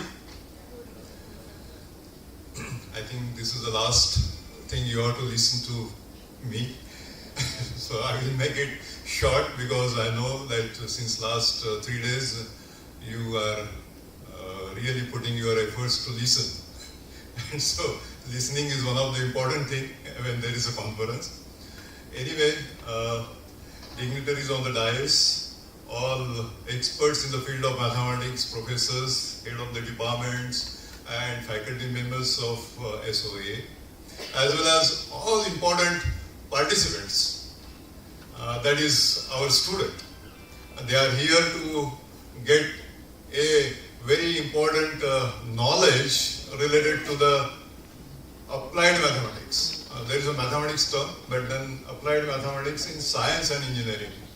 Well, when we take a path of science or engineering in our life, without having a mathematics, I think we cannot walk. Therefore, it is an essential thing. But however, all of us will agree, and mathematics professors are here, that first year में mathematics में सबसे ज़्यादा fail होता है. So what is so great about this mathematics which makes them to fail and have a fear of mathematics, which is an essential component, but it is something which is very, very fearful thing to all engineers who pass through the journey of engineering. I think we are not also exceptional. We are also having some kind of difficulties in learning M1, M2, M3 sort of thing. Well, that goes with. However, I appreciate your efforts to give us an opportunity that NIT should collaborate with SOA here. Our mechanical engineering department and Professor Sharma, along with the Professor Mishra and his team, they made it happen 4th time, and I congratulate them. So this is one of the very important things, that their efforts are very fruitful. They are pushing it very hard, and I know that certainly this will get you somewhere. Somewhere means always plus. Something knowledge which you like to apply in your respective field. Now, here out of 4, 3 are electrical engineers. So, and all are mathematicians here. The application side is here. That's what I wanted to say. You are absolutely right. So that's what. So, no. I mean, I wanted to say that how we live with the mathematics. So every one of them said that without mathematics we can't make any dent in the research. Certainly, the potential which I could see in mathematics, which I have realized in our research, that was a small thing that I wanted to share. I will not take much time. I would like to share my experience with you. Actually, as far as our research is concerned, we know that we wanted to have funding. So there was one sort of topic given to us by BARC, Mumbai. They said, fractional order PID controller. As we are engineering electrical, so we know PID, but what is this fractional order? I was not knowing anything. Then with the lalach bolte na, so we applied. कि चलो देखते हैं क्या है, what is this particular fractional order? And PID तो हमको मालूम है, but fractional order क्या होता है? We didn't know this one. So applied, and then scientist from other side, who was co-PI to us, he said there is a fractional calculus, that's a mathematics area, and that is what we have to realize. I said realize तो कर सकते हम लोग PID, but वो fractional order हमको नहीं मालूम. Then my colleagues and myself, we had a discussion. He said there is 300 years back, there was somebody who has given a integer की जगह 0.5 fraction में उसका differential equation का solution किसी ने दिया है, but that was not realized up till now. Realize means what? You need to show that it works as a fractional order calculus to an engineering field, which is first time we wanted to take that as a challenge. We were not knowing much on this fractional calculus, so we started searching here and there. Not many papers were there. This is a story about more than 15 years back. So we said, okay, you help us. He was electronics engineer, I was electrical, my colleagues also there. We all sat together, we read some papers, but that was all theoretical. No practical application was there at that time. But the thing is, life is full of fractions. I mean, though the differential equation states that it is possible for us to represent our complete picture of every now and then what we are living with. So the thing is, fraction will make in between also. I said, oh, very good, let us make it. But then I asked him one question. I said, what is the use of it? Can you tell me what is the gain you will get when we do something like this one? He said, you read this particular area wherein you will find that there is something called isodamping property. I said, what is this isodamping? We know something related to the stability area, and we understood then that isodamping means there is nothing which will affect when the parameters changes in the dynamic situation for the controller to work and make it happen without tuning it. That is a really great thing. Because in robotics, in critical area of reactor where the reactor is putting the core there inside the atomic reactor, that time it should not vibrate like this one at the end, because the weight of that mass is getting reduced. I mean, that mass is getting reduced, so it may call for tuning the controller parameters that they didn't want to have. So we said, okay, let us do that one. And they gave us 25 lakhs rupees that time to us, and we worked. To your surprise, that 150 PCBs were made in analog circuit, wherein we struggled to understand why this particular IC is not able to make the things which should happen. It is a representation of fractional order in terms of a approximation, and that is what we wanted to have a solution. So we wanted to realize that one through a cascading of those components, and if one small noise comes in one piece per PCB because of the IC, which is if you are electronics engineer, op-amp, and which was available, that we tried to do, and 100 more than that PCBs were just dumped out, and we could not sort out anything. The time was passing, then we had gone to them, and then we discussed, because he was from electronic side, see the collaboration, how it works. When you talk to somebody, they will have their own ideas about the same subject. But then it helps to you think about how we can also contribute something. Then we sat together in IIT Mumbai and then in BRC and all that one, and they said, okay, you change this thing, you make this PCB and all that kind of. So we tried, and then ultimately the day has come where we have to transfer our technology to them in the box, having a technology developed for 0.2, 0.5, 0.8 fraction, which we have developed and integrated with a emulator of a motor, because I am from electrical motor side person, which I try to do in that particular area as a research. So that they liked it, and it has been found to be a very important concept of isodamping getting realized. When you change the dimension of, parameter of the motor may be inertia, still the controller works nicely, no problem. So then they said, okay, this is very nice thing that you have realized. Is anybody who has done this across the world? We searched. We found that a lot of theoretical work was there. That Professor Chan from USA, he wrote the book also, but he didn't have any practical thing.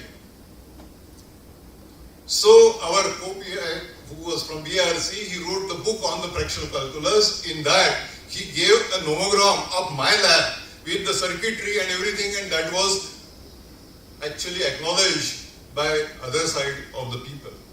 It is part of nomogram in that particular book.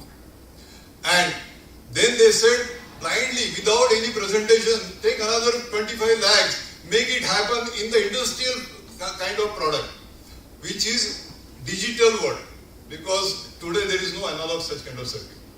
So after 4 years, we got another challenge to make it digital. And when we made that digital, again, it is possible for us to make those analog circuit to be emulated or to be programmed into our digital thing within DSP, digital signal processing. In that we did that one. And it worked. And they were surprised to see that this technology should be implemented in their area of work. They said, you have developed the technology, now make the engineering of it. I said, it is, you give me money, I will try in Mumbai or somewhere in Pune. So the thing is, when they said, okay, you go ahead on that one, I got many good input from the various people, ECIL, फिर DST, ये सब, but हुआ क्या कि then engineering के लिए जो funding चाहिए था, that funding could not come. Then I approached industry in Bangalore, that is world-renowned Yaskawa, who is #1 in the robotics. You might be knowing. So these companies said, okay, you can make it happen provided we give a challenge and you make that challenge to be met. They said inertia change is 40 times in a dynamic situation, still the controller should not be tuned. And that is the challenge. If we make it, then they will do a support to the engineering. Okay. Then I said, you support us for the products. They had sent the products to my lab. Their drives, electrical drives, they have sent it to me. And we worked on that one. One of my MTech students was sponsored by them. They have given funding to us. They have given all the support of technological thing. And we could make it. That particular change that has been possible for us to that particular product. Then they said, okay, this is the unit in Bangalore wherein we don't do really a hardware R&D. When you go to the Japan and discuss with their scientists there, I was invited there. I had gone to Japan. I discussed with their company R&D engineers. 2 of them were there who gave me a challenge. They said, it's fine. But you know, in engineering, you cannot intervene in somebody's technology unless and until they do their in-house engineering first and implement a test on the test bed. So that becomes a very difficult challenge for me. So we spent almost 6 to 7 years to see that some vendor should be there available in India itself to make it happen. But in India it was not possible. So in Japan also we tried. They said, okay, we know now technology works. It has a very important concept of isodamping. It has also another thing which we have found out by virtue of this mathematics. The control efforts required for control is reduced by almost like 60 to 70% control effort. I think those who are in electrical, they understand what is the control efforts. That is getting reduced. So that was really a kind of thing which is eye-opened to us through mathematics. I was not doing anything. So the thing is, we were struggling to make it happen. And the thing is, Japanese, you know, they don't allow you to make a straightforward entry into their industry. And that is #1 in the world. If you see, I can tell you that it was a Star War in front of me when the 3 robots were making a robot that is their brother without any single person working there. That was the industry. So that is the automation level of Japanese. We should understand that. The thing is, this is what we have to take a challenge in applied mathematics for engineering. And that is what we did. Afterwards, what to do? I was keeping my research going on in this particular area, wherein my electrical drive has to give me a best out of it. So this is the first transaction paper of IEEE on hardware. There were 3 transaction paper in the area of same fractional order, but it is all simulation work. But my work, I have extended this particular fractional order in the complex order. A plus JB fraction को कर दिया हमने. और each of those components, I was trying to see that what makes them to influence on the stability, influence various parameters of that. Of course, I will not discuss about the research now. This is the part wherein I have realized it.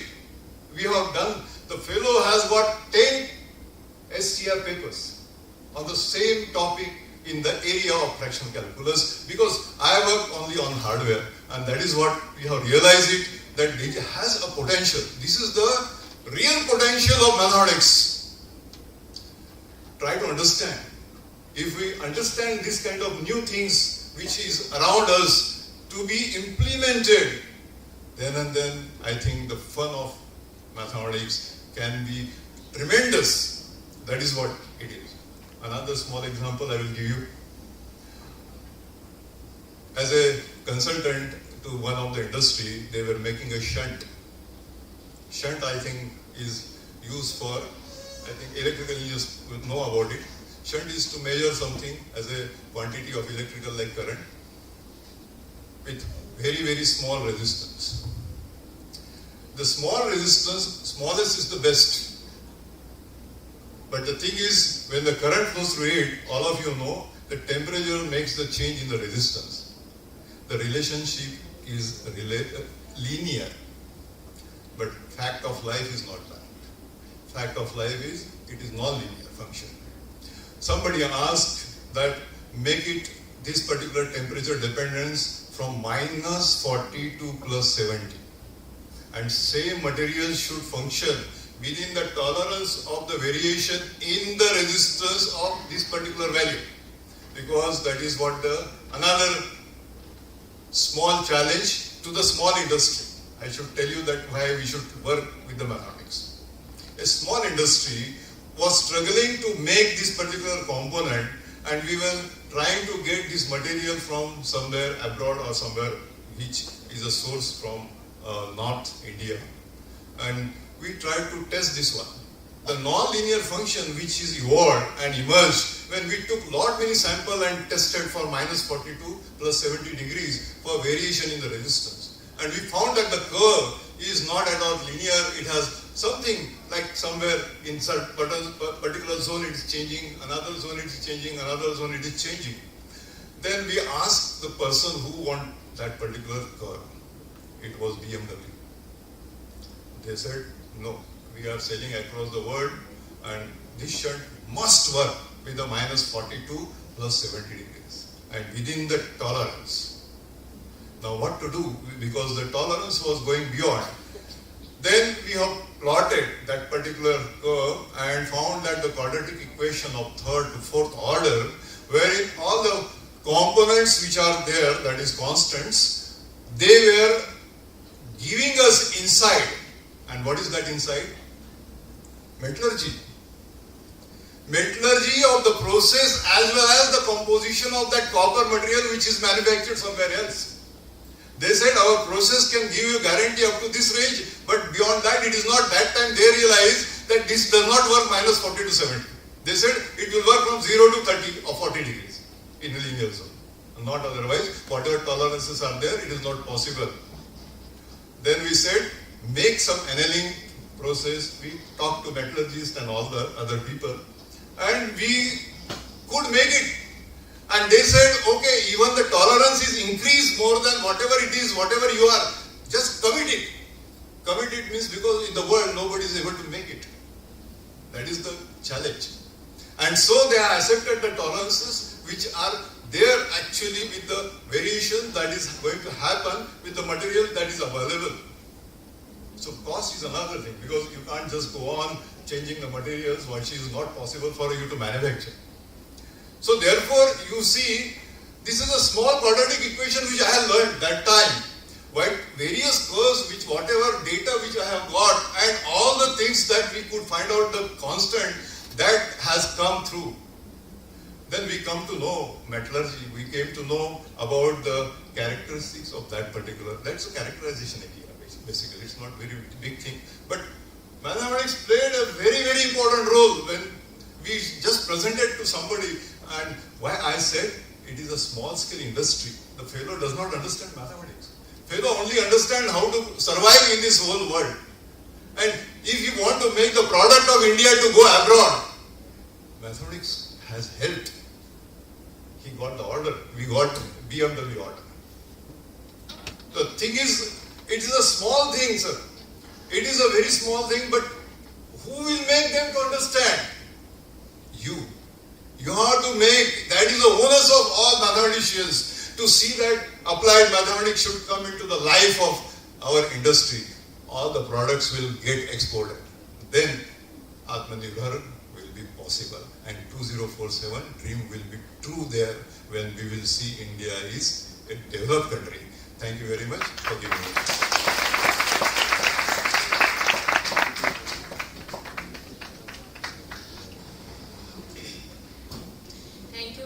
sir, for your insightful words and sharing with us a lots of information about the technology, and also you given a one idea, that is the how mathematics is important in every field. Thank you very much, sir.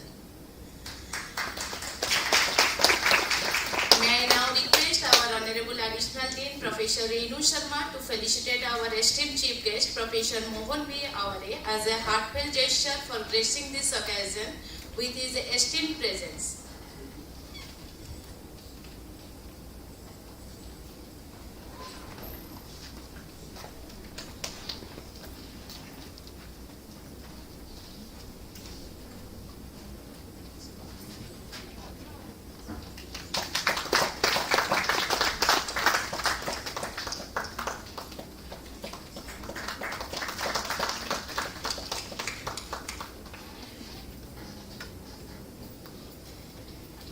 Ladies and gentlemen, we now come to one of the most awaited moments of this conference, the award ceremony for Best Paper Presentation. This is a special occasion to recognize and honor the outstanding contribution of our participants for their excellence in research and presentation at AMSE-2025. As you know, we had 6 parallel technical sessions, each filled with insightful discussion and remarkable ideas. From every session, our one outstanding paper has been chosen for the Best Paper Presentation Award in recognition of the excellence in research content, effectiveness of presentation, and the significance of its contribution. So now let us celebrate the efforts, dedication, and innovation of these deserving researchers. I kindly request our Chief Guest, Professor Mohan V. Avare, to come forward and do the honors of presenting the awards. From Session 1, the Best Paper Presentation Award goes to Saswadika Rath from ITR Shiksha Anushandhan. May I request you to kindly come forward and receive the award? Okay. Session 1 topic, presented by Saswadika. The title of the paper, Black-Scholes Equation Solution with Posi Rate of Interest by Finite Differential Method.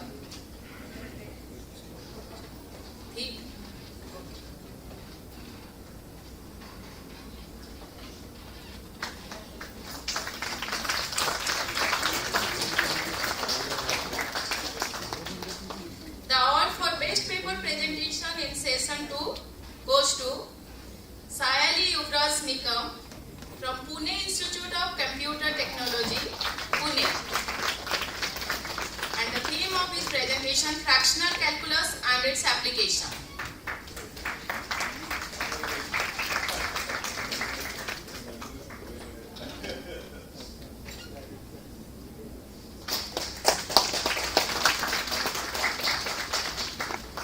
From third session on the theme, Nonlinear Analysis and Dynamics, the Best Paper Presentation Award goes to Hemant Mandal, Shivi Raman Global University, Bhubaneswar.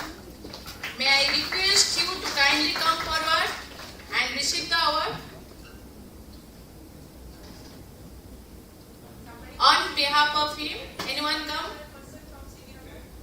Any other? Okay.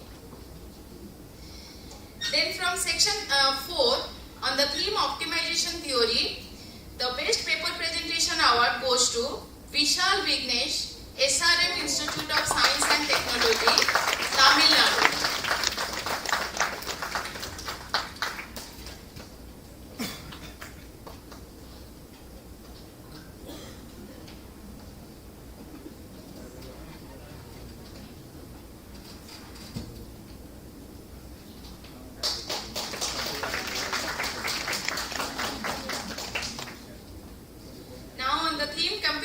Fluid Dynamics, the Best Paper Presentation Award goes to Naresh from Malviya National Institute of Technology, Jaipur, Rajasthan.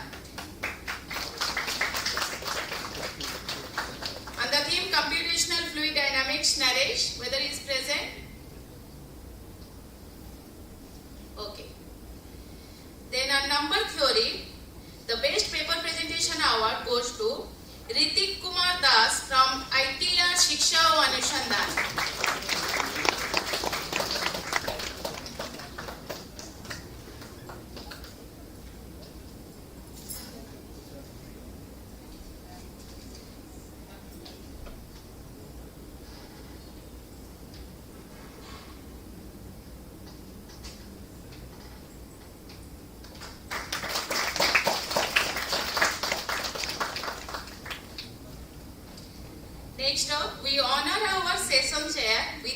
special award. May I now request Professor Satyaranjan Mishra to please come forward for the award.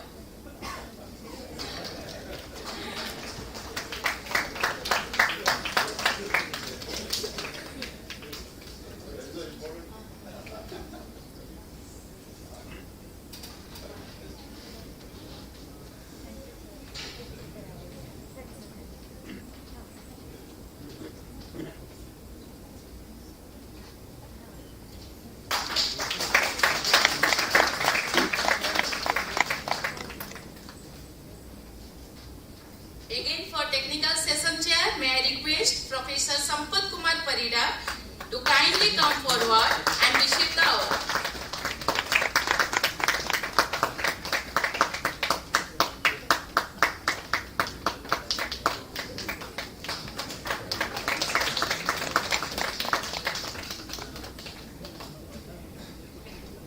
Up next, may I now request our Professor Milu Acharya to kindly come forward and receive the award.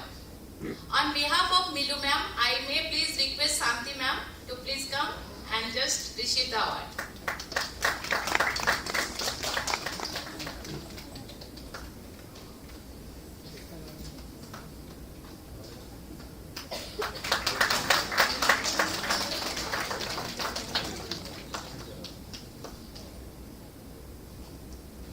Now may I request our Professor Mitali Madhusmita Naik to kindly come forward and receive the award.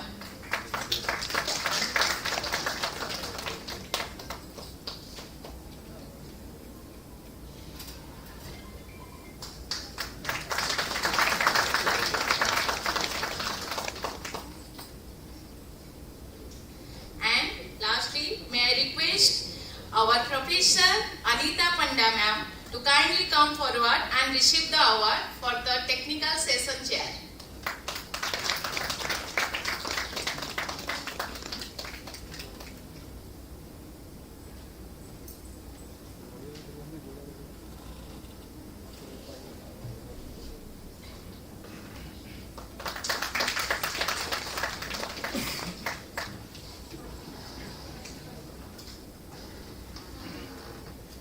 And now, the moment of recognition certificate will be distributed to all the participants who presented their paper. Sir.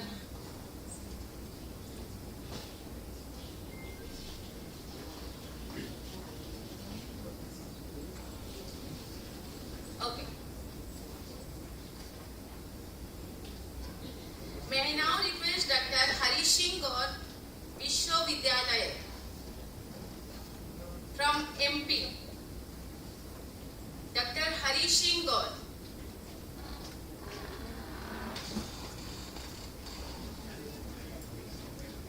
Please, all of you, please come. Next one, be ready.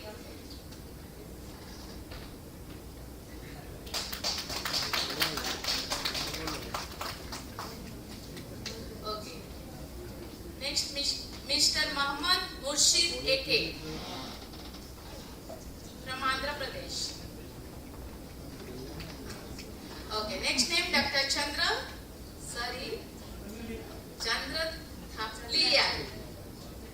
Thaplia. Okay, I apologize if I pronounced your name wrongly. Chanda. Next, Madapna Meena, Mrs. Madapna Meena. Then Mrs. Sai Jagdishani Rana.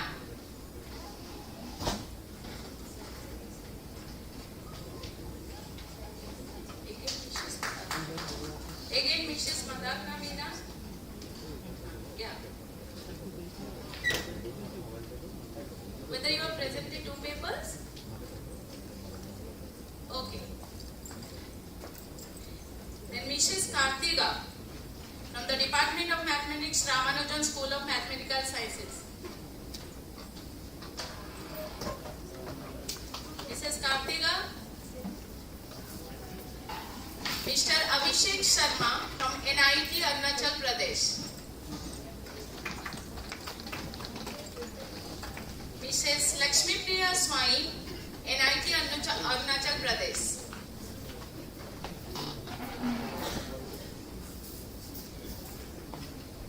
Next, Mrs. Bharti from Uttarakhand.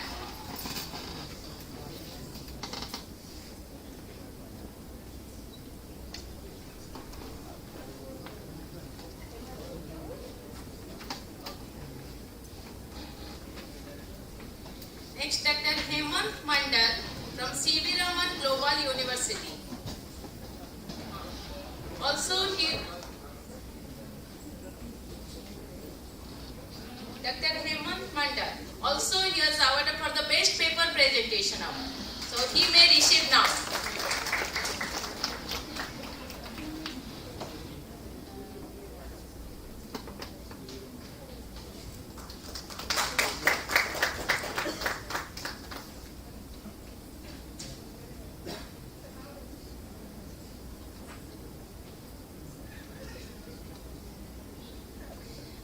Mrs. Apeksha Patil, Pondicherry University. Then Dr. Subhasri Datta from Kolkata. Dr. Subhasri Datta. Next, Mr. Prashant Parida from Uttar Pradesh. Prashant Parida. Dr. Rupinder Kaur. Dr. Rupinder Kaur from SD College for Women, Punjab. Mr. Bimal Kumar Parik, NIT Arunachal Pradesh.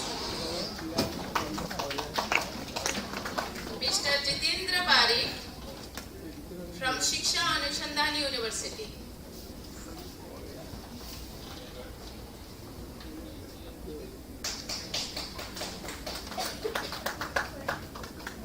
Now next, Mr. Dipanshu Dhawan from IIT Jodhpur.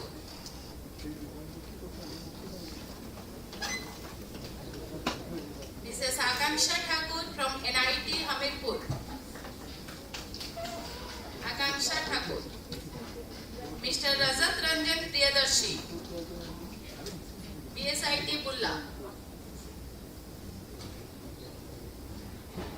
Mrs. Madhusmita Raut from Shiksha Anushandhan University.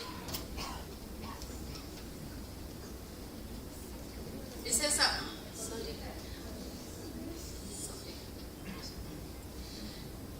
Amruta Srikumar. Amruta Srikumar.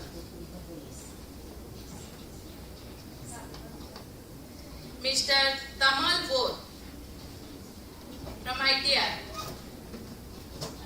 Mr. Chandrasekhar Sahu from ITR. Chandrasekhar Sahu. Mr. Nagendra Parida from Puri, Government Women's College, Puri. Ms. Chandralekha Mahanta, NIT Arunachal Pradesh. Ms. Chandralekha Mahanta. Then Ms. Devasri Sahu from Gunpur, GIET University, Gunpur. Mrs. M. Vijay Lakshmi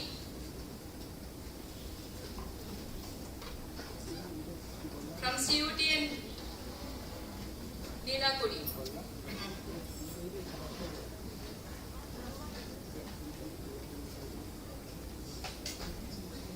Then Dr. Surendra Shukla.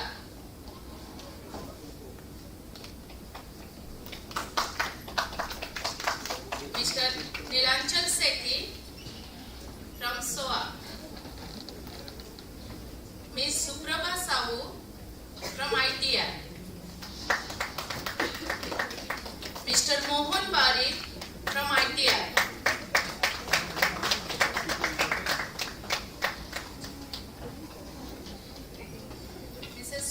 Ms. Subhasri Parida from ITR.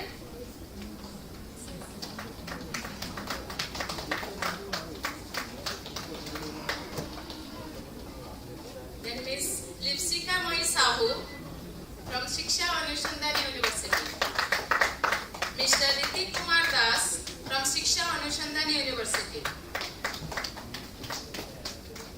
Ms. Bhagyavati Beuria from ITR. Mr. Vishwajit Behra from ITR. Ms. Sonali Malik from Shiksha Anushandan University. Mr. Jiteshwar Rana from Shiksha Anushandan University.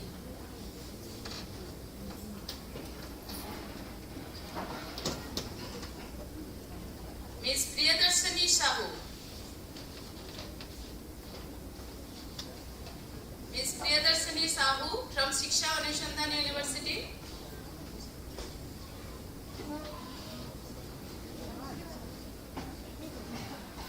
Okay. Sorry. Please, all of you have attention. Actually, our guest of honor, Ranjan Malik sir, has some busy work, so he wants to leave us now. Okay. Thank you, sir, for your presence.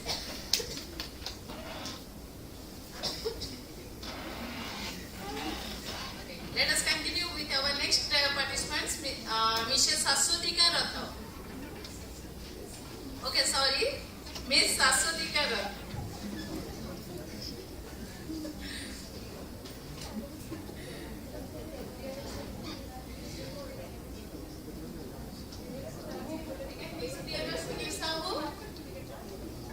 Priyadarshini Sahu.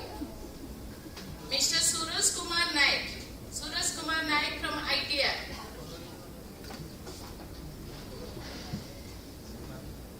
Now, our students, Mrs. Rupa Baikali.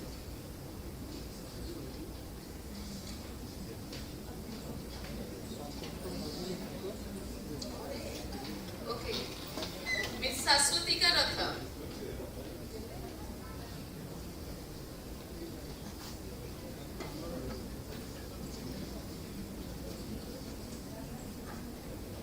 May I request to our dignitaries to please take their seats.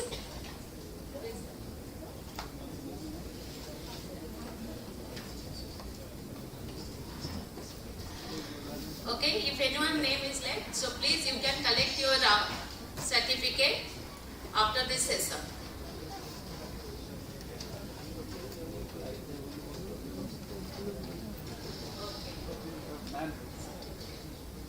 Okay, after this session you can okay.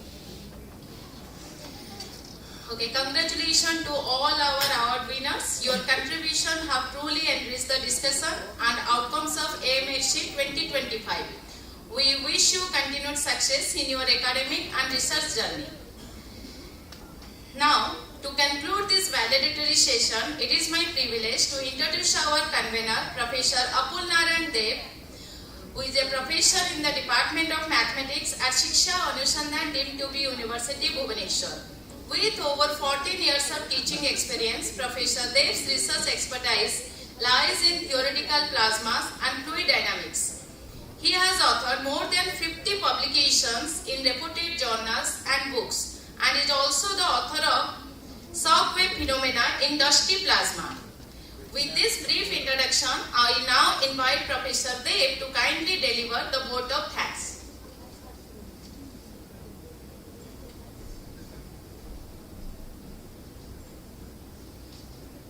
Before vote of thanks, I am requesting the participant please come and share your feedbacks.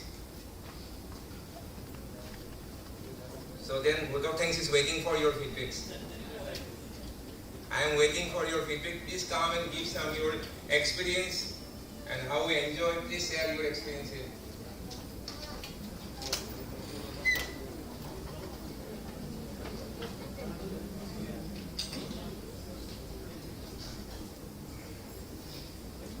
So good afternoon everyone. I am Hemant Mandal. Just correction, I am no longer assistant professor, former assistant professor of Department of Mathematics, Civilian Global University. So I got fired today. And you know the best thing? The reason that was given to me is that I am not a good researcher. And I am here receiving the best researcher award.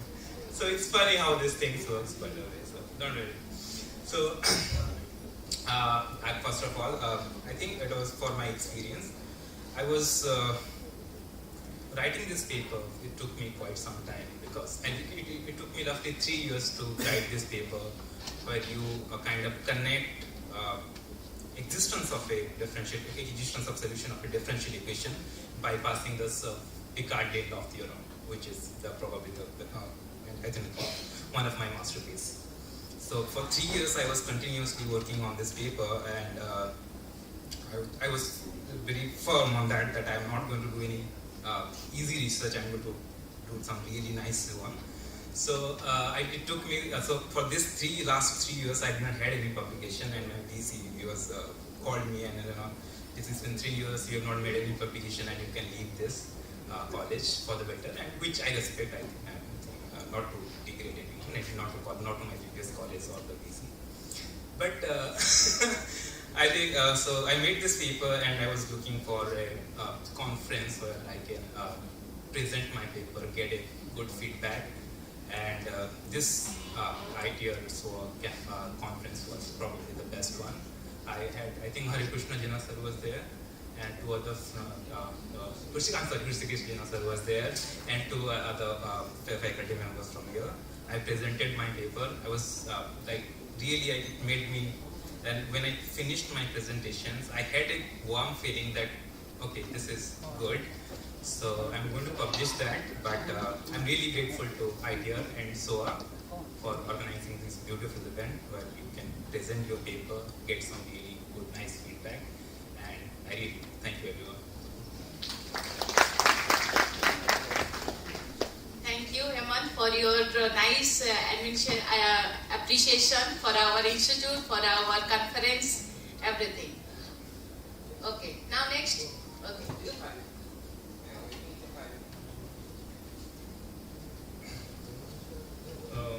Hello everyone, respected persons sitting in the decks, and all the scholars, participants, and the organizing committee members, and all professors who gave nice talks in these 3 days. I thank everyone. And actually, I was from physics department. I am from physics background, and I worked something related to math also. So my guide sent me here, and I came here, and I felt a really very good environment here. For these people are doing research here and doing good work actually. And I interacted with mathematical people working with in math. So I found so many good things which I can take in my research work also. The second lecture given by Bharadwaj ma'am on the first day, I found some structures he was talking about. I have noted her mail ID, and I will definitely see her papers, and I will take those structure and I will use it in my PCF fiber. But those are some things I got from here, and this was really a beneficial event for me. And one thing, just person before me, he said that he was fired today. I think I am a very new researcher. I don't have that much experience, but I will tell you that research is such a kind of thing. There is no competition. Actually, everyone is doing their own research, and it takes time. So I will tell him also that no need to worry. It is like you have to carry on your research. You have to search for you have to go to there are many places where people are also if you go to a good place, there will be you will definitely. I'm not saying that you will stopping somewhere is not okay. I will not. I will give best of luck to him also. But this event was really, I think it was a successful event, and it made it purpose. And thanks to everyone for conducting this research, this conference. Thank you.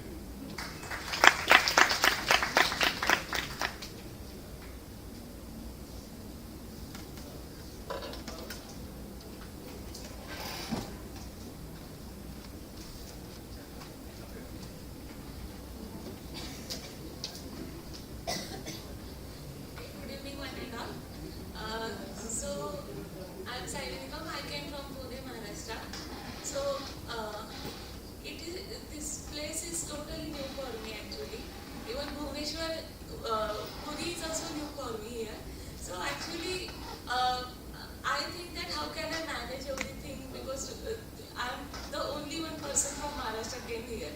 So this is actually the best experience I have ever had. Even Apul sir guided me to the each and everything, because some problem while registration from my side. So उस वक्त भी उन्होंने मतलब अच्छे से guide किया था. Cooperation is actually main thing here. So ऐसे नहीं हुआ कि न्यू लोग हैं तो it's not like anything like this. So cooperation from everyone, even talk in 3 days actually is totally nice. हर एक सेशन से हमें at least one idea I'm taking from each and every session. So campus is also good here. So cooperation is the main thing. From मतलब यहाँ पे मैंने जो देखा है cooperation मुझे बहुत अच्छा मिला यहाँ पे. And even some non-Maharashtrian persons are also there कि जिनका मराठी भी बहुत अच्छा था. So this is also yeah, उनका study भी also study is also good. Sir is also there कि जिनका Marathi study is also good here. So this is my feedback कि मुझे cooperation बनाना चाहिए.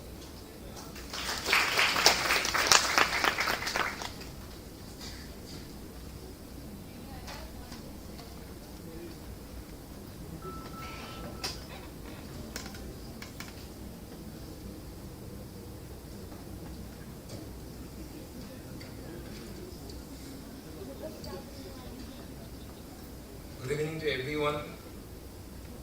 And we are reaching the end moment now. It is a sad moment when this end is always sad. And I'm going to say, it means put up things with sad, more it means sad face. So, respected chief guest of honor, and respected co-convener, distinguished guests, esteemed faculty members, and my dear participants. It is my honor and privilege to deliver the vote of thanks on behalf of the Department of Mathematics, Faculty of Engineering and Technology, ITR, Shiksha Anusandhan University, and co-organizer NIT Arunachal Pradesh at the valedictory ceremony of the 4th International Conference of Applied Mathematics and Science and Engineering, AMSE-2025. And first, I express my deepest gratitude to guest of honor, Honorable Additional Dean, Student of Affairs, Professor Renu Sharma ma'am, for her presence and continuous encouragement towards the academic endeavor like this. And my sincere appreciation to respected Warden Sir, Professor Ranjan Malik, for his constant support, encouragement, and help whenever we need it. My heartful thanks to our chief guest, Professor Mohan V. Awar, Honorable Director, National Institute of Technology, Arunachal Pradesh, for gracing this occasion. Sir, your insights and presence truly enrich the academic value of the AMSE-2025. My warm thanks to Professor Pradeep Kumar Sahu sir, Honorable Dean, Faculty of Engineering and Technology, Professor Mohan Das, Honorable Controller of Examination of Shiksha Anusandhan, Professor Pradeep Kumar Nanda sir, Honorable Vice Chancellor, Shiksha Anusandhan University, for your motivation, encouragement, and guidance and support. A special thanks to Professor Sunita Sant, the organizing chair of AMSE-2025, for her constant guidance, leadership, and unwavering support for the inception of this conference. I would like to acknowledge the dedicated effort of the accommodation team for ensuring comfortable and smooth accommodation arrangement for our guests and participants. Heartfelt thanks to our food team for making sure that all the participants are well taken care of with timely and refreshed. I also thank the press and documentation team for managing documentation and publicity aspect of this event efficiently. Our registration team deserves appreciation for ensuring a smooth registration process for all the participants. Sincere thanks to the stage decoration team for setting up the stage so beautifully. My thanks go to the technical chair, session co-chair for ensuring that every technical session runs seamlessly throughout the session. I would like to sincere thank to the transportation team for being the responsible for receiving and warmly welcome our esteemed resource person. Your support added a special touch to our hospitality. I also want to thank my colleague and co-conveners of AMSE-2025 for their tireless, sincere effort making this event reality, and they are playing major roles in the planning and organizing of this conference so efficiently. Also, I am to give the special thanks to our publication chair, Professor Sarkran Mishra, to help in publication side. I also thank all the faculty members, research scholars of our department for their wholehearted cooperation and involvement right from the planning stage. A big thanks to our non-teaching staff, housekeeping, maintenance staff, whose silent yet significant effort has ensured the cleanliness and smooth functioning the venue. I express my heartfelt gratitude to Professor Manas Kumar Mallik sir, Honorable Director, to help us organize this conference effectively. On behalf of the Department of Mathematics, on behalf of AMSC organizing team, a special thanks to all the participants to make this conference successful. I hope all of you enjoy these last 3 days.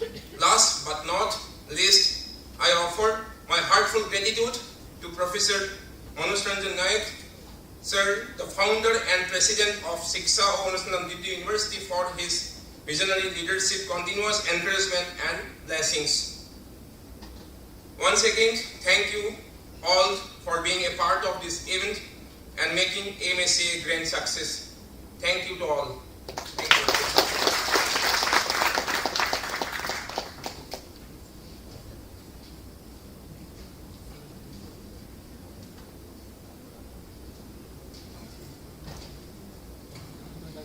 With this, we bring the validator ceremony to a close. Thank you all for your gracious presence and active participation. We trust that AMSE 2025 has been truly enriching and rewarding experience.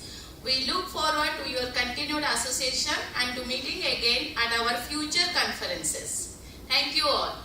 Now may I request all dignitaries, speakers and participants to kindly assemble for a group photograph.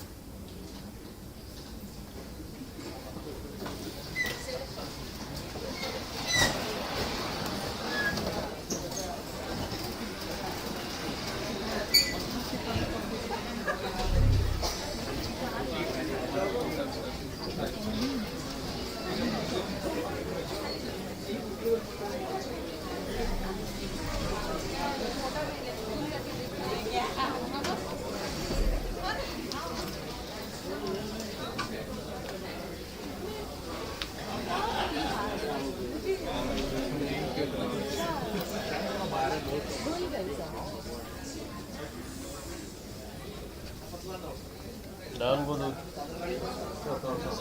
Thank you so much. Photo utage group photo.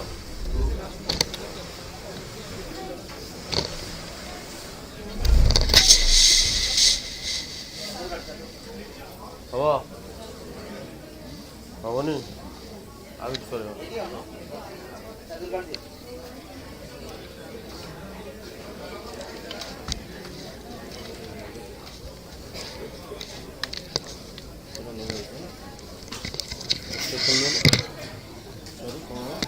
काटी दो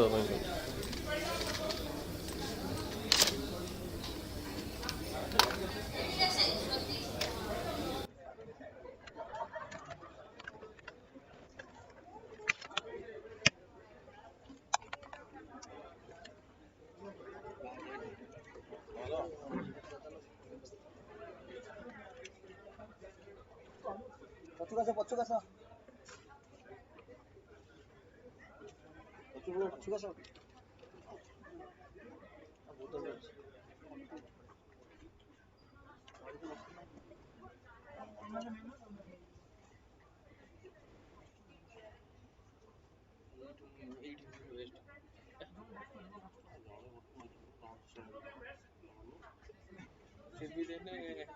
ଆମେ ଆସିଛୁ ଅନେକ ଭଲ ଭଲ idea ଖାଲି ଲୋକ ଚିପକା ହବ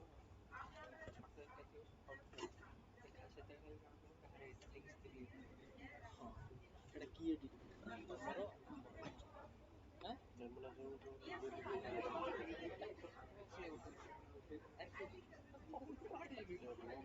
କ୍ୟାମେରା ଦୁଇଟା ଅଛି ପିକ୍ଚର ଅଛି ମାନେ ଏମିତି 710 କି 720 ସମଥିଙ୍ଗ ସେଟା ବେଶୀ ୟୁଜ୍ ହଉଛି କଲର୍ ବି ଛାଡ଼ିନି ତା ଲ୍ୟାପଟପ୍ ପୁରା 5600 ନା ସବୁ ଯାକ ଥୁଆ ହେଇଛି କେତେ ଟଙ୍କା ସେ ସବୁ ଯିବରେ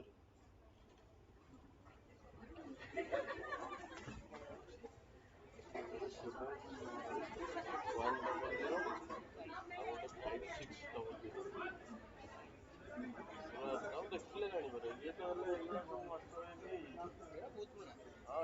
ଏଗୁଡ଼ା କିଛି